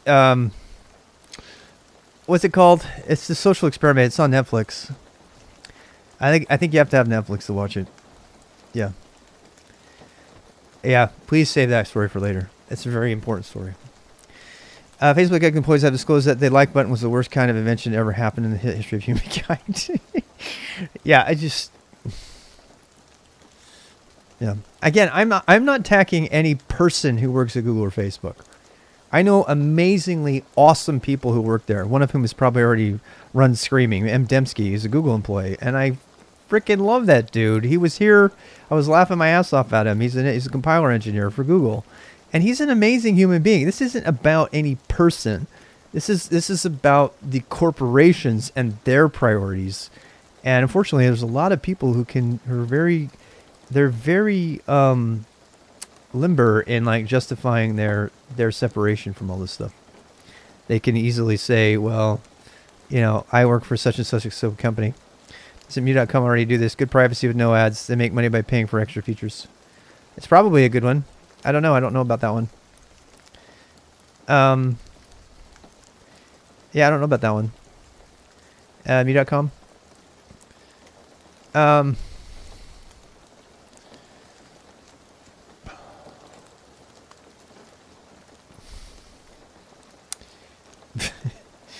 Your privacy life not for sale. Is it centralized? Yeah, if it's centralized, I don't want to use it. How many times do we have to be lied to by we respect your privacy organizations that are on centralized systems? It's not about centralization. We need to develop a system that does not depend on a centralized service. Depending on centralized hosting is a different thing than depending on a centralized service. Because the service has to be there no matter what. Anytime you have a centralized service, you're always going to have problems. Always. I mean, I don't even want to depend on DuckDuckGo. I want to be able to depend on my collection of data and knowledge nodes that I've had over the years, and people have shared with me, and that I know two friends. So let's say I have 300 people that I really trust, and then somebody says, oh God, I really trust Rob. I'm going to trust him and his 300 people. And then I find somebody else and I trust them and their 500 people. Now all of a sudden I've got a graph network of thousands of people that I trust. And there's going to be some bad apples in there, and I can blacklist them in my list and say I don't want them in my results. But otherwise my entire circle is built based on who I trust and who they trust. And so I can have a very valuable knowledge exchange with a bunch of people, and I can search their data, which I have locally stored and cached and is updated when I need new data, and the entire thing can happen without.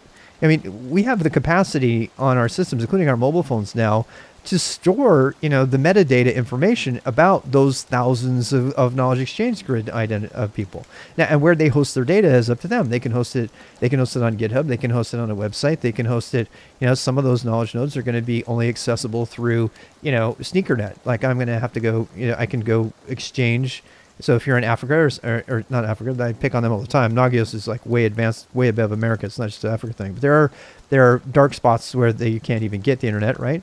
They should be able to participate in all of this as well. And the knowledge exchange grid should be able to do that by taking, 100 knowledge nodes or so, syncing your whole knowledge network onto your USB stick, and then sharing that with your classroom in a school system that's disconnected from the internet. There's just like so many reasons this needs to exist, and none of it, if you have a centralized host at all for the whole thing, it fails. Because a single point of failure is against the whole purpose of the internet in the first place. We saw this when what's their faces, the 1.1.1.1 domain went down, and half the major services on the internet went dark because we were centralizing all our DNS resolutions in this single provider, which is completely against the goal of the internet and the whole DNS platform in the first place. it's just we've lost our minds somewhere along the way, and I don't know why we've just naturally centralized all our services and everything. I still think it's sort of dangerous to centralize our hosting on Amazon and stuff like that, but at least at least you can take your containers and go home and go to some other service, whereas you can't do that if you can do that with repos on GitHub and stuff too, but you can't do that with Gmail or your Google search and things like that. Inspired me finally to try RC. Oh, that's fun. Thank you for trying it. It's pretty fun, huh? Yeah, I'm trying to be supportive of everybody. Yeah, I'm on Library TV. Script credit people you trust. Yeah, I'm on Library right now. People suggested I get on that. Data pollution. What do you think about that? Well, I don't know. We're gonna see. Well, there's already data pollution. There's like old data out there already, right? We don't have a way to expire data. So yeah. Let's see. One company owns the servers instead of how Usenet or IRC works, right? That's what centralization means. And it's not just it's one company controls the service. So all the people who use Gmail right now, you don't own your email. You don't own anything. You don't own, those private document. Oh, I take that back. I was corrected on this once. You own the IP for it, but you've given them exclusive rights to read everything in any private document that you put on Google. And you hand it over gratefully to them. So people who put, stuff in Excel spreadsheets or in Google Sheets and anything like that, Google uses every ounce of that data to market to you and to people like you and to the people that you know. And they don't care. They would like nothing more for you to put all of your data and your entire life in their service. And I did for years. I've got divorce data in there and all kinds of stuff. I mean, and it's just not right. It's not, look, I keep trying to pull myself back from this edge and I keep coming to it. You can either accept what you've been given and look the other way and go play Fortnite, or you can do something about it. And I'm choosing to do something about it. And if it turns out to be nothing and it's a drop in the bucket and it's a completely, shallow shout in the air and nobody hears me, fine. At least I can die knowing I tried to do something.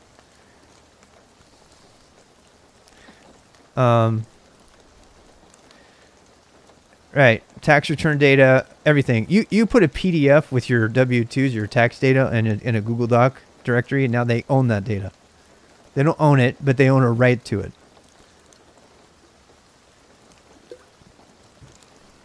So, yeah, it's not going to work out if I just yell all the time. So, it's time for me to start doing it. Don't get mad, get busy. This is part of my code of conduct, my personal code of conduct. Don't get mad, get busy. Oh yeah. Grateful Tomato. I'm more than aware. I don't want to read further evidence that Google is doing what everybody knows they would do. Why else would they give you everything for free? Really? Why would they do that? There's no justification. In fact, if they pitched their business model today, nobody would even give money for it. We're going to give everybody free email, and in exchange, we're going to sell their privacy data and manage it, and we're going to stalk them and show them isolated ads. And they're like, you can't do that. It's not illegal. Well, we don't have to tell anybody. Did I serve my own email server? I did for a long time. I ran my own SMTP email server. I'm running on ProtonMail right now, which is a centralized service. I get it. I know ProtonMail is a centralized service, and I know recently they had some stuff in about the news.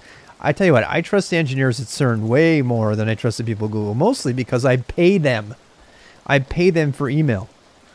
And because that means that fundamentally I am not the product, I am a customer. And so they care about my interests. When you're getting free Gmail and stuff, they give a shit about you. This is the whole Robinhood thing that's going down right now. These companies don't care about you. They don't care about you. You are a product. You're trading for zero commission? Really? Do you not think that that's a scam? They're selling every transaction, every bit of information about every transaction you do with them, your financial history, what you're interested in buying, your personal data. Robinhood is selling that data to Citadel and to other hedge funds so that they can market products and advertising to you. Not just that, so they can manipulate you and send you shit. And you're okay with that because you don't paying any commissions? Really? That's the world you want to live in? Because you're such a fucking tightwad that you can't actually pay for the services? And so you hand over control to these big hedge funds, and then Reddit has to come up and take them all out, and then you get Robinhood finally comes clean and goes, oh yeah, look at this. This is who's really controlling everything. The hedge funds are really pulling all the strings on this Robinhood app.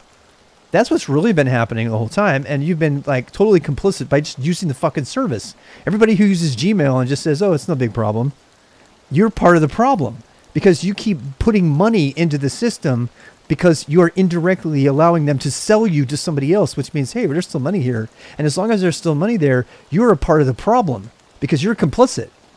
Why? Because you don't want to pay for email services, or you can't run another email service someplace else, and maybe that you care about, an encrypted service, or because you want free unlimited storage, right? You're just a fucking tightwad. Just own it. And just get on with your life because you're the problem. You're the problem. You're the one who's causing us, the rest of us who actually care about this shit, to have to take on these big behemoths because they got that way because of you. Because of you and me. I was lazy too. And I got tired of it. I'm like, no, I'm done. We all got sold a bill of sale. We all got tricked. And now we are all stuck with the result. And the result is all of the things that are wrong with big tech, and both the left and the right agree on this. Big tech is controlling all of us, and that includes the Robinhoods. To make my boss use something like ProtonMail. Well, you can use it in your personal life.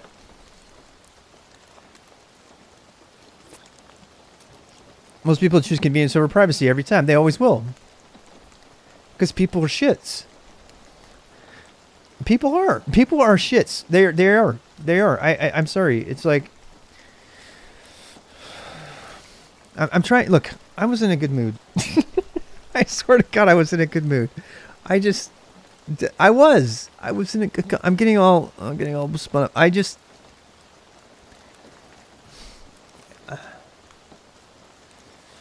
don't know. I can't think about it too much because I really want to believe in humanity.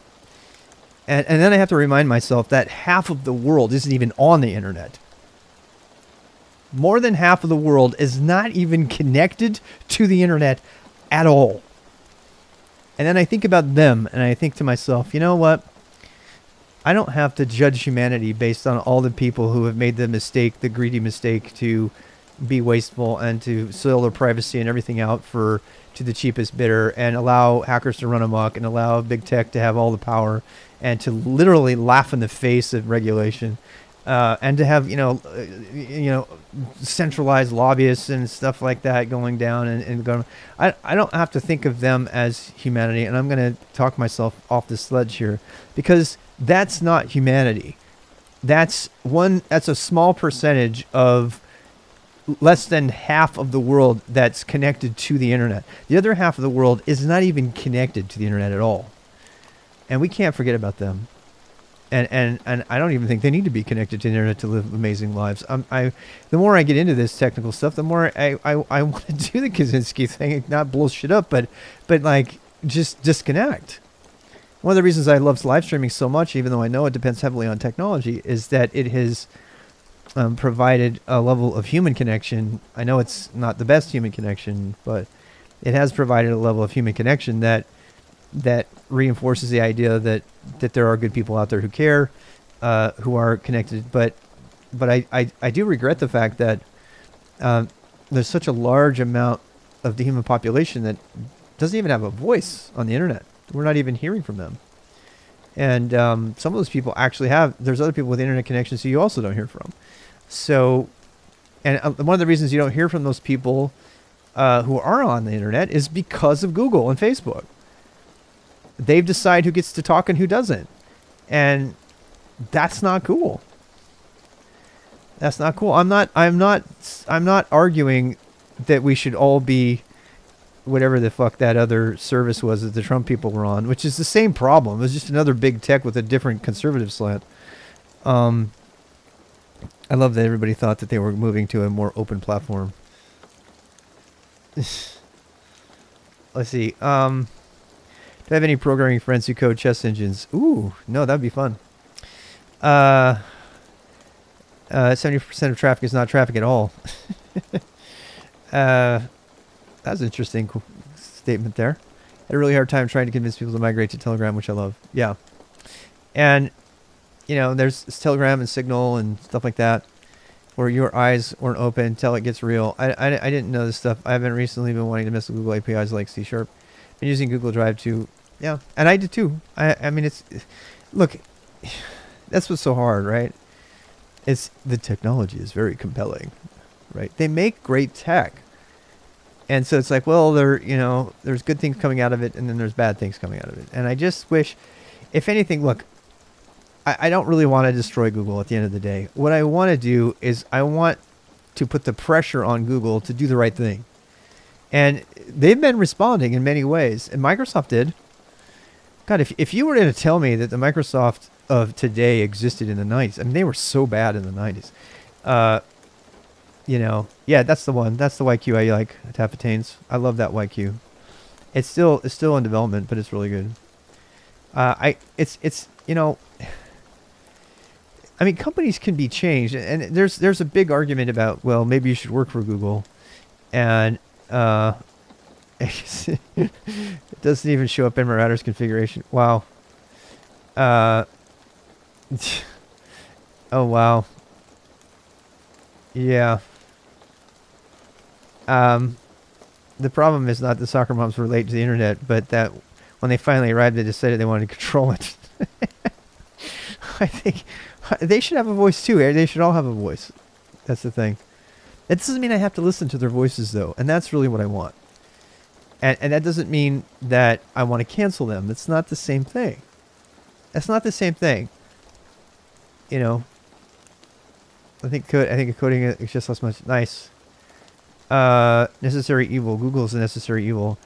I don't know. I don't know. I've thought about this a lot. I've thought about what is the best thing to do. And, I got really angry there about attacking Google and Facebook. And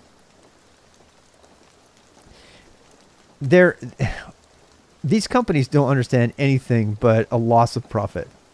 That's all they understand. And they're not going to bow to regulation. They've proven that over and over again, even though some European courts have really come out against Google. The Google of today would sell out Anne Frank during World War II easily, because it's in their best business interest to do so. They've already done that in China. They've sold out dissidents like crazy. People have been killed because of Google, because they can't operate in China unless they comply with Chinese law, and they don't care about the ethics violations of it and everything.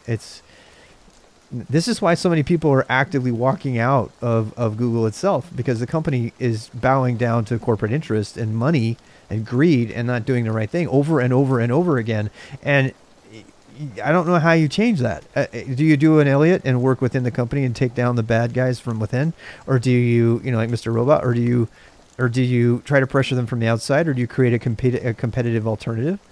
I mean, there's a lot. How do you change the world, really?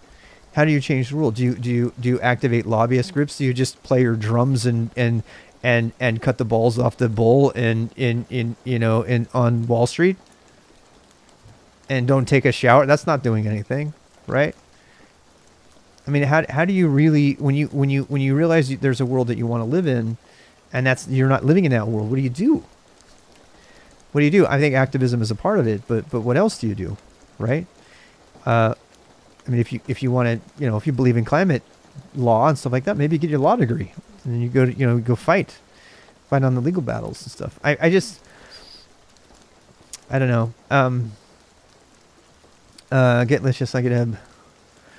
Remy displays everything before he's using for what and how to build and run the whole project locally. Oh, right. Stockfish is an open source engine that you can download and use the many available GUIs. Ooh. Oh, Luca Chess. Yeah. I think that's the one that I did use at one point. Is that the one that has the interface? Back when I was on chess.org. Brings back memories. It's even possible to build a competitive alternative. I think it is. And I'm trying really hard. It's an uphill battle because there's no money involved. But it'll work for me. At the end of the day, the reason Linux took over the world was because somebody made an operating system. They were sick and tired of the existing status quo. Linux is now the default standard for the entire cloud native operation in almost all of the internet. So the answer is yes. Yes. The answer is yes. You can change it. You can build an alternative. The open source movement has proven it. It took 30 years to see people having Pop! OS Linux systems on their desktop. But it took 25 years, right? But it happened. And it all happened because Linus Torvalds said, I'm fucking tired of having to pay $3,000 a seat for this AT&T crap. I'm going to make something just because I want to do it. I'm a hobbyist. I want to do this in my own time. And now what do we have? Now we're having debates about whether to use Vim or Emacs on Linux over a live stream that's being presented on a Linux machine. If I was to try to live stream like this, let alone put graphics and an animated video in the background in 1998 on a Linux system, people would laugh me out of the room. But it's now become so mainframe that Microsoft has a full 500-person department and divisions dedicated to Linux within there. All because what? All because Torvalds didn't like what was available. He was a smart guy, but he wasn't. I mean, he's very intelligent, but he was not, unattainably smart. The thing that he did differently about it is he said, I'm going to make something for me that I want, and I'm going to share it with my friends on Usenet. And we're just going to share this, and we're going to tweak it and make it better and better. And it took 20 years for it to become mainstream, but it is now the de facto operating system that has a good chance of becoming the new basis for the Microsoft operating system underneath. Not to mention all of our cloud is running on it. And this was one guy who had been inspired by other people who said, I don't like the status quo. I want something more. The internet, the World Wide Web was, Tim Berners-Lee was like, this Gopher thing ain't cutting it. I want images. He started doing a few things with his other engineers. They started sharing it. Boom, we got the World Wide Web. It went out of control, and he wants to pull it back in. He can't rein it in now. It's really sad to hear him talk about it. He regrets the web that we have today, and that he didn't do more to control how it emerged, but he has no control of it anymore. It's gone crazy. The only way to really do this is to start over. So there's probably been my innovators book that I've been reading is full of like people who started to do computers in their front rooms, and then some of them inspired Mockley, who made the ENIAC and all that, and I mean that's all good and everything, but the Flash and Action script, I think we should be hopeful for tomorrow. There's nothing wrong with working at Walmart, but just work on more. And Torvald said, "Fuck you, NVIDIA." He really did. There you go, man. He was like, "Oh yeah, watch this." You want to talk about a guy who rages against the machine? Torvalds is so inspiring. So did Schwartz. We wouldn't have Reddit. We wouldn't have a news group in Reddit to take on Wall Street right now if it weren't for Aaron Schwartz. And one of the things I like about Reddit is, and I don't spend even 2 minutes a day on Reddit. I go visit Reddit maybe once a month. I'm not a Reddit person, but one of the things about Reddit that I really love is that Reddit is a testament to big tech doing the right thing, and allowing everybody to have a voice, as crazy as that voice might be. Now they have limits, obviously, and frankly, people slam Twitter all the time, but I think Twitter is doing a pretty damn good job given the circumstances of what they've been placed in, and I don't particularly like the culture on Twitter. Some of it's great, some of it's not. It just depends on the day. But I would put Twitter in the category of, Reddit and Twitter. They're big tech, but they haven't really sold out, if you ask me. Now, there's lots of people who dramatically disagree with me on that. And it's a really complicated issue. Is it free speech to threaten to kill people on Twitter? Is there a line to be drawn? Reddit took over where most forums died. Most people don't know that one of the things that Google did that really really pissed me off is they started calling the decentralized Usenet news groups Google news groups, and that has stuck. And anybody who's been following this for any amount of time knows what UUCP news groups used to be. You had a news reader, and you connected to a news server, and you got all the different things from all the different news groups, and they were all hosted all over the place. It was completely decentralized. Google comes along and they say, you know what we're going to do? We're going to provide a nice graphic web interface to all these news groups, and then we're going to add a whole bunch of news groups that you can only access through Google News Groups, and we're going to get everybody to call it Google News Groups from now on. And now the people who use these news groups and mailing lists don't even know that they're using Usenet at all. And a lot of the old school people that are using Eric S. Raymond and these people, they're on the GoNuts and all these different mailing lists. And mailing lists is how Linux got started, right? And they're still using these things. And one thing about mailing lists that's really nice is it's permanent. You send an email to a mailing list, it never goes away. And news groups like that. So, but how many of you actually use a news application? Most people don't even know it's a thing. People think the only place to go to a forum is Hacker News, Dev.to, and Reddit, and it's not. That's like disastrously bad. I mean, we already had a decentralized internet that had taken care of this question with newsgroups. Google comes along and tells everybody that the only way to do this is, I don't know. That kind of pisses me off.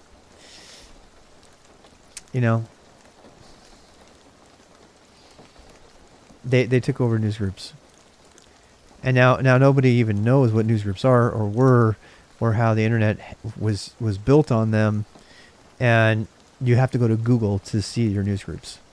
Even I do it. I totally do. I go because it's easier to search them, right? They've created a search engine for it, and they're like, hey, there's no search engine for the news group, so we're going to make that. You can look at all the archives. We're going to store it all. And guess what Google does? It tracks every single thing you search for on the news groups. So now they know what news groups you're interested in. They know where you're participating. They know when you post and everything, because they're just still selling you Google Groups. Yep. Then the older voting concept. Yep. I use news groups to get porn back in the day. Me too. Me too. Me too. Alt whatever, right? That was the only place to get porn back then. You'd wait for like 20 minutes to get one high-res picture. Oh god.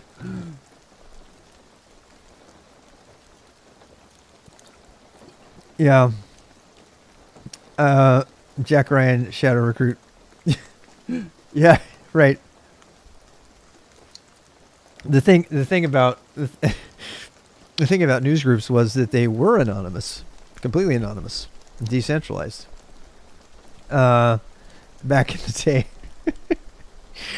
I know we won't go down that path anymore. But yeah, I mean, news groups were one of the all binaries. Yeah, that was the one. Because it was all there was no management of it at all.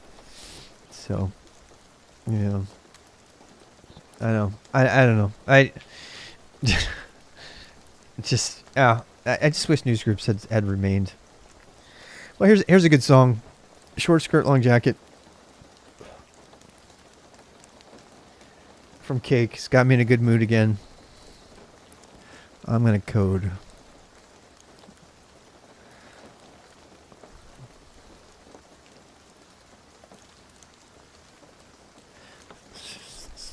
And the dun, dun, dun, dun, dun, dun.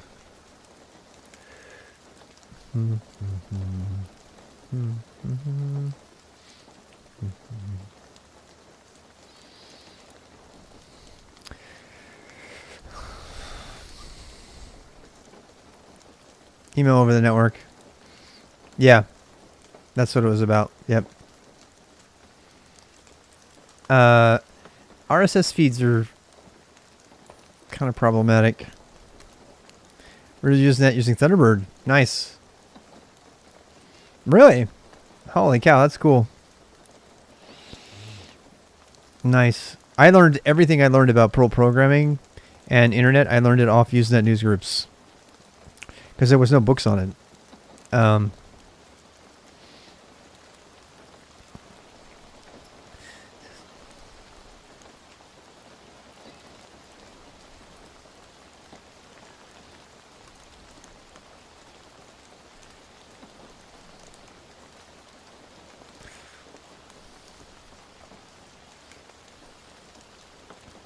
No, no, no, no, no, no, no. You can't be sad during this song. It's impossible.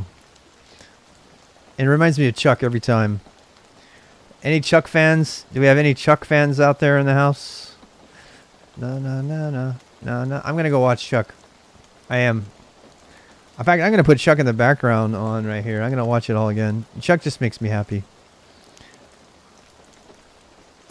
If you haven't watched Chuck and you're looking for something to binge watch, Chuck is one of the happiest,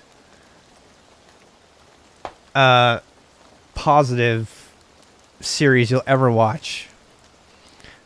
Perl's worth learning? I do, but I don't remember Perl myself. I was employed learning Perl for over a decade, and I don't remember Perl very well at all. I think Bash and Go are the things I would learn today. I would learn, if I had to pick between Perl and Python, I would learn Python today. Because Perl's still relevant, but the area of relevance is much smaller. Bash is come in from one side, Go has come in from the other side, and of course Python has really taken over for like the larger apps. So it does have relevance, of course, but it's just a much smaller application. So that's my answer there.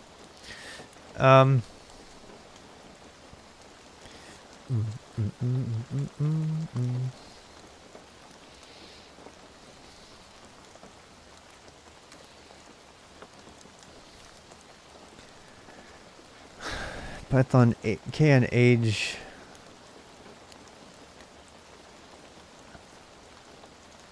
I think I want to put an age of inside of my other thing as well.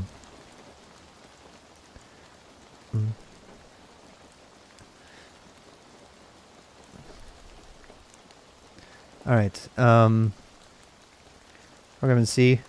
C's fun too. Yeah. I still think C's really an essential learning, personally. Age of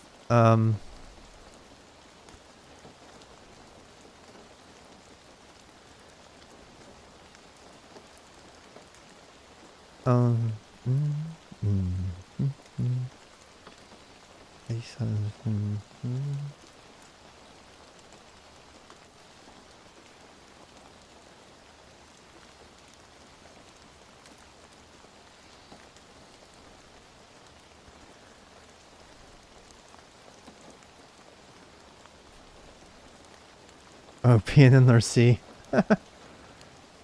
is oh gosh, yeah. Yep. No, man, I hear you, man.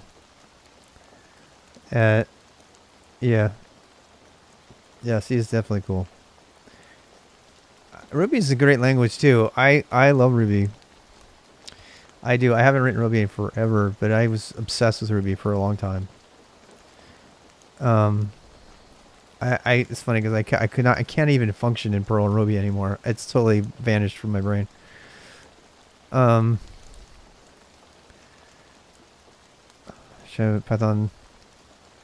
JavaScript, Smalltalk, Prolog, Haskell, C#. Yeah. I'm trying to decide if I could call the age of. What's another way to say the age of? It's like the second since change. Sex since change. The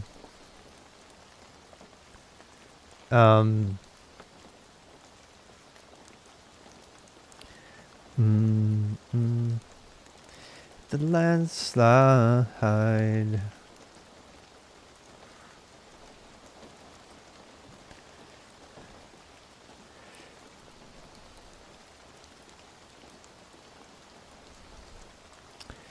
Any other language? Yeah. Champagne supernova.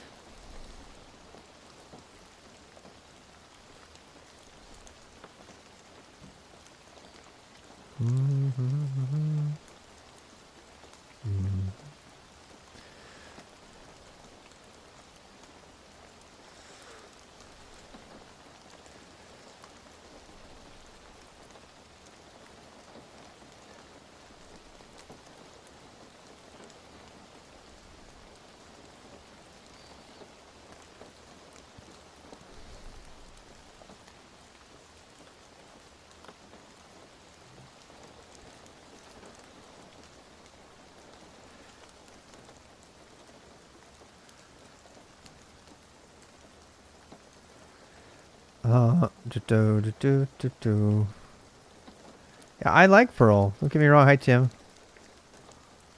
I do. We were talking about Perl earlier, actually. They were asking whether to learn Perl or Python. Yeah, you should learn a new language a year. I agree with that. You know, if you have time. Yeah. No one talks about it. Yep. Yep. Yep. Yep. I'm with you on that sentiment, Naman.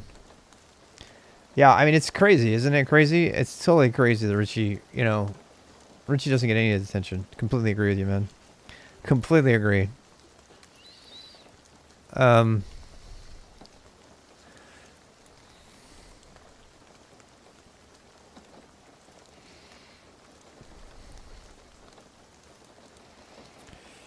Yeah, I tried to get into C++ and when STL came out in 98, 99, and I could not. I hated it. And I was a big OOP fanboy back then. And I could not get into the whole template thing. It was just like so unnecessarily bloated. I couldn't do it. And I know people love it today still. And it's gotten a lot better since then. But I could not get into it. Yeah. Yeah. Perl was the first language I did for money. Yeah, I got my first job coding Perl for an internet service provider in 97, I want to say. So, mostly because I called another internet service provider and said, what do I need to learn to get hired immediately? I know you can't hire me now. And they said, learn Perl. I learned it. I bought Perl in 21 days. Learned it while I was still doing my other job. Started doing stuff at home on my Mac in simple text. No kidding. I was coding in simple text. Yep. Using Perl, the installation. Didn't even know what a terminal was. And then I just kind of grew from there. Got the job coding in Perl. Eventually learned about Linux. Started running that. I was looking back at the Rob who got the job coding in Perl. I didn't even know what Linux was when I got that job. Had a Mac. I was coding Perl scripts using not even using a terminal, and I was FTPing them up back in the day. Most people got their start that way. And then somebody introduced me to Solaris, and we started using that, and they said, hey, you can get Linux, and then I started using Linux, and then on a certain day I said, I'm not doing anything, it's not in Vim anymore, and I became just a Linux fanatic at that point. Just went nuts with it. Yeah. Yeah. Up a stage in a second since anything in the node was changed, including the README or any other files.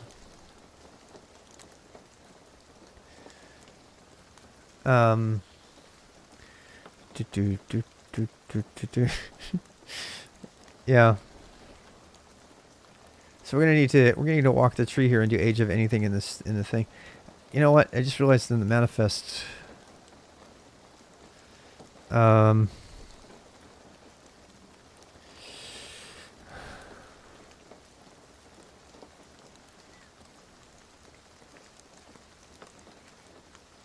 trying to decide,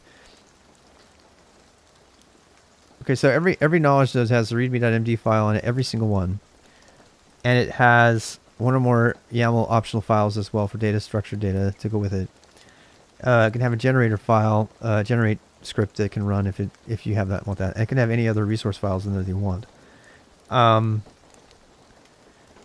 And I have a decision to make here, because that concept of a knowledge node, when I say, okay, has that thing changed?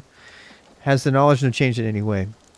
And I actually have a date stamp that goes in the manifest. And so far, the date stamp in the manifest, it was really easy, because when I originally conceived the manifest file, there was just the readme.md file, and the YAML was in it, because you can do that with Markdown. You can put YAML inside of it.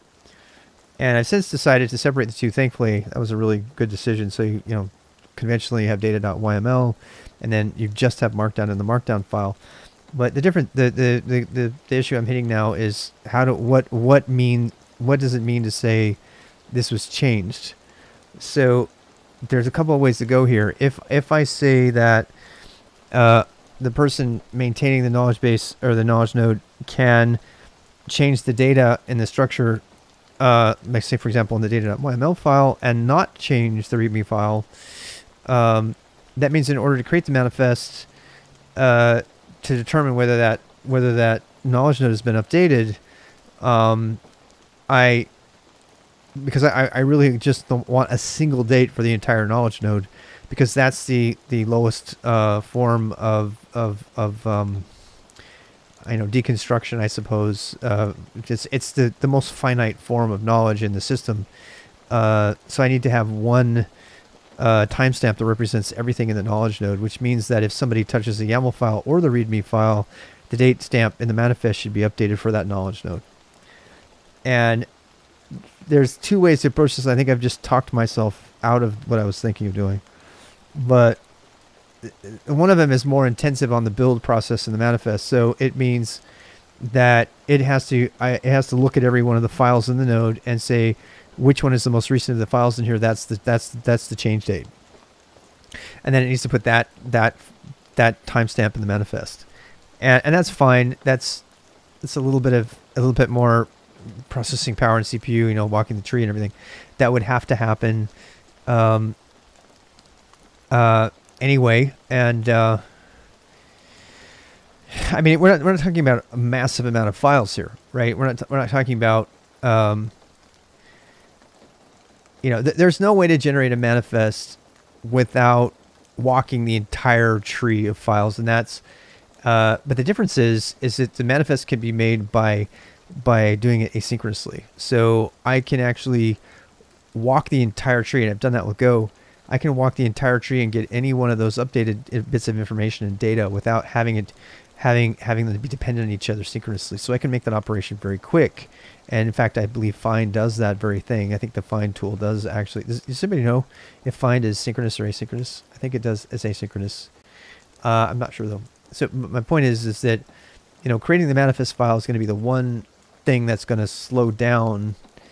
Creating the metadata searchable files is a little bit heavier hit, but we only need to do that if a manifest is updated. So that's not going to. But the manifest is going to have to examine everything in the entire knowledge node every time, the manifest builder, and so that's going to be highly efficient, and it's got to be able to examine every single file in the entire thing, and so at that point, I think that's the answer is to set the age in the KN age to look up the age in the manifest,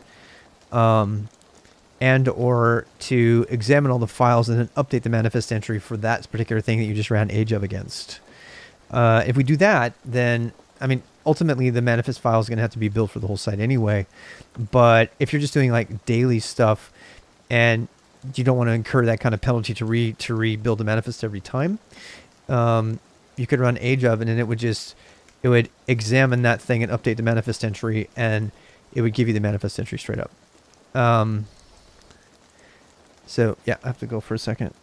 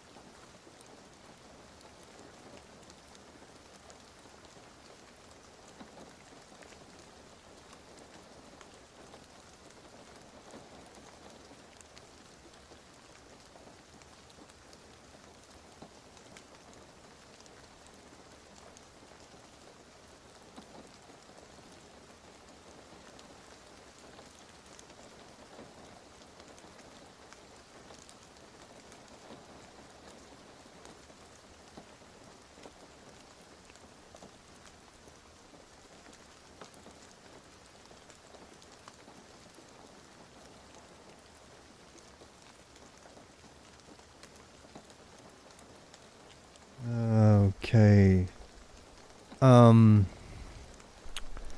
Yeah. Made some tea. I'm kind of going down. Oh, you got another streamer? No, I'm always okay with recommending other people. That's never a problem for me at all. This isn't a competition, people. Not a competition.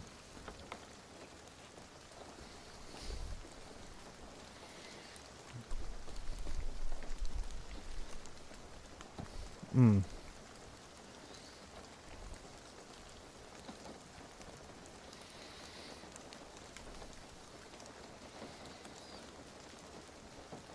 Anthony writes code. Yeah, Anthony's awesome. Yeah, Anthony's really good. You guys should watch him. Yep. He makes a living doing that too. Yep. There's plenty of streaming going around.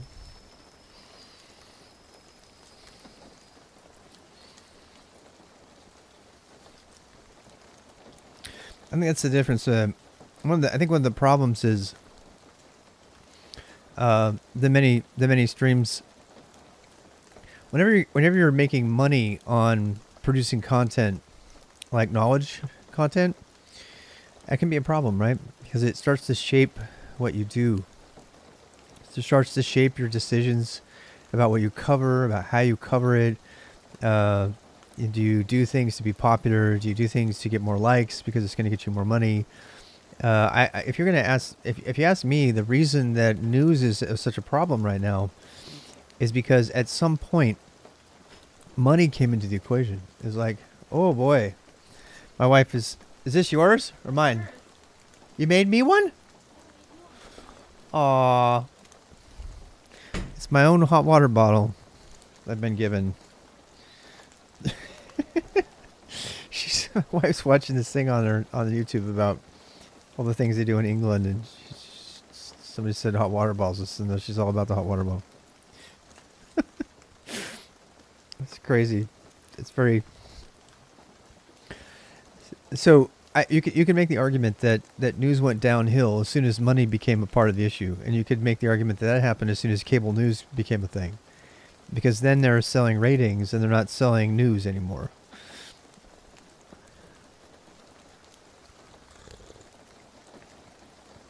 That's going to be the hard problem about any capitalist society, is that you have to reward the people that produce content without making their survival dependent on how good that content is or whether they get it, where they do it or not. Because then what? Then you got a problem, right? What's that? For knowledge, how would YAML be used? For example, when I write a blog post in Markdown, do I have to add YAML to the section, provide metric data information? Can I still send shiny interactive scrolling websites? Nope. You can. You can't make shiny interactive scrolling websites. You can make them based on a knowledge node, and I have done that, right?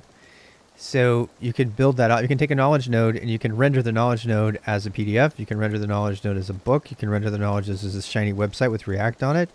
You can do any of that, but the core of the knowledge on the knowledge grid is just the knowledge and the pictures. You can use pictures and stuff. You just the power to control how those things appear is entirely up to the person consuming your knowledge and content, not up to you. If you want to produce an extra version of the thing, if you want to render a website out of it or a PDF or something and make that a part of the World Wide Web, that's fine. You can do that. I've got a tool that does it right now, that generates a website out of the content and that has all those whiz bang fancy stuff in it. But your core knowledge can't be polluted with that crap, because that's what got us into this problem in the first place.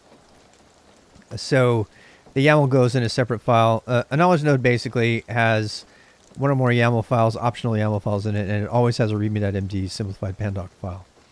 And the pandoc markdown that's in there is in such a way that you have one H header at the top, H1 header, and then it's markdown, right? And you can't use any HTML in your markdown. That's not allowed. And that's already not allowed in pandoc anyway. I mean, it's allowed, but it's not encouraged. So that's what's going on. That whole entire topic is something that I talk about a lot on Fridays.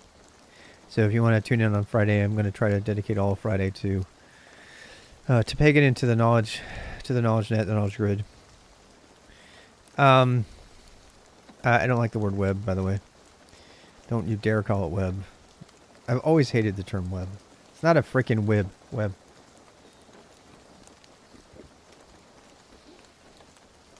Welcome, Pandex.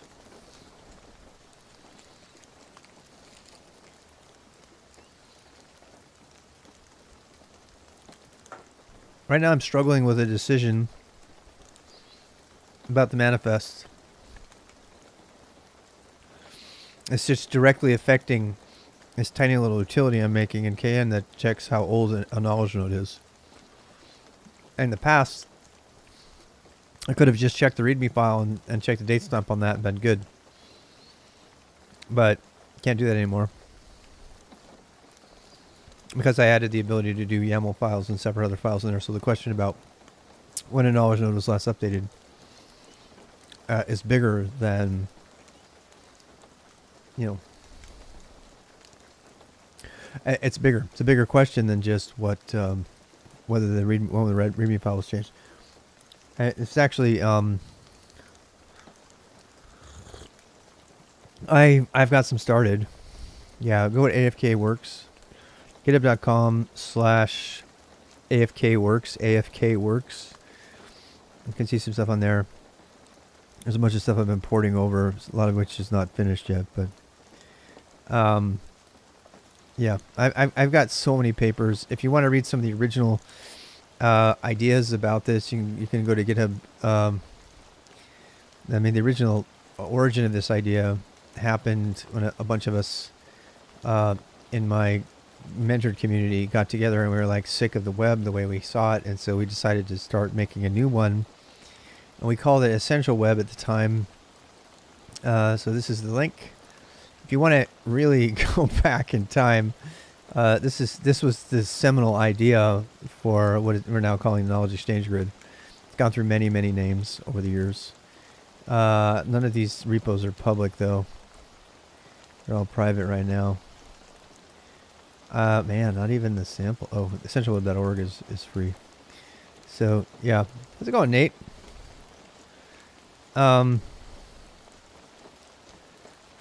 So yeah, there's the Essential Web, and the other one is Getty. I don't have Getty yet. I have to ask somebody else, but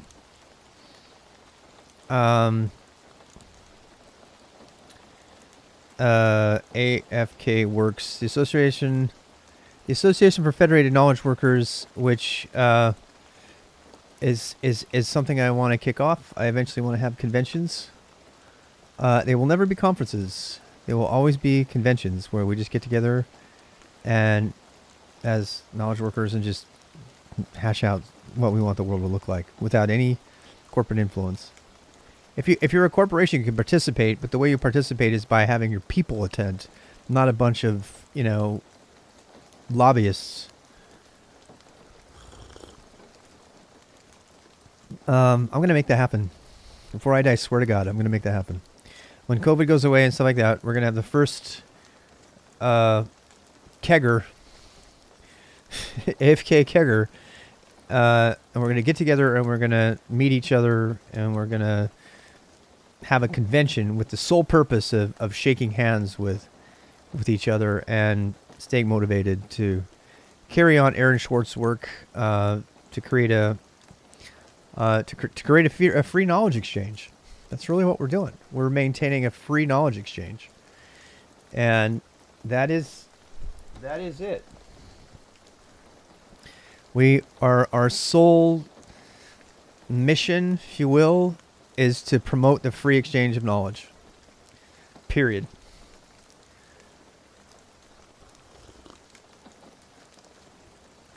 You can use whatever you want. I don't care. You can use your real name. You can I for a long time I was anonymous while I was Mormon.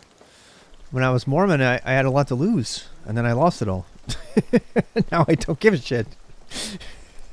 It's a true story.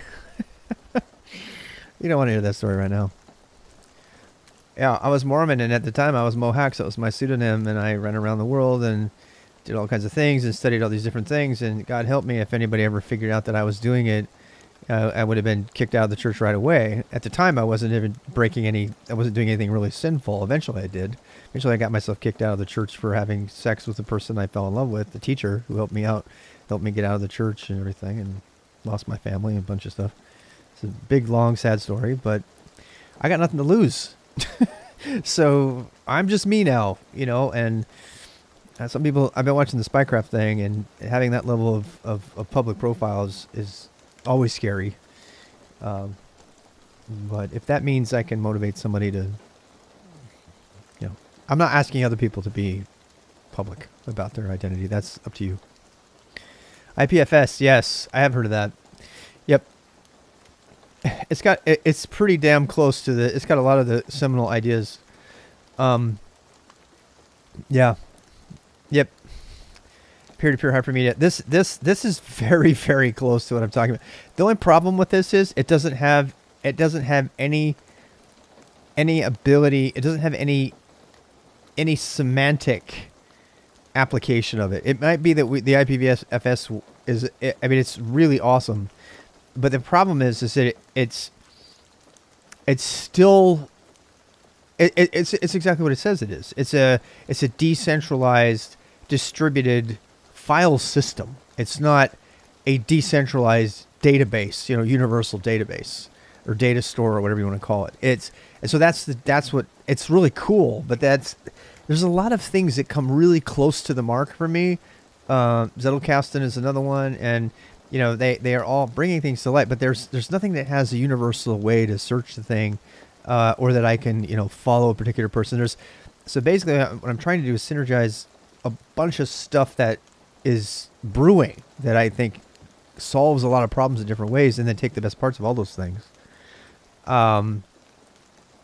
It was an experience. It definitely was.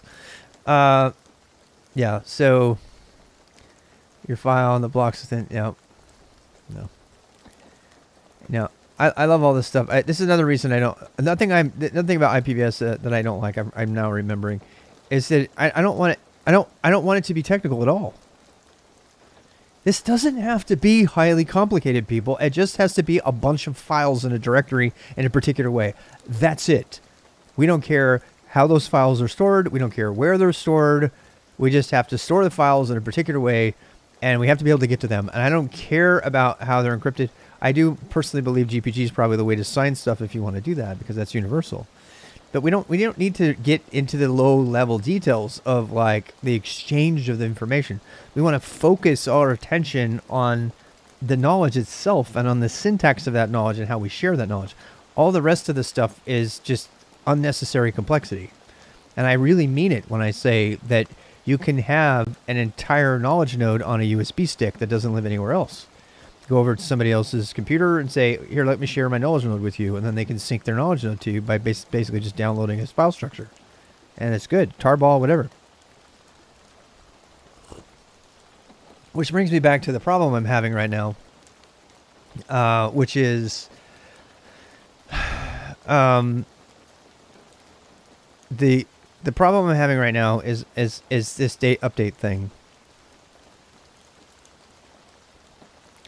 And I need to think about this. Right now, all I want, this is what I want. So let me just summarize the problem. I want to be able to run kn age of,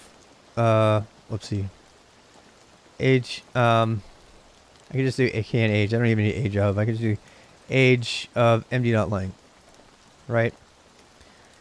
And it's not supported right now, but what I wanted to do is I wanted to give me the amount of seconds since the last update to anything in that knowledge node. Any file contained in that folder, that subdirectory. So in order to get that answer, I'd have to look up all those. I already described this, but I have to look up every single file and find the most recent timestamp, right? And that's not a really highly expensive operation to do, but I'd prefer to not have to do it over again. But here's another problem. This is the rub, and this is opened up a different can of worms that I'm not really ready to answer all the questions for right now, but maybe solve on a Friday. Is a knowledge node, a root knowledge node, in other words, one that's designed to be shared, has something called a manifest at the root. And the manifest is what is key to everything. The manifest is the thing that gets shared.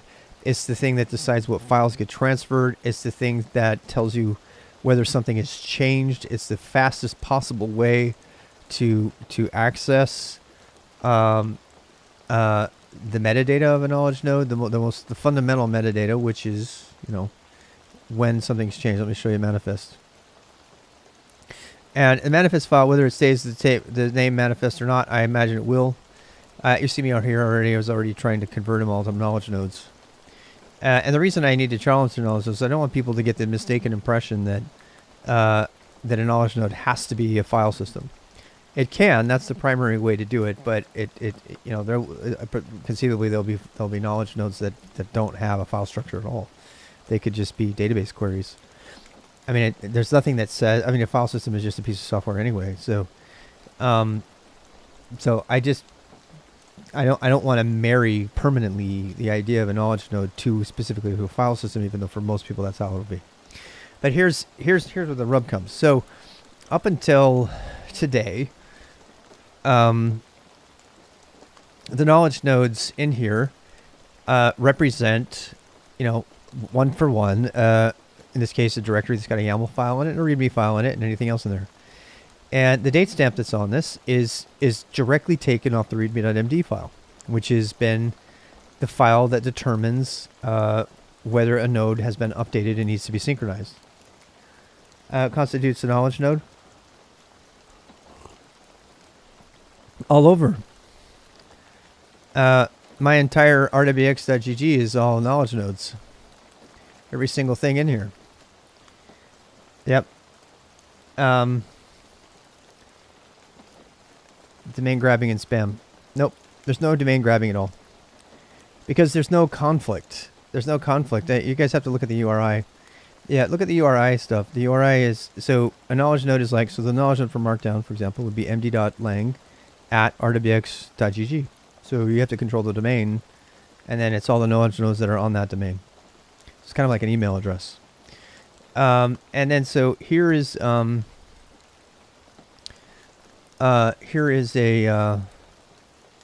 So people are asking for an example of a knowledge node, and the thing that's so crazy is you don't even know you're looking at one, because the whole idea of a knowledge node is just taking the idea that already exists, that's being used all over the place on the GitHub and other places. This is a knowledge node. A knowledge node is a directory that has a readme.md file in it. That's it. It's the only requirement. The only requirement for a knowledge node is that it have a readme.md file in it. That's it. That's a knowledge node. And you can have, nodes of other nodes. There's different types of nodes, right? Different types. So that's the basic unit. The basic unit of a knowledge node is just a folder with a README file in it. That's it. At the most basic level. And it's deliberately simple for a reason. I mean, the reason it's simplified like that is we don't want to overly complicate things, right? So here are a whole bunch of knowledge nodes that... Now, the reason I'm calling it a knowledge node is because it's not just a directory, right? It's a directory with a specific file in it. That's what makes it a node. And nodes are generally related to other files. So here we have an example of, here we have a notes node, right? It has a README file in it. And it has a bunch of subnodes in it, right? And these are not technically considered children. They're just organized in here. So, but here's where the manifest gets a little bit interesting, okay? Because if you've organized, if you've organized a parent node like I have with notes, and let's say I change something inside of Live and I update the README file in here, and I do I want to do an age, or I want to check whether notes, the knowledge node notes, has changed. You see where that happens, right? That means I now have to, not only do I have to search for my README file to see if it changed in the notes node, but I have to see if any of its subnodes had never bear. So I also have to check to see if everything underneath that, if any of those things have changed. And I think it's really important that we have this recursive ability to say, did this node change at all? And if it did, what part of it changed, right? Now, another way to do this is to say, well, if you're going to say the age, you need to precisely indicate the node. So in this particular case, I would say this node changed, and even though these other nodes are organized under it, if one of those changed, that doesn't constitute a change to the parent. So these are questions that have a manifest in every way. A knowledge node is almost identical to a file system. So it's just got a different different sort of, I don't know, standards to what files are there and stuff. So if a directory will say it's changed if anything within the directory has changed. If anything underneath the directory has changed, the directory will say, yes, this directory has changed. And so then you can say, if you want to say, this says no YAML. Okay, so first of all, YAML is optional. All right, so a knowledge node does not have to have structured data in it. It can just have markdown in it. That's the minimum requirement. If you do want to have YAML in there, which I have for my schedule, you can. And by convention, it's data.yaml. And you, by convention, it's not required, but by convention, you can have a generate file. And you can run that generate file, and you can generate, in this particular case, I have a generate script that generates the readme.md file. And so this is a data node this is a knowledge node that is data centric. And then they'll be able to add YAML, and it will be the same mess as current HTML. No, it has right here. It has YAML right here. See? There you go. Put your YAML in there however you want. Yeah, you don't have to. No, Markdown. First of all, Markdown is not HTML. Markdown is semantic, and it's really important that I state that. If you're just using a README file, you are creating a structured data node. It's very structured. So the header is the first line. It's the same thing as if you'd written all the stuff in YAML. You're just implying what all the values are by how you structure your Markdown file. So you're just using Markdown. Markdown is just a more expressive way to show structured data, to represent structured data. So every heading, is a part of it, and that it's in that sense it's a document, right? The summary is the first paragraph. Those are implied values of a knowledge node that is just a README file, and that's so that people can just write Markdown files. And that's actually the most important thing. They should just be able to share content and just write a Markdown file in a relatively structured way, and that's still semantically valid to search, because you can search case. So in fact, I already have code that extracts all the metadata from a Markdown file by saying, give me all the headers, give me the summary, and if there's any tags, let's grab those tags as well. Tags were in the previous version. They were in the YAML and the header, and they're probably going to have to go in the data.yml file at this point. I very recently decoupled the YAML from the readme.md file, and I believe that was for all the right reasons. I'm going to keep that. One to mention, I think there would be so many mandatory meta information, like is a blog post, a technical article, a comic. That's up to you to define. So, yeah, that's completely up to you to define. We have knowledge nodes, and there's kind of like knowledge categories, which are, none of that stuff is going to be specified. I mean, there's going to be some standard knowledge node types. So like a schedule will be a default knowledge node type if you want to put that in there. A log entry is really important. Log entries will have a specific type. And the really important thing is that people can define their own types, and the types that are most popular will surface, and they'll rise to the top, and they'll be the ones that get used rather than having somebody tell you what to use. And the types can be registered without, overly depending on any kind of centralized service.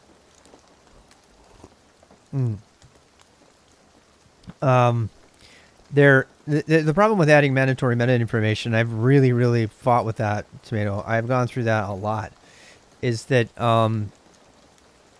mandatory information is, I mean, it's, you know, as soon as you even add like a mandatory title, right? Now you're forcing people to write YAML data, and I don't ever want to force YAML data on anyone.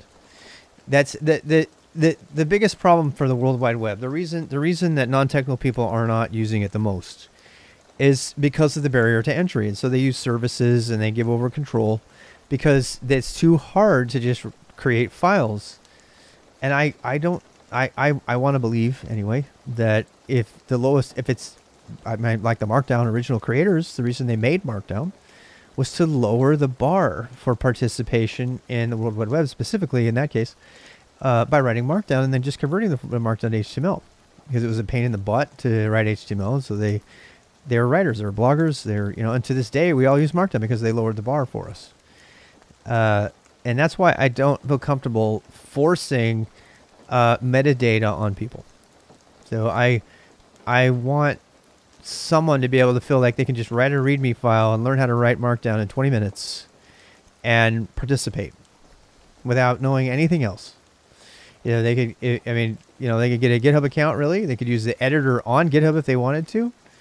They could just put some data in a file and structure it in a particular way and be done.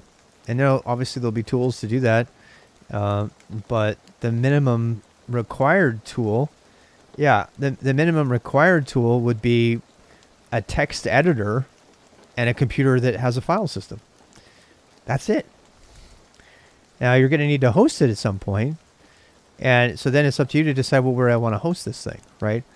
Well, you should be able to just write files and organize them into directories using your favorite text editor on your local Windows PC.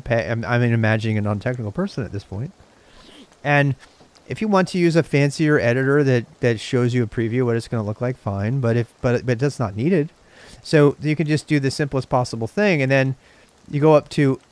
I'm not saying there's not going to be hosting services, but the point is that you're not going to become dependent on a hosting service.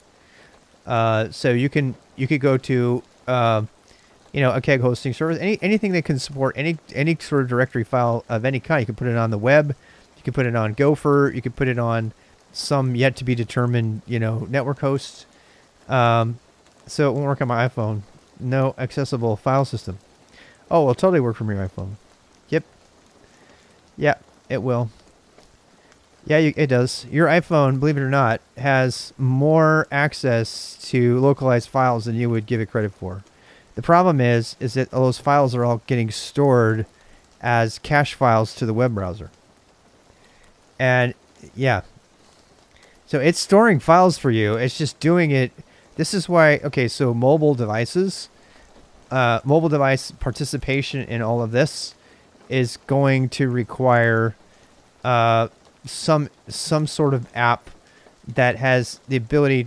I actually hopefully it will be a web app, because it has to be able to store files to the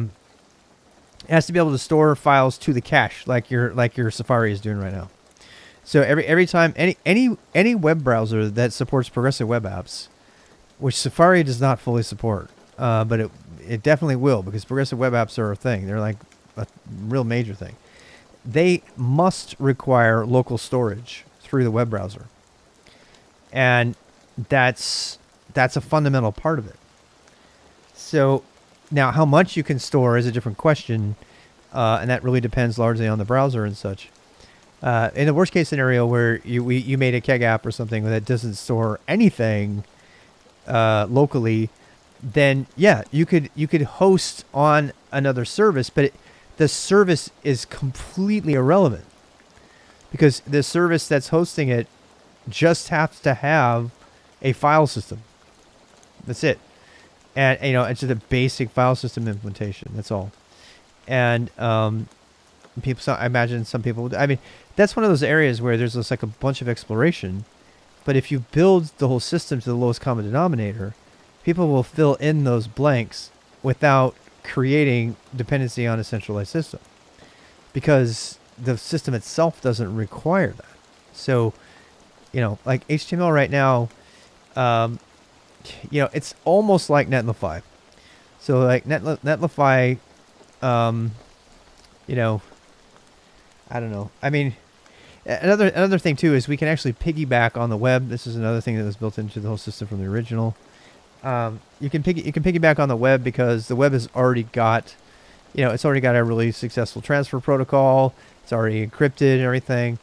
So I imagine there's going to be web apps that are going to be able to host keg knowledge nodes, even though they're a web app. So there's going to be some crossover, and they're like, well, why not just do HTML at that point? Well, then you're going to lose the whole searchability of the whole thing. So you can actually host a keg node, I'm doing it right now, on a web service without having any HTML in it at all. And then people can still make HTTP requests. As I said, the entire architecture is transport agnostic. It doesn't care how you get the data. It doesn't care how you get it. HTTP, Gopher, SneakerNet, it doesn't matter how you get the data. The important thing is that the data is structured in a particular way so that it can be rendered in a particular... It's kind of like... I mean, if you're going to render the whole thing as a big fancy web page, then that's fine. You can manage it as a knowledge node, and you can manage it as a web page also, if you want to be in both systems. If you want to be in the web and you want to have your big fancy widgets and your React app stuff, fine. But you're not participating in the knowledge net at that point. The knowledge exchange grid is for knowledge. It's not for fancy React components. That's not the point. So if you are on that system, then you can actually span the gap between the two systems if you want to do. And there'll be, obviously, I've already got a build tool for that very purpose.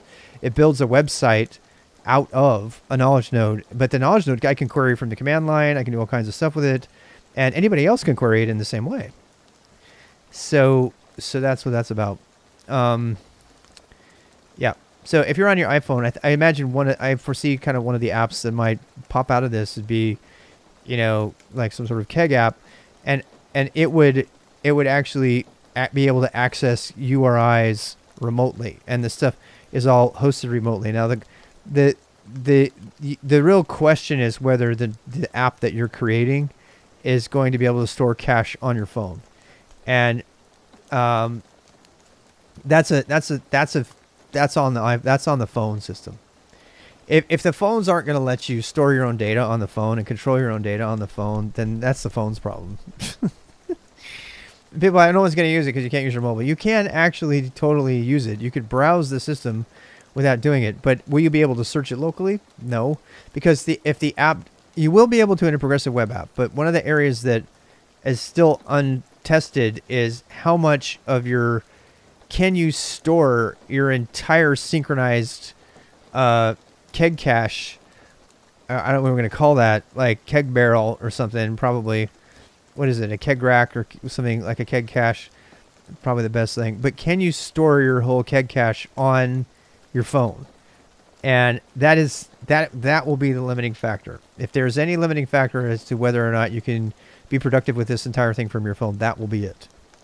And if there's any pseudo-centralization danger, it will come from people wanting to store their keg cache in a way that's accessible from their phone that can't store it. And if your phone can't store all of your keg cache, let's say you wanted to have all 12,000 people in your keg network, you wanted to have all their manifest files, right? And maybe half of them, maybe like, I don't know, 2,000, 3,000 people, you want to have their full knowledge base stored. We're talking about text and rudimentary images here. So I really want to make that clear. We're not talking about large amounts of data. Video is banned from the whole system. If you want to use video, you have to link out to some other video service, and you can still leverage the World Wide Web for that. Now, there's just no way to integrate video into the system because it's too big. Video is a separate system, and we need to depend on other systems that have that.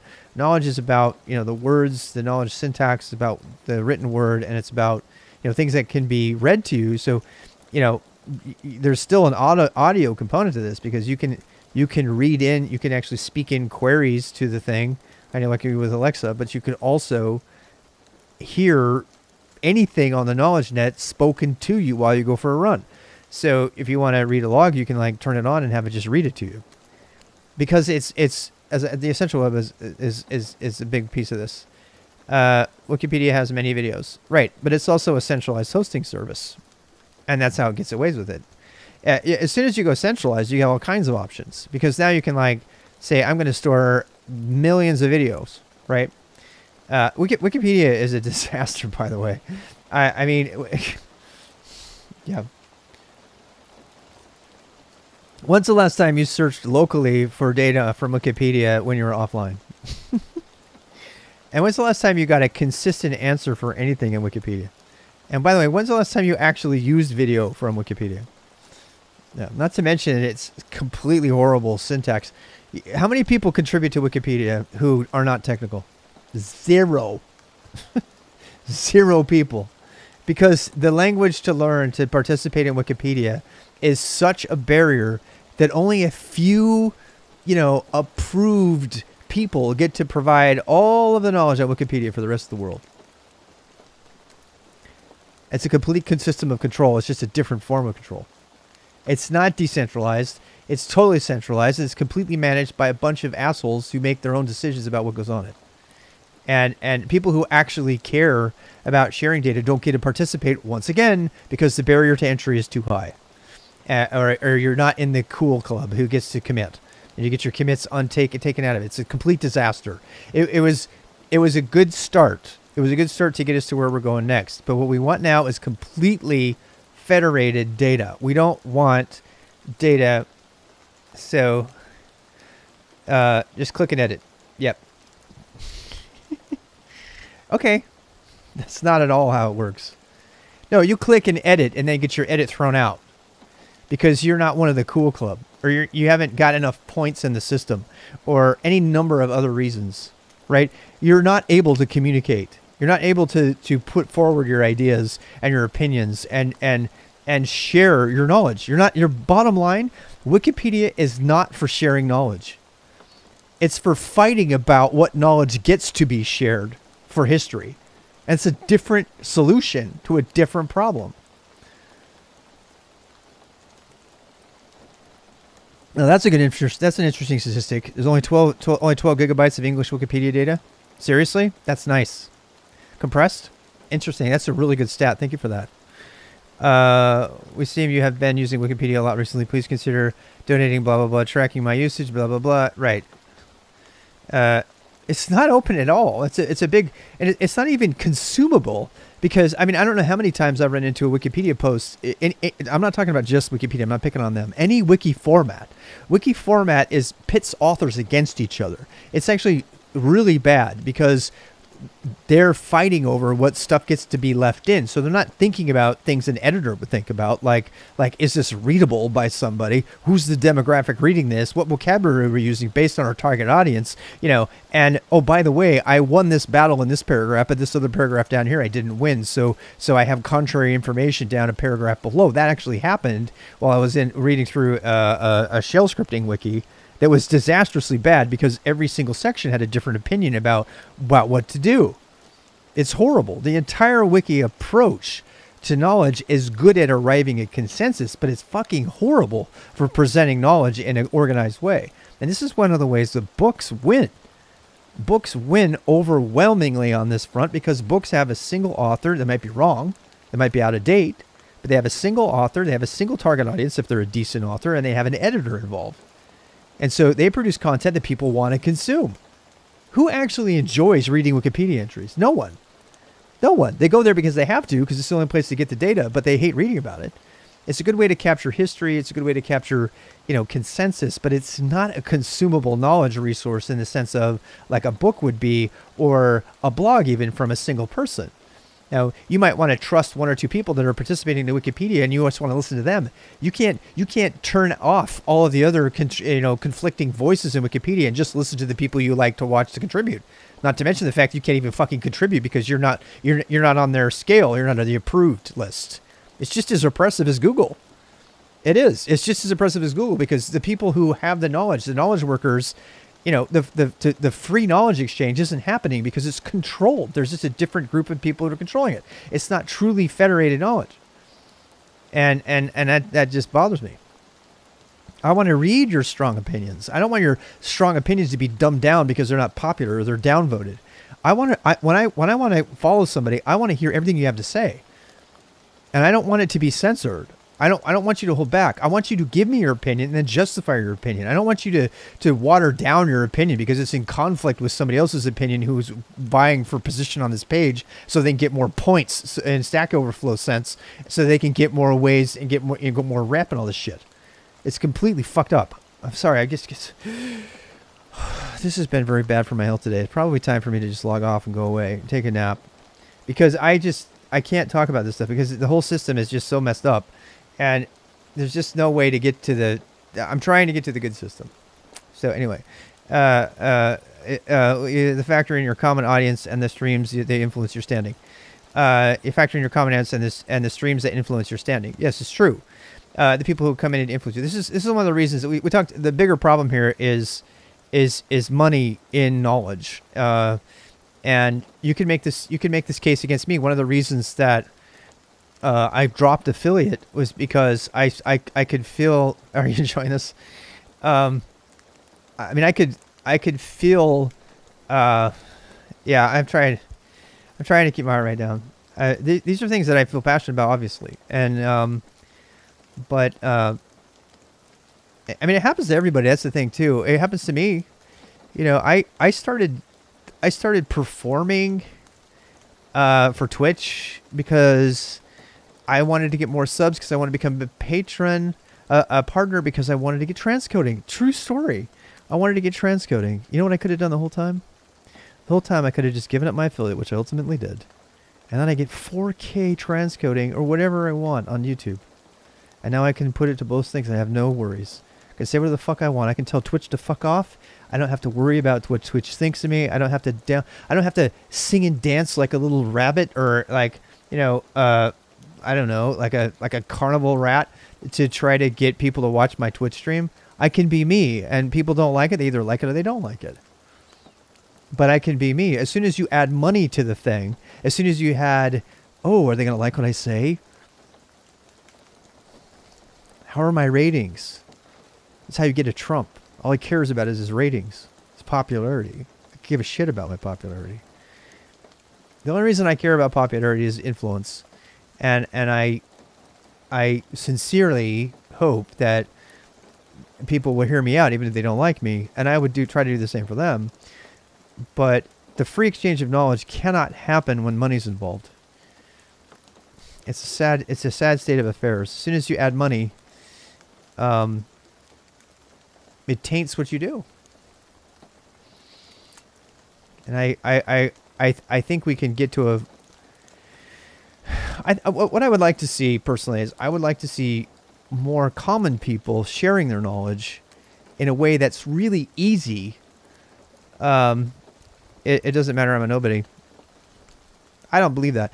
I believe a lot of nobodies, if they had a voice, if it was easy enough for them to share what they know, that it would counter all of the people who are self-branding and doing everything in their power to be heard. And, yeah, I get into it because stranger from a lot of things at first, making it really hard to bump up the points. Right. And I lost Aaron. Aaron won't ever come back. Aaron Hall, he's a streamer. He was here for a while, and he was bragging about his reputation on Stack Overflow, and I was like, okay. He's a great guy. I mean, he's such a nice guy, but I was like, and I think I must have pissed him off because he hasn't come back for a long time. And because, you know, I was like, he's like, no, it's good. And I was like, no, it's not. It's a horrible system. It needs to die. It's like, and anyway, I do think that singing and dancing to get likes, basically it influences you in general. Yeah. I have count so many times the right answer has been one little tiny line in there. And so many times the right answer doesn't exist on the whole thing. If particularly one of them we did the other day, how to resolve the full path to an execution script. Every single entry in Stack Overflow that we went through for an hour was dead wrong. It was all wrong. They were so bad. It was disastrously bad. And I was like, you know what's funny? People go away from this and they think that's the way to do it. Because they think it's the most upvoted way, and they're like, they don't even know about the right way. Because the people who this is why following you people you trust is so important. Okay? So, you know, the alternative to taking the mob upvote from Stack Overflow is going a few Stack Overflow contributors. I'm on that level. Yeah. Right. But the alternative to that is identifying a few I love TJ's quote on this. The more likely you are to hear from somebody, the more prolific they are, the more probability that what they have to say is complete bullshit and you shouldn't listen to anything they say. And I want to stop that. I really, my goal is to stop that. My goal is to get people who actually know to participate in a knowledge exchange without it weighing them down from their daily routine. And that's why I stream the way I do. Very unedited. It's very, unscripted. It doesn't take me any time to do. I click a button or two, turn my lights on, and I'm doing it. If it weren't that way, I wouldn't be doing it because I gave it up because it took so much energy to just do the streams and edit the videos. I had no time left to do my job. And the more that we're able to lower the bar of entry for knowledge exchange, and that includes live streaming, and I believe, things like just managing your knowledge node, things you would normally do anyway to just keep notes and stuff, right? I would pay money to see TJ's regular notes about what he's working on, or Rob Pike. But they don't publish them. They don't even tweet because they're too busy doing shit. They're definitely taking notes and writing stuff down, and it's dirty and it's messy and stuff like that, but they're not sharing it because the barrier to sharing it is too high, and they don't want to, there's a little bit of a stigma about, well, you're going to see me in my natural state, which means you're going to see a lot of errors in the process, right? That's one area where I think transparency can be a good thing. I'm not saying don't have privacy, but I love Sacrifice at least works reasonably well, but not necessarily accept an answer. Yeah, that's absolutely not true. No, I have at least a dozen times the most upvoted answer was not only wrong, but would get you fired, and it's just a fact. I have to start keeping track of every time that happens. Going out in public with no makeup. Just being comfortable going out in public with no makeup. Yeah. Are you okay with people saying you're raw, right? So the raw stuff, I heard a lot about that. Well, you know what? We're starting to see it more. So I keep picking on Mr. Aurologist. He's one of my favorite Twitch streamers. I haven't watched him recently. Mr. Aurologist, you know him? All he does is he just tinkers. He does his craft. He's a watchmaker, and he works on his watches. And he's got his little tools and stuff, and he's very raw. He's very raw. He's doing his thing. He's looking at his chat every once in a while. The more this is what the world needs. The world doesn't need more curated. Curated is the wrong word. The world doesn't mean any more marketed material. It needs more curated material. It needs more. We need to be able to control the stuff that we see instead of being inundated by shit that from people who have paid for extra likes or have paid to be upvoted on YouTube or running advertising that appeals to most people, so they have billions and billions of followers and that they get to influence everybody else, even though what they have to say is absolute bullshit half the time. Not all the time, but a lot of the time. What we need to do is we need to hear from more of the people who don't think they have anything to say, because they're the ones doing the work. And I'm not the only one who thinks this. There's a lot of, TJ and other people have suggested this. It's like, we need to get these knowledge workers, which is everybody, to share their craft in real time. My wife's even considering sticking a camera in her room just to have, so people can watch her. Hey, Jalopy. So people are there and they're like, she's just doing her sculpture and people just want to watch her do her sculpture or do her painting. And it's like trying to find a trustworthy source. Well, so this is the problem, right? So here's the thing. Let's say you find a trustworthy source. You find somebody that has won your trust. And frankly, winning your trust is a big deal. the futures of our economy and every kind of system that we've ever had is all based on trust. And some would say that reputation and trust are the currency of the future. They're like, what you have to say, is it valuable or not? But here's the real thing. If we move to a trust-based knowledge economy, you're now following somebody who you trust, and you have friends and they trust you. And then they can trust those people. And every once in a while, somebody will violate that trust, right? And the community will punish them for that. They'll say, "Oh, sorry, you don't get canceled, but we know that you told us that Jimmy Hoffa was behind this wall, and there was no Jimmy Hoffa there, Mr. Geraldo Rivera. He lost all the trust whatsoever. He was a very good news person, and he did this really scammy, stupid shit. Now he's like scraping the news off the floor at Fox." Because why? Because he violated everybody's trust in order to get sensationalism. And so when you're dealing with the trust economy, that's what you want, right? Yeah, and some people will trust people because they have better eyelashes than somebody else. It's up to you to decide what you trust. I do write stuff, some on GitHub, not even sure if it's any good, but it did want to, I think it's actually a two-pronged thing. When I stream my game development, right, just programming and not caring for followers, except exactly, grateful. That's a perfect example of that. It used to be that I could rely on some institutions for source material, but now I don't trust any source. Yeah, I trust nobody. We're looking at a zero trust world, and I don't know. I don't know. There's going to be people that are going to manipulate any system you're in. There's going to be people that are going to lie to you to get your trust. There have been cult leaders who've had committed group suicide because they got so many people to trust them that the aliens were coming. Humans are fallible, and they're going to be lied to. QAnon, all these things.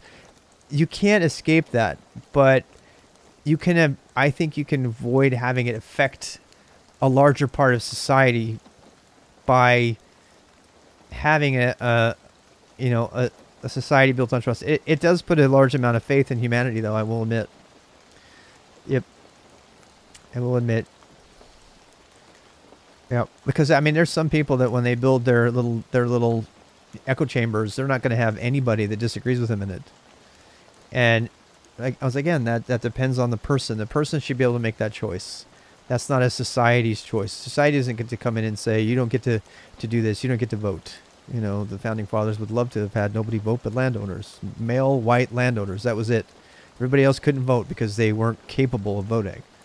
It was too great a social responsibility for them to vote. You can't do that. So, unfortunately, it means, we have to figure out other ways.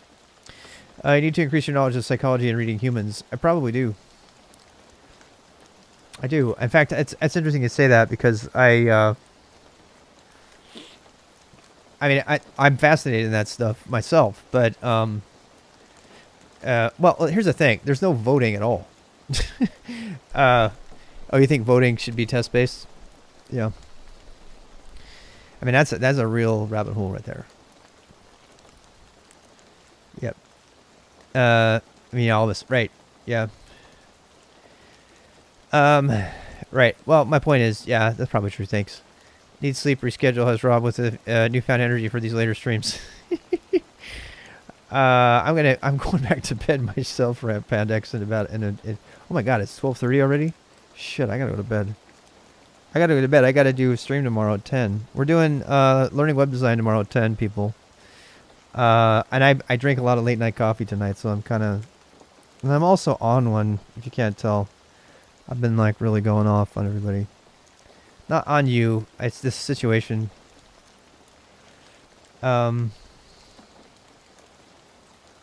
Here's the thing. We don't have to solve the problems of humanity.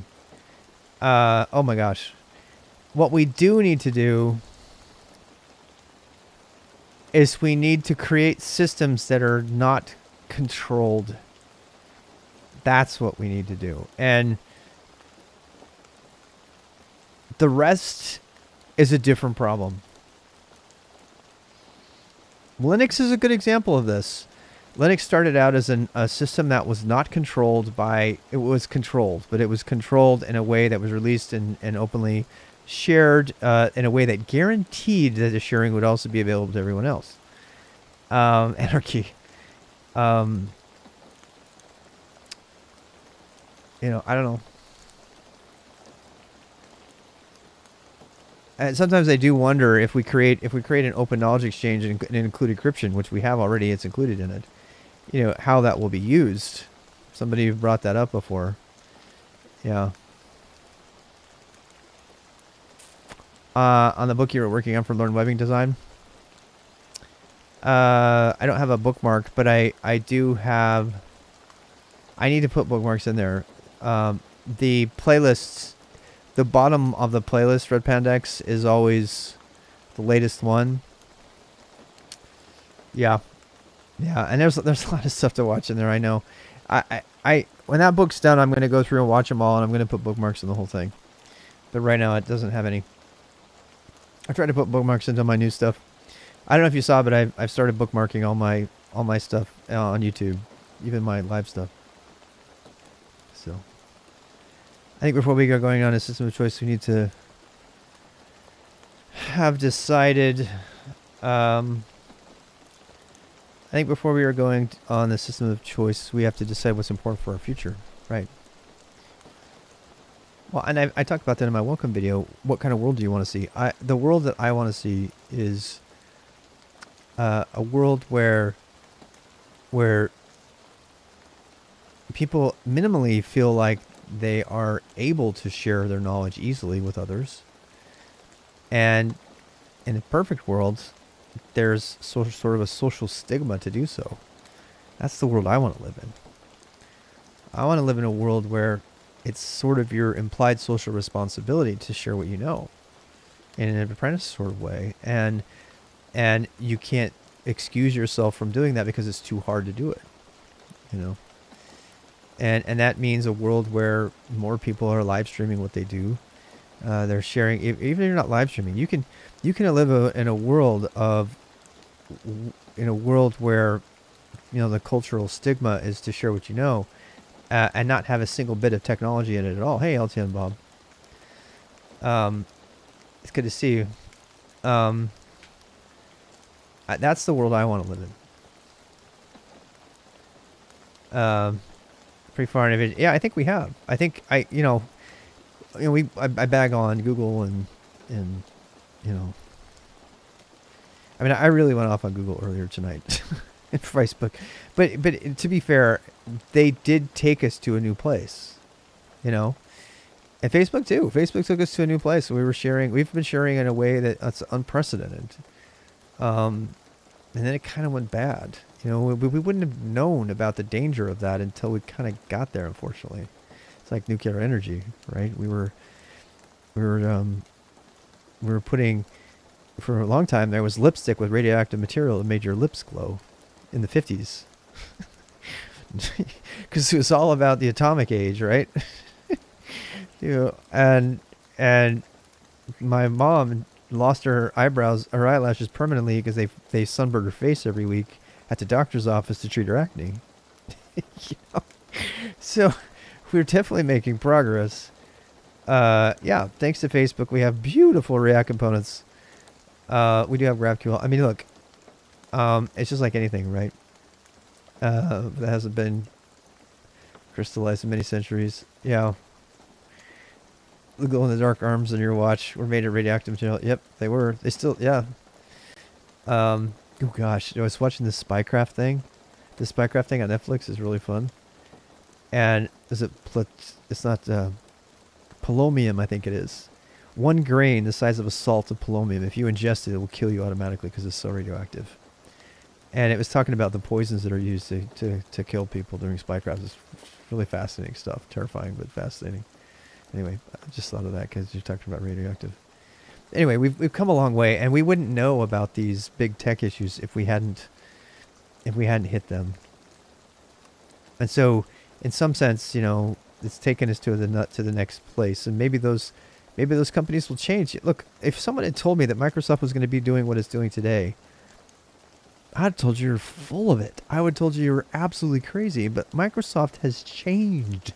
It's changed. It's not the same company.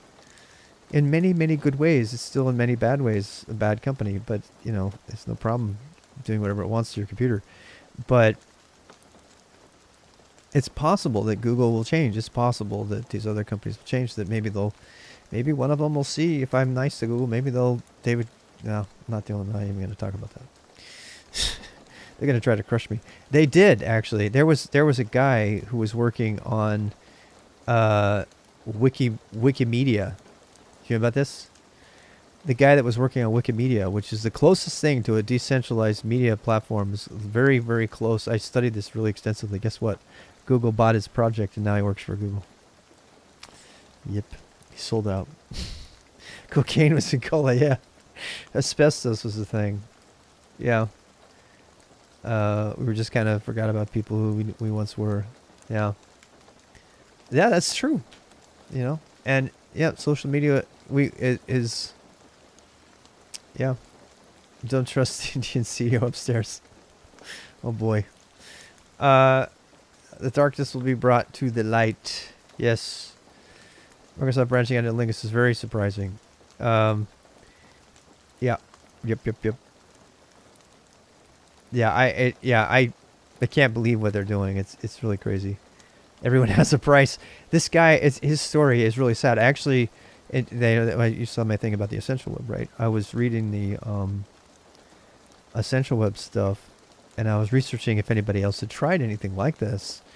And sure enough, there was this project. It was called Media Wiki, and it got kind of shepherded under the pseudo Wikipedia project, and then it got, he couldn't get it off the ground, and it looks like he got a lot of resistance for it, and then pretty soon Google's bought him out and brought him in and said, yeah, we'll support your project, we'll help you out. He doesn't work on it anymore. It's kind of a sad story, because it's literally a guy had a really great idea about how to do sort of a decentralized database for the whole world, and it was too dangerous. So Google said, no, we're going to make that stop. That's why when I flip off Google all the time, it's because I am not selling out. They can do anything they want. The really great thing about Keg is that it's completely impervious to being bought out. There's no way you can buy it out. There's nothing to buy out. It's totally decentralized. Yeah, crypto. God, I watched a documentary on Bitcoin the other day. I'm probably gonna end with this. I watched a documentary on Bitcoin, a big part of it, and it was a really interesting documentary because it was not particularly pro-Bitcoin or anti-Bitcoin. It basically was historically going through the change. And, when Bitcoin first came out, it was like, hey, we're going to be buying coffees with this and pizza and everything. And like, fast forward 10 years and like, well, we understand you can't really buy anything because it takes 20 minutes for a transaction to go through, and nobody wants to pay that money because, unless you're doing a $30 transaction, it's really not worth doing a transaction. So it doesn't really work out as a currency, but it's the new gold. Bitcoin is the new gold. You want to invest in it because it's going to go up, and it's got scarcity and all this other stuff. And they completely changed their tune. The transactions? Bullshit. No, it is not. No, it's not. I cannot go through the checkouts counter it does. Okay, so yeah, but this is what they sold us. They sold us that we were going to have a credit card, and we were going to tap in our Bitcoin while we were in line at Target, and we were going to buy everything with our cryptocurrency, and we were going to go away. Yeah, the private keys, that's another thing. We're going to talk about that later. Yeah. $200 if I transfer to him my own money. Right. I'd rather though. Yeah.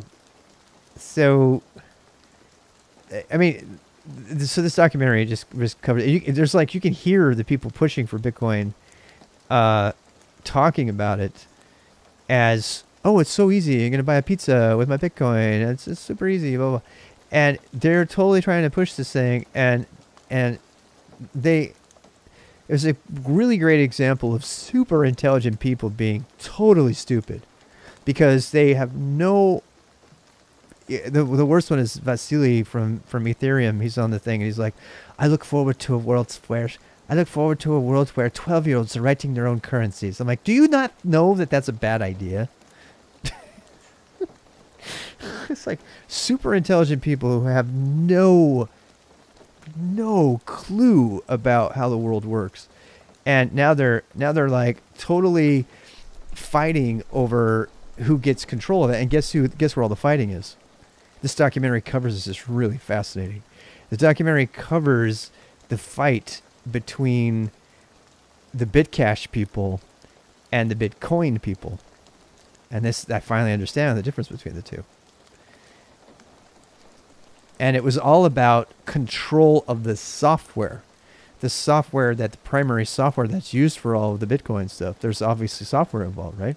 So all cryptocurrency is just a way to transfer the power, the economic power of currency into the hands of a bunch of technologists.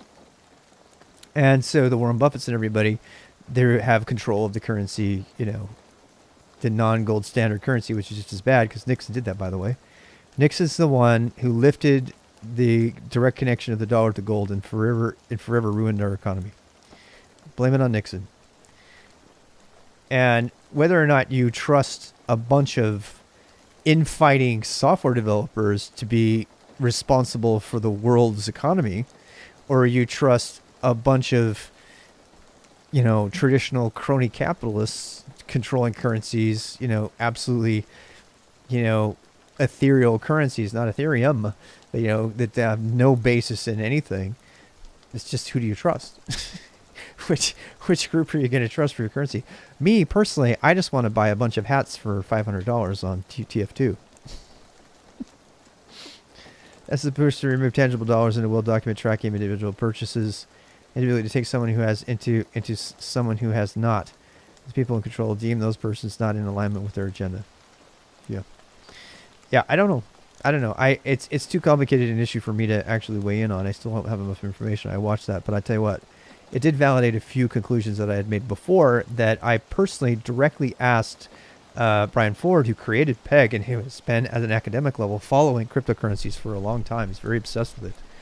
And he was very kind enough to answer a tweet that I asked him directly. I said, is the 51% attack a real thing? And does this illegitimize Bitcoin? And he said, absolutely.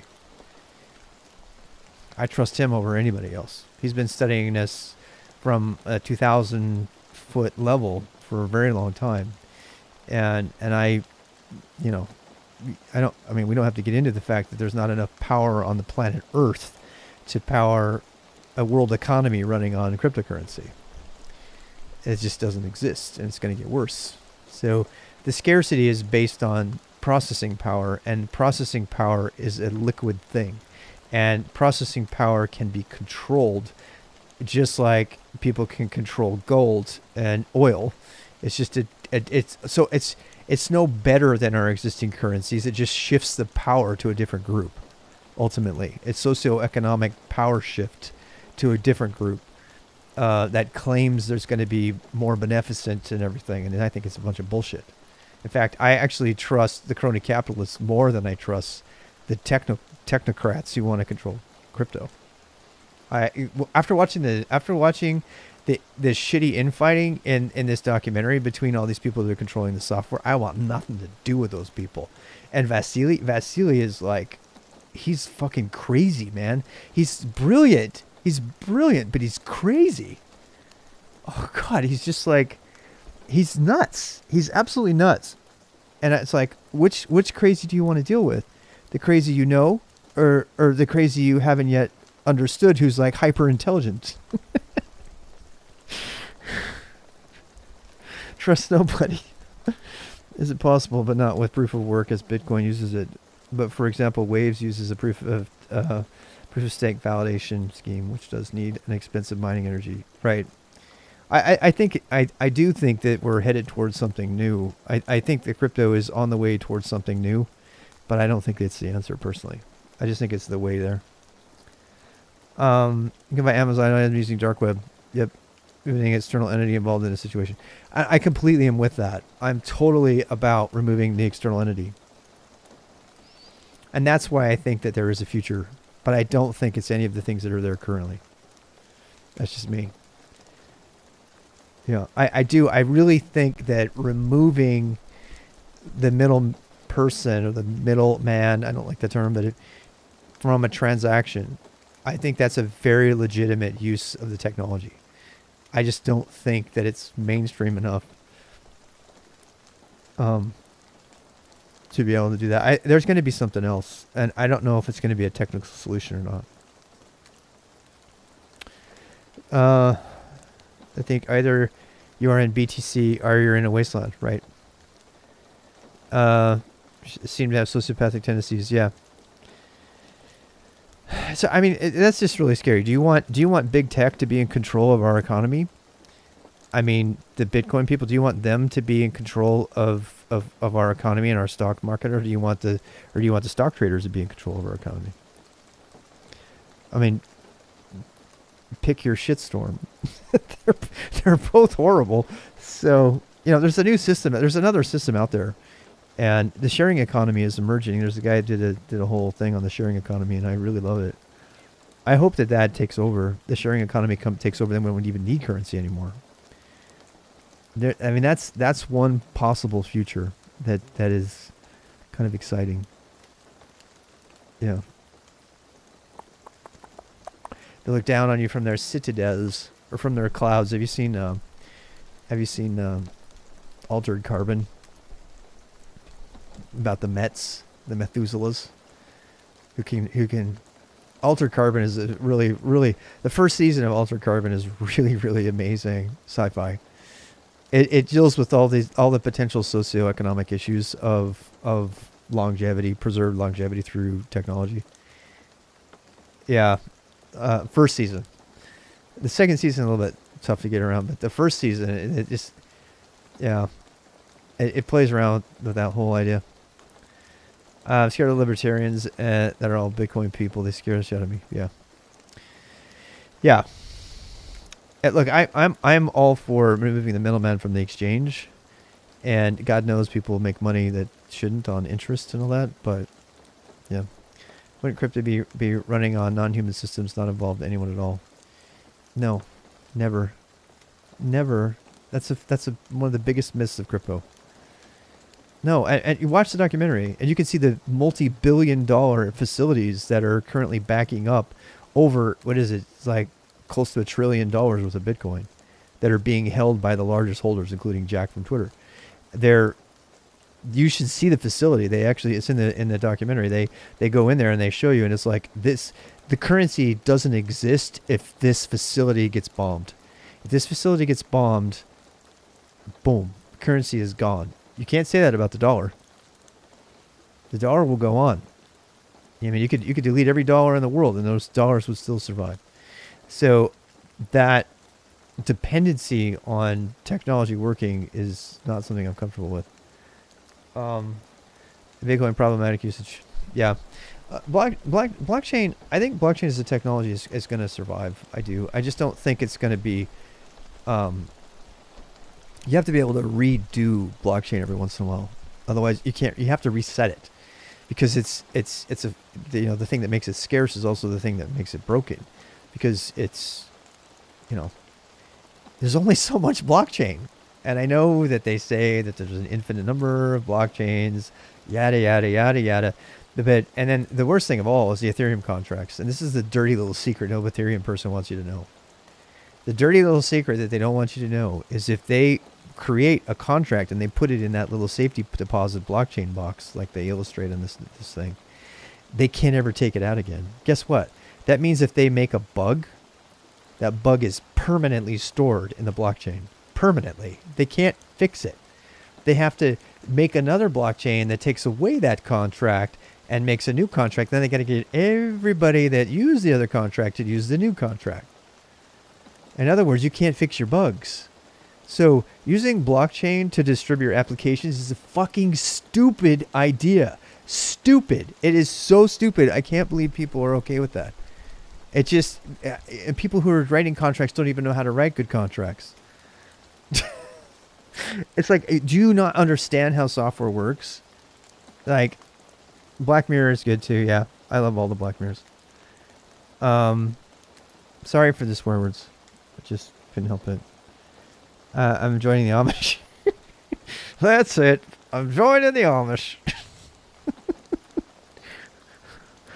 Why do you think I'm in my? Why do you think I'm in my pseudo? What is this, like, van life thing? I'm just enjoying the rain. But I heard currently most dollars are created on systems too, and not physical. Yeah, they are. It's true. Most dollars live in a system that's not physical. It's true. Totally true. Yeah, it's not. I mean, the fiat system is not much better. It's got its own weaknesses, obviously. Are printing a physical memory like 700% in the last 15 years.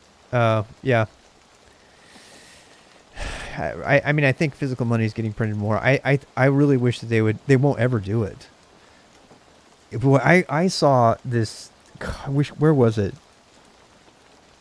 I can't remember where it was. It was for the first time in my life, I understood what is meant by the.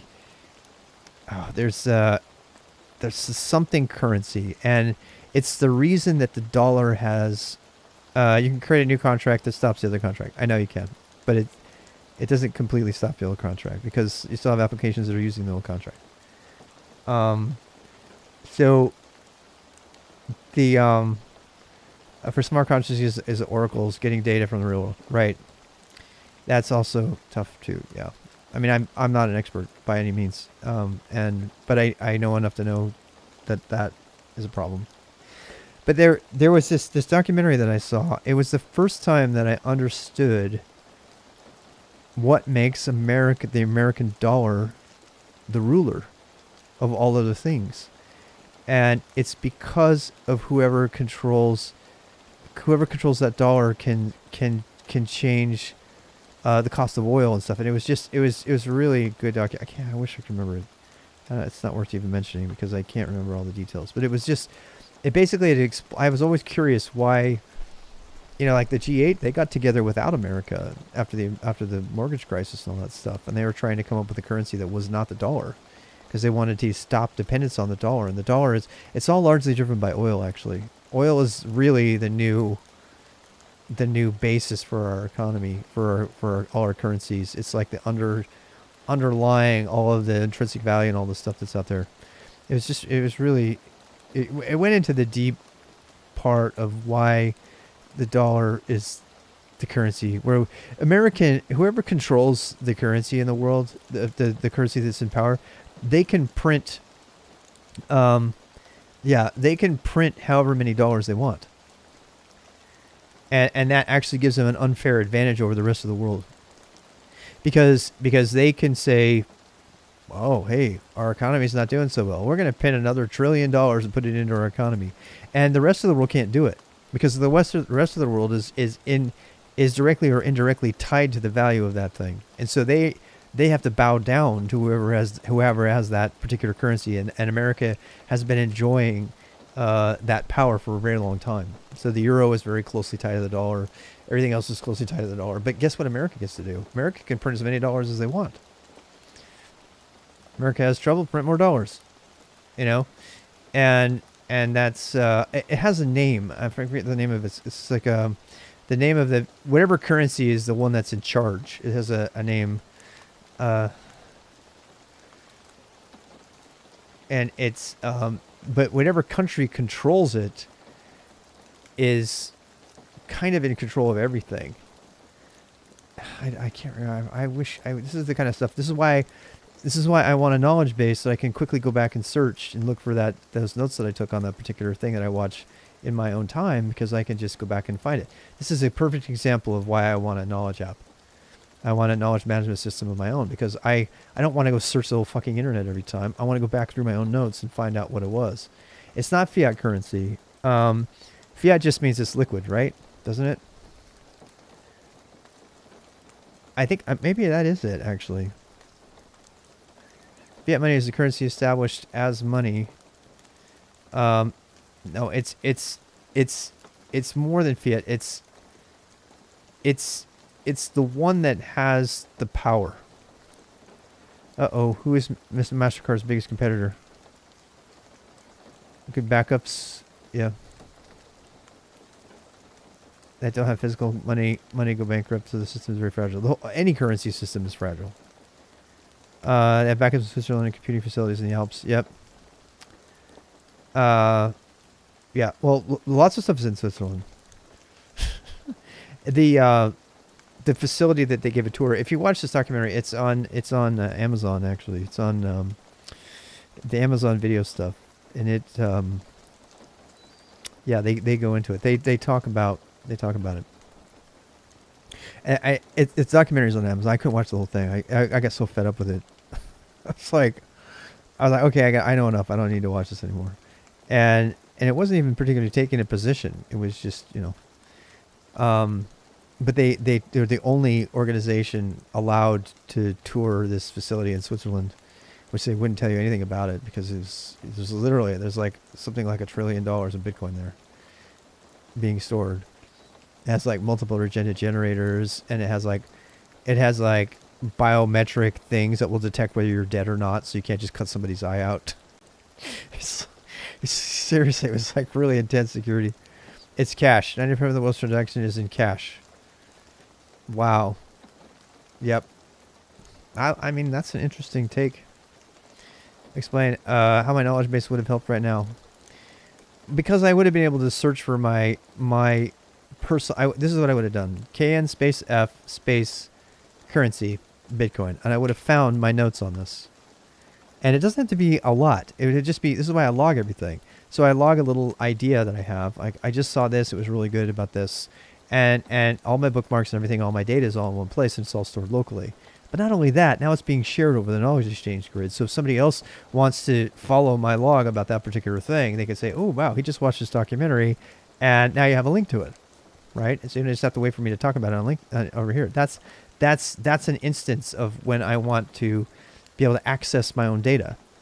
I have gobs and gobs of data that I've written, I've collected over the years, both as a teacher and just as a technologist, and I still haven't gotten a handle on managing my own data and going back through my own notes. I mean, how many written things? I mean, look at Chomsky's desk, for God's sake. I mean, this is an ongoing problem. We knowledge workers, we create a lot of knowledge, and we can't even manage our own knowledge. And you can try to do snippets, you can try to do this, you can try to do this, bookmarks. There's so many different ways of approaching it. And for my particular way, I want to use the command line. So I'd grab through my knowledge base and find what I want. And I want to be able to show it. So that's a good example of that. We now have a new payment system. It's very like that in China. Digital payment system. Yeah. More and more currency digitally. Look, using a digital currency is different than using blockchain and Bitcoin. I do think having a digital currency is fine. I just don't think it has to be blockchain. I used to pay in cash in the grocery stores, but now with Corona, I use my debit card. Yep. Oh, God, this Spycraft thing. You should see what they can put on a credit card. Inside of a credit card, the kind of bugs they can put in that thing. Wow, it's just insane. Fiat money is a currency established as money by the government. Fiat money does not have any value. There's a name for the one, let's see. The claim on a commodity, represented money. Yeah. A quantitative easing program. Yeah. No blockchain for this type of stuff is very bad. Yeah, blockchain used with your knowledge base will prevent it from being manipulated in the future. Yeah, I thought about using blockchain and crypto and all that stuff. I was like, no, don't need it. You know what else will do that? GPG.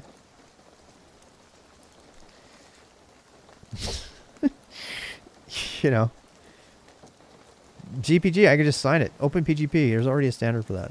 It's been around forever.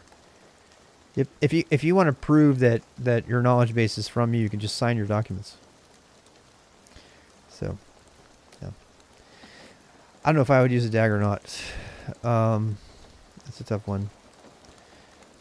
Fiat.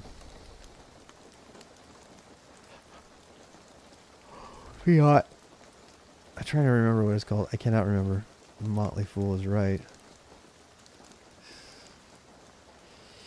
Yeah. Anyway, I probably need to go to bed now.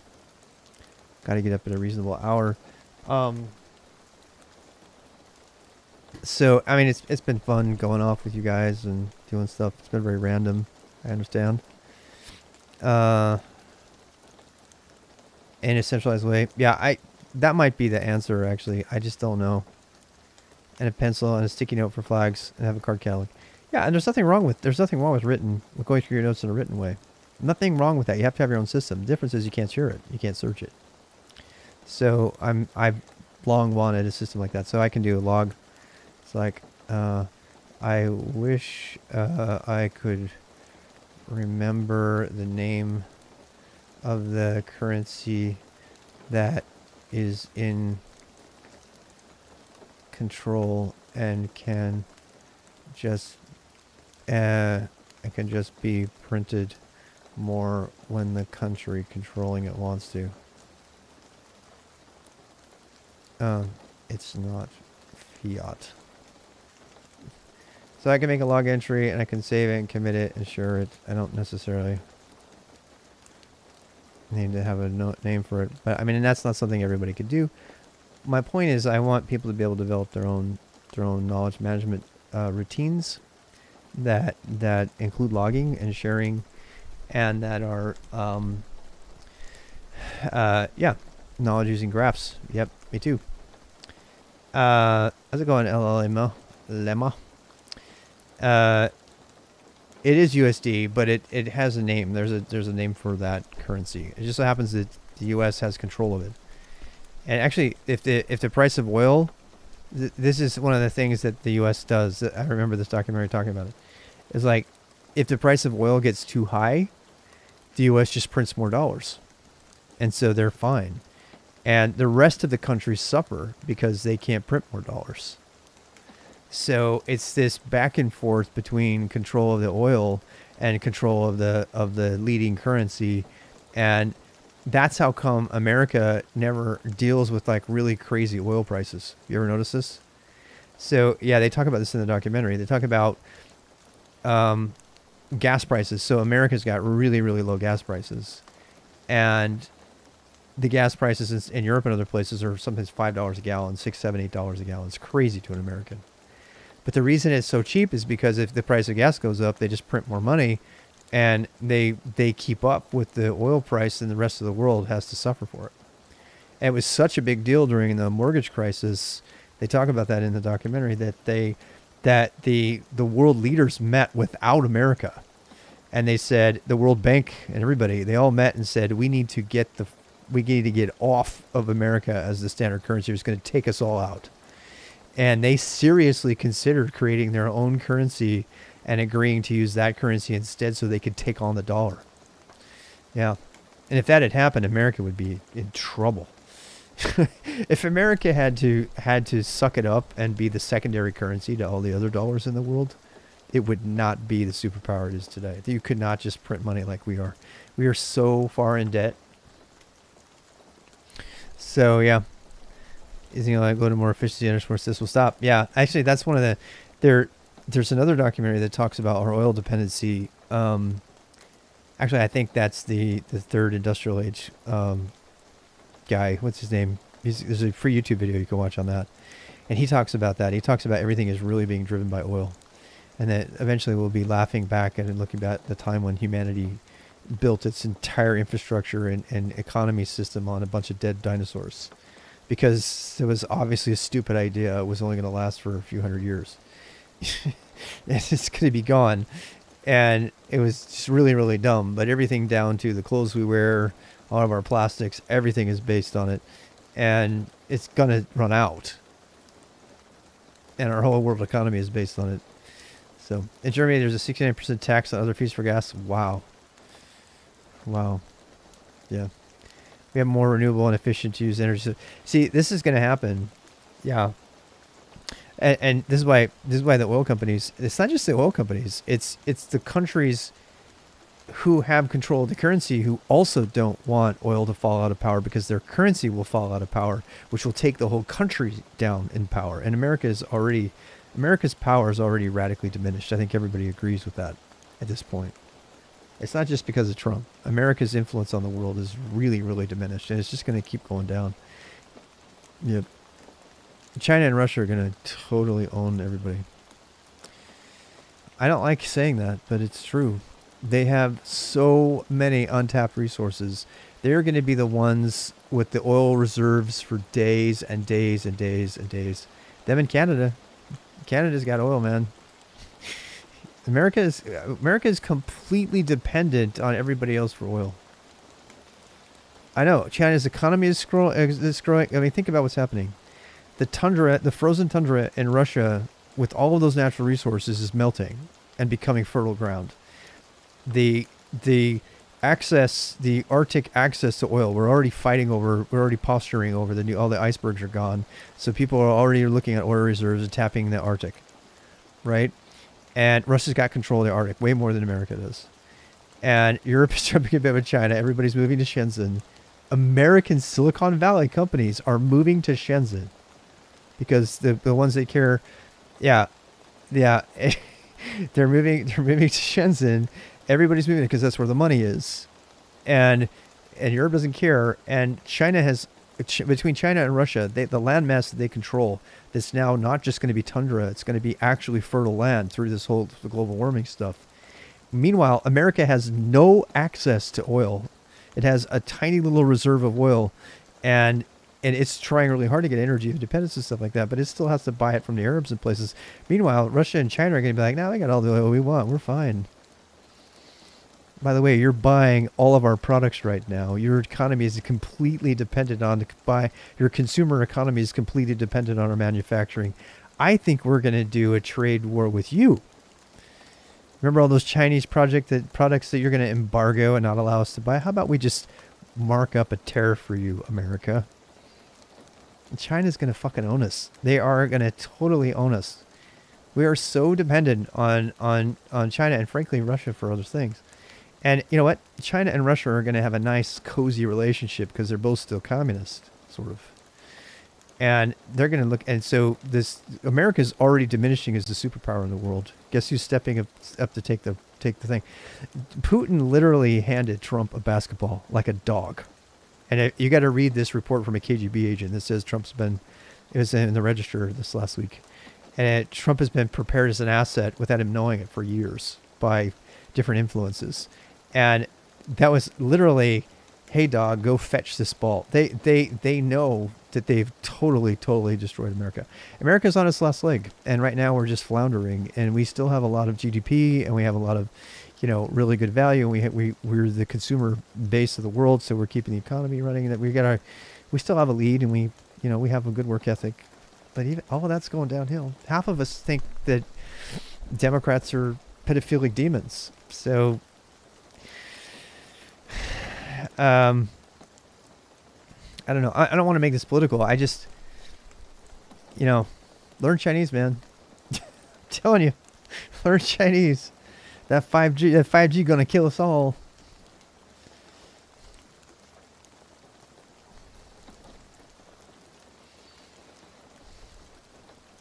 I mean, we have to fix that.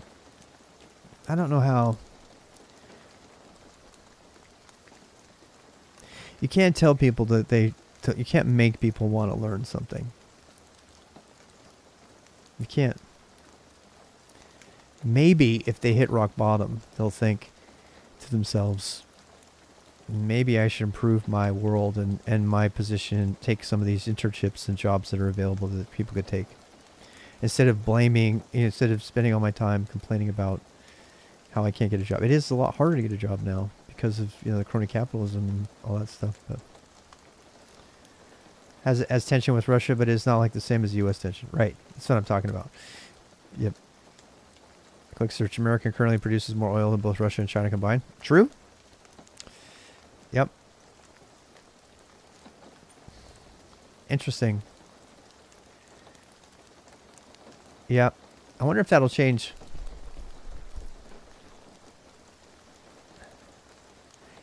Texas probably. Are we talking about Alaska or Texas? Probably Alaska and Texas. I wonder if America's producing more oil because it's just tapped into those resources. It's just gonna be fun to watch. there's a number of things that I would need to check out before I could stick with what I'm feeling. It's not based on any facts at all. It's just conjecture. They became wealthy due to oil. They were impoverished before, right? So I wonder if it's just because they're not actively going after the oil. I think. Well, the interesting statistic I'd love to see. Well, I'm going to go to bed, but the interesting statistic I'd like to see is whether,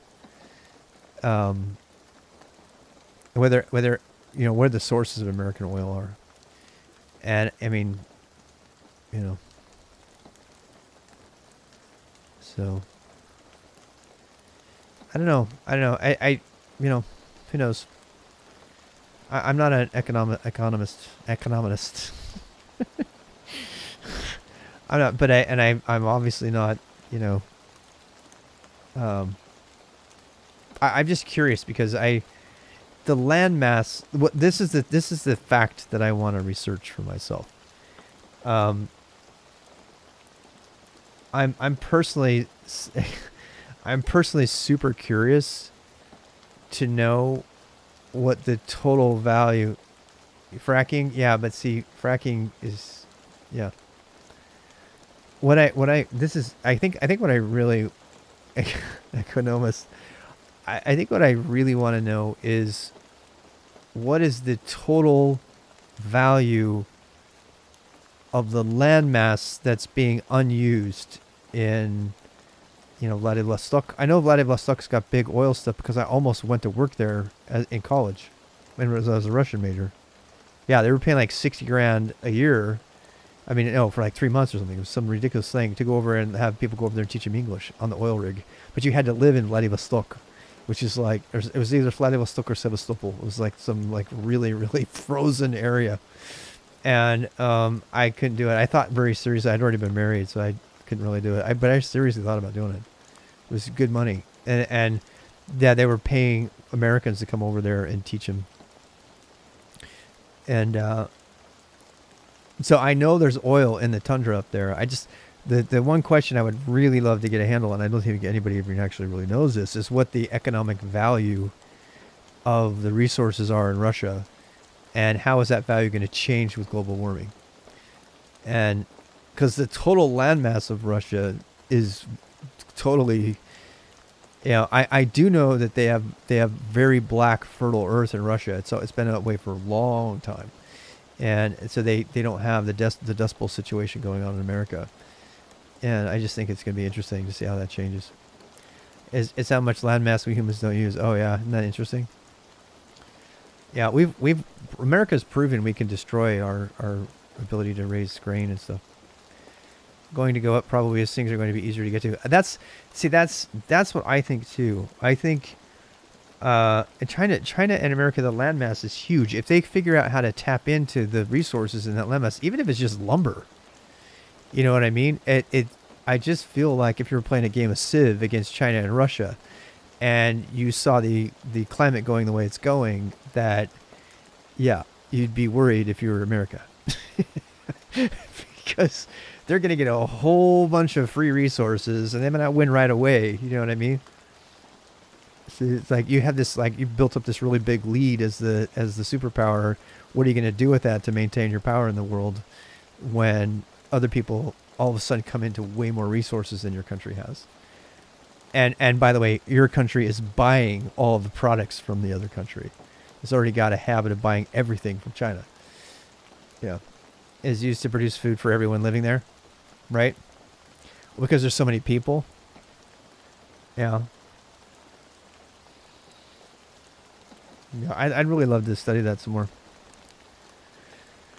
I mean, I love that stuff. I would tell, I mean, if I could do nothing but that, I would do it. But it's a different lifetime. I'm terrified China's going to take over. I tell you what, if you want to add to your terror, watch the Spycraft thing on Netflix, and then pause for a second, especially the one about microsurveillance. And then pause for a second to think about whether or not it was real. The device that they found that was on the video cards in the Bloomberg article, which is strongly contested now, but there's no doubt, after watching the documentary, there's no doubt that the ability to infiltrate our what do they call it? Our supply chain is totally compromised. We get everything from China. They can send us a black plague and it would take us all out.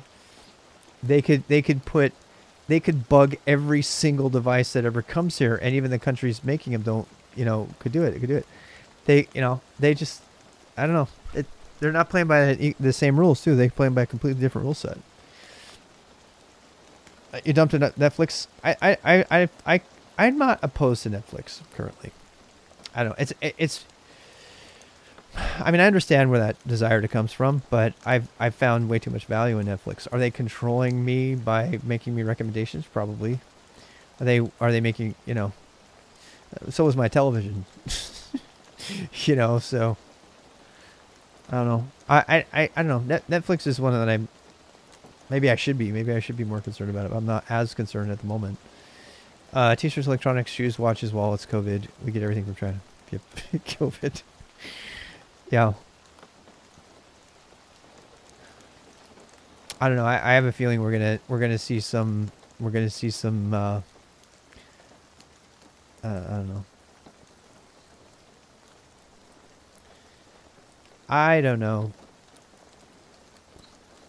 I don't think we should be scared, but I do think we're in a new normal now. Yep. I think I don't think the new normal is bad though. I think we need to start getting used to not being completely social creatures, because we're not going to be able to go to the moon. I mean, it's a crazy idea, right? But oh God, that's a really dark note to end on.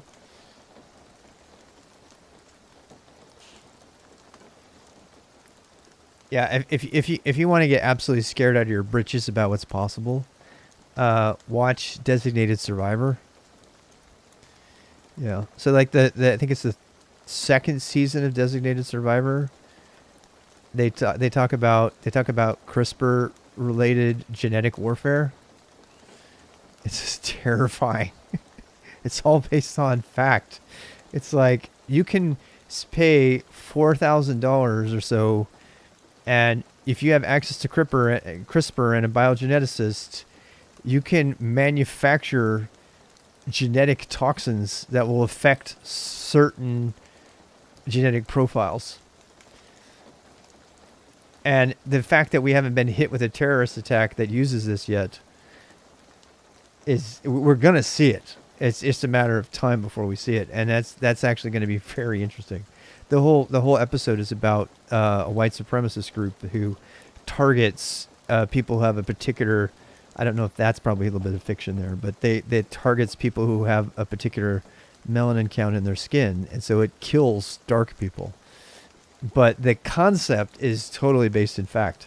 It's based in science, so it can be done now. And it's like the amount, all the technology that's there, it only scratches the surface of reality. It really does. Yeah, and the spy stuff is just totally crazy. The anti-American virus. Yeah. This is the thing. It's just a matter of time before people can start. We can already trace genetic lineage to geographic region. And we can already manufacture viruses that affect a particular genome. So the math is just, we're going to start to see manufactured terrorist attacks that are based on genetics. That's coming. It just hasn't happened yet, thank God. But I mean, there's science fiction stuff. This Designated Survivor is talking about this future, and I'm like, the reason I'm saying this at all is because if you think being sequestered in your house working remotely is bad now, get used to it, because there's so many reasons that's going to be the new normal. Some of which are positive reasons. Yeah, COVID-19 is just one of them, right? And then there's a new strain that's more contagious that's here now, and blah, blah, blah. So it's like, the science fictions where everybody wears a mask. Yeah. Yeah, you think COVID was manufactured? I don't know if it was, but it might have been. That is what it was. You think it was manufactured? I don't know about that. I haven't. I mean, I read about. I read quite a bit about the whole bat thing and the bio people thing. For one thing, for sure, they were definitely not forthcoming when they found the results. Whether or not they did it maliciously, I don't know. Whether or not they held on to the results a little bit longer to see if they found this thing that was deadly, and they kind of held on to it and they studied it in the lab potentially longer than they should have, maybe because they wanted to use it as a bioagent eventually, and then it got out of hand and it got. I think that is probably more what was. I don't think it was manufactured. A lot of people think it was. I don't think it was manufactured. I don't have enough evidence to suggest that. There is a lot of weird stuff around it, though. I will definitely admit that. Yeah, I think it's easy to jump to that based on what happened with the bat thing, and I definitely think China intended to hold on to the virus and understand it longer than they should have, and that ended up getting interpreted. Whether it was a fact that they did it on purpose or they manufactured it is a different thing. Whether or not they held on to it longer than they should have because they wanted to study it and understand it, so that they're the people who make this stuff and these actual things to kill people. That's what I think happened. What I think happened, I don't know, but I think that they held on to this when they discovered it a little bit longer. If you read about the bat discoveries, right, that they held on to it longer than they should have to try to understand it, and it got out of control, and it ended up killing a bunch of their own people and then a bunch of everybody else. But they weren't able to manipulate it. I just think it was a bunch of mistakes that were made, and then it got out, and now people are pointing to the fact that they held on to it so long, saying that they invented it, and I don't think that's true, personally. Yeah, we're definitely going to see stuff like this, and you're definitely not going to hear about it if it was manufactured. That's also true, right? So there's going to be cases that was being studied in the lab and it somehow got loose. Yeah. Oh no, it was released, right? It's another story, but the fact it was being manufactured is the issue. I don't think it was being manufactured; it was being studied. So that's the fundamental question, right? That's the answer we don't have. There's the whole thing. If you read the whole Reddit thread on this, there's a whole Reddit thing on this. And there's a whole bunch of actual biological researchers that are coming to they're like, why is this being ignored? Why isn't anybody talking about this? It's all about something to do with the bat. It's all something to do about the discoveries of the bats, because it all came from the bats. And so it's all about whether the bats, if they were, it's what happened after they discovered the bat. That's really what it is. I don't want to get into it because I don't understand it. They studied it and had knowledge about it and just made it go fly everywhere. Yeah. It's like there's scientists doing that kind of making virus that defeat medical treatments. Yes. Very easy to do that stuff when you have tight control on your population. Yes, that's true too. Yeah. I wouldn't put it past China for a second to release something that would kill a lot of their own people, as long as it really, really took out America. I don't think that's past them at all. But whether they did that in this case, I don't have enough evidence either way I haven't read enough about it to have an opinion. But I did read the thing about the bats, and that was interesting. Yeah. So the reason is because apparently there are some whistleblowers from within China. That's the part I found was really interesting. I never really did you guys ever read about that? Yeah. I mean, I could talk forever on this stuff. It's super interesting. I read something about some of the early whistleblowers in China who had saw a lot of their people die were some of the people that were on the research teams, and that they ended up dead as well. And I never looked into that, but I was always interested in that. I mean, some people were painting that like, it's all, look, guys, just do your own research. Don't trust anything I'm saying here. I don't want anybody to get the wrong idea. All there was is someone is in a communist dictator of neither here, whether it was released intentionally or not. Yeah, I don't know. They were disappeared. Yeah. Yeah, I don't know. Yeah.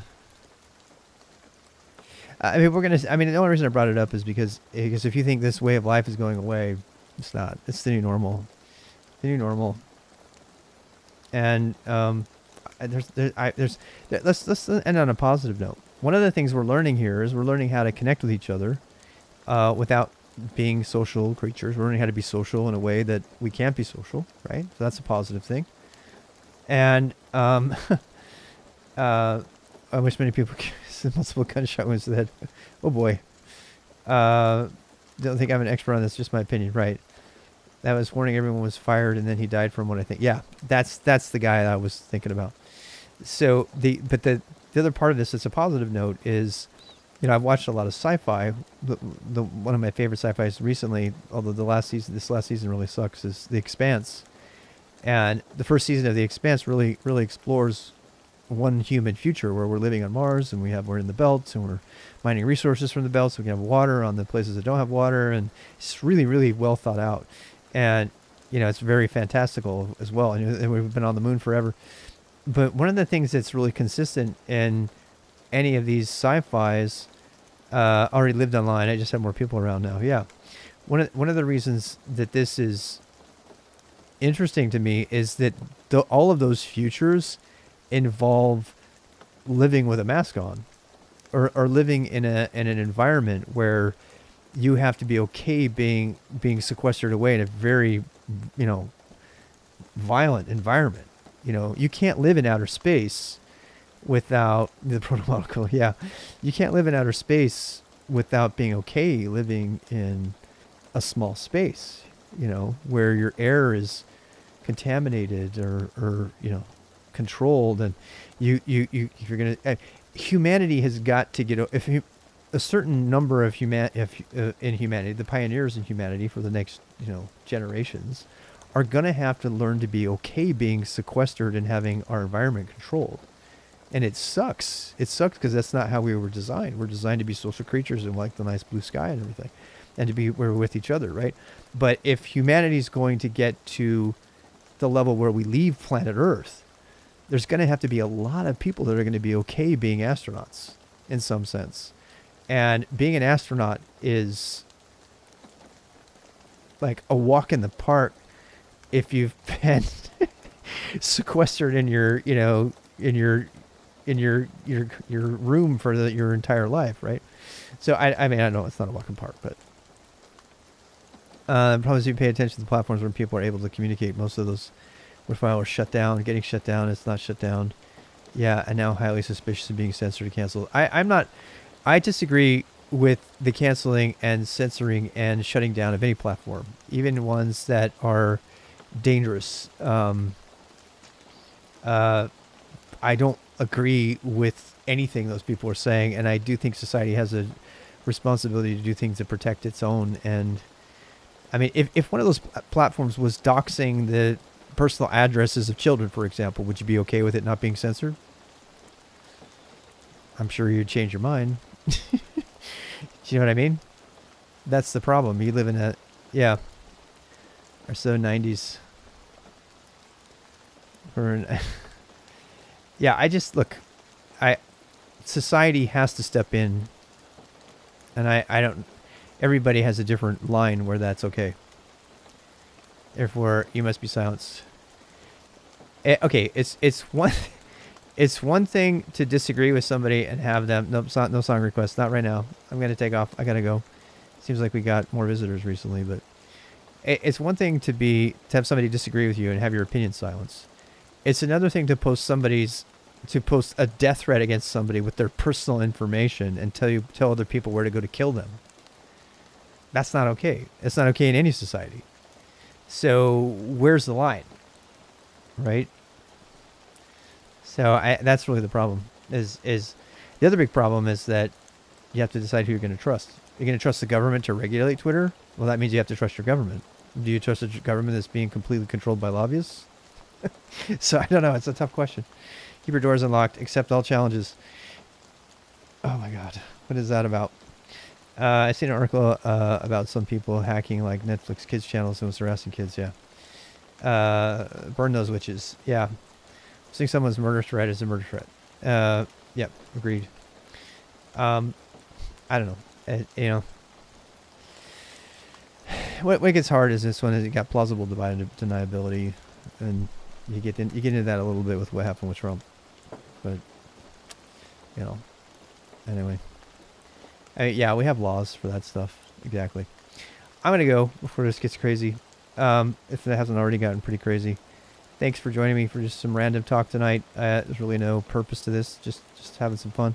Tomorrow at 10 a.m. I'm going to be doing learning web design again, and we're chugging through this book. We're in the middle of.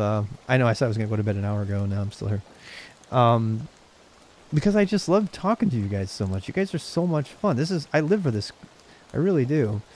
But tomorrow, yeah, we're going to go through and we're going to. I think we're still on text fonts in CSS, and we'll work through that together.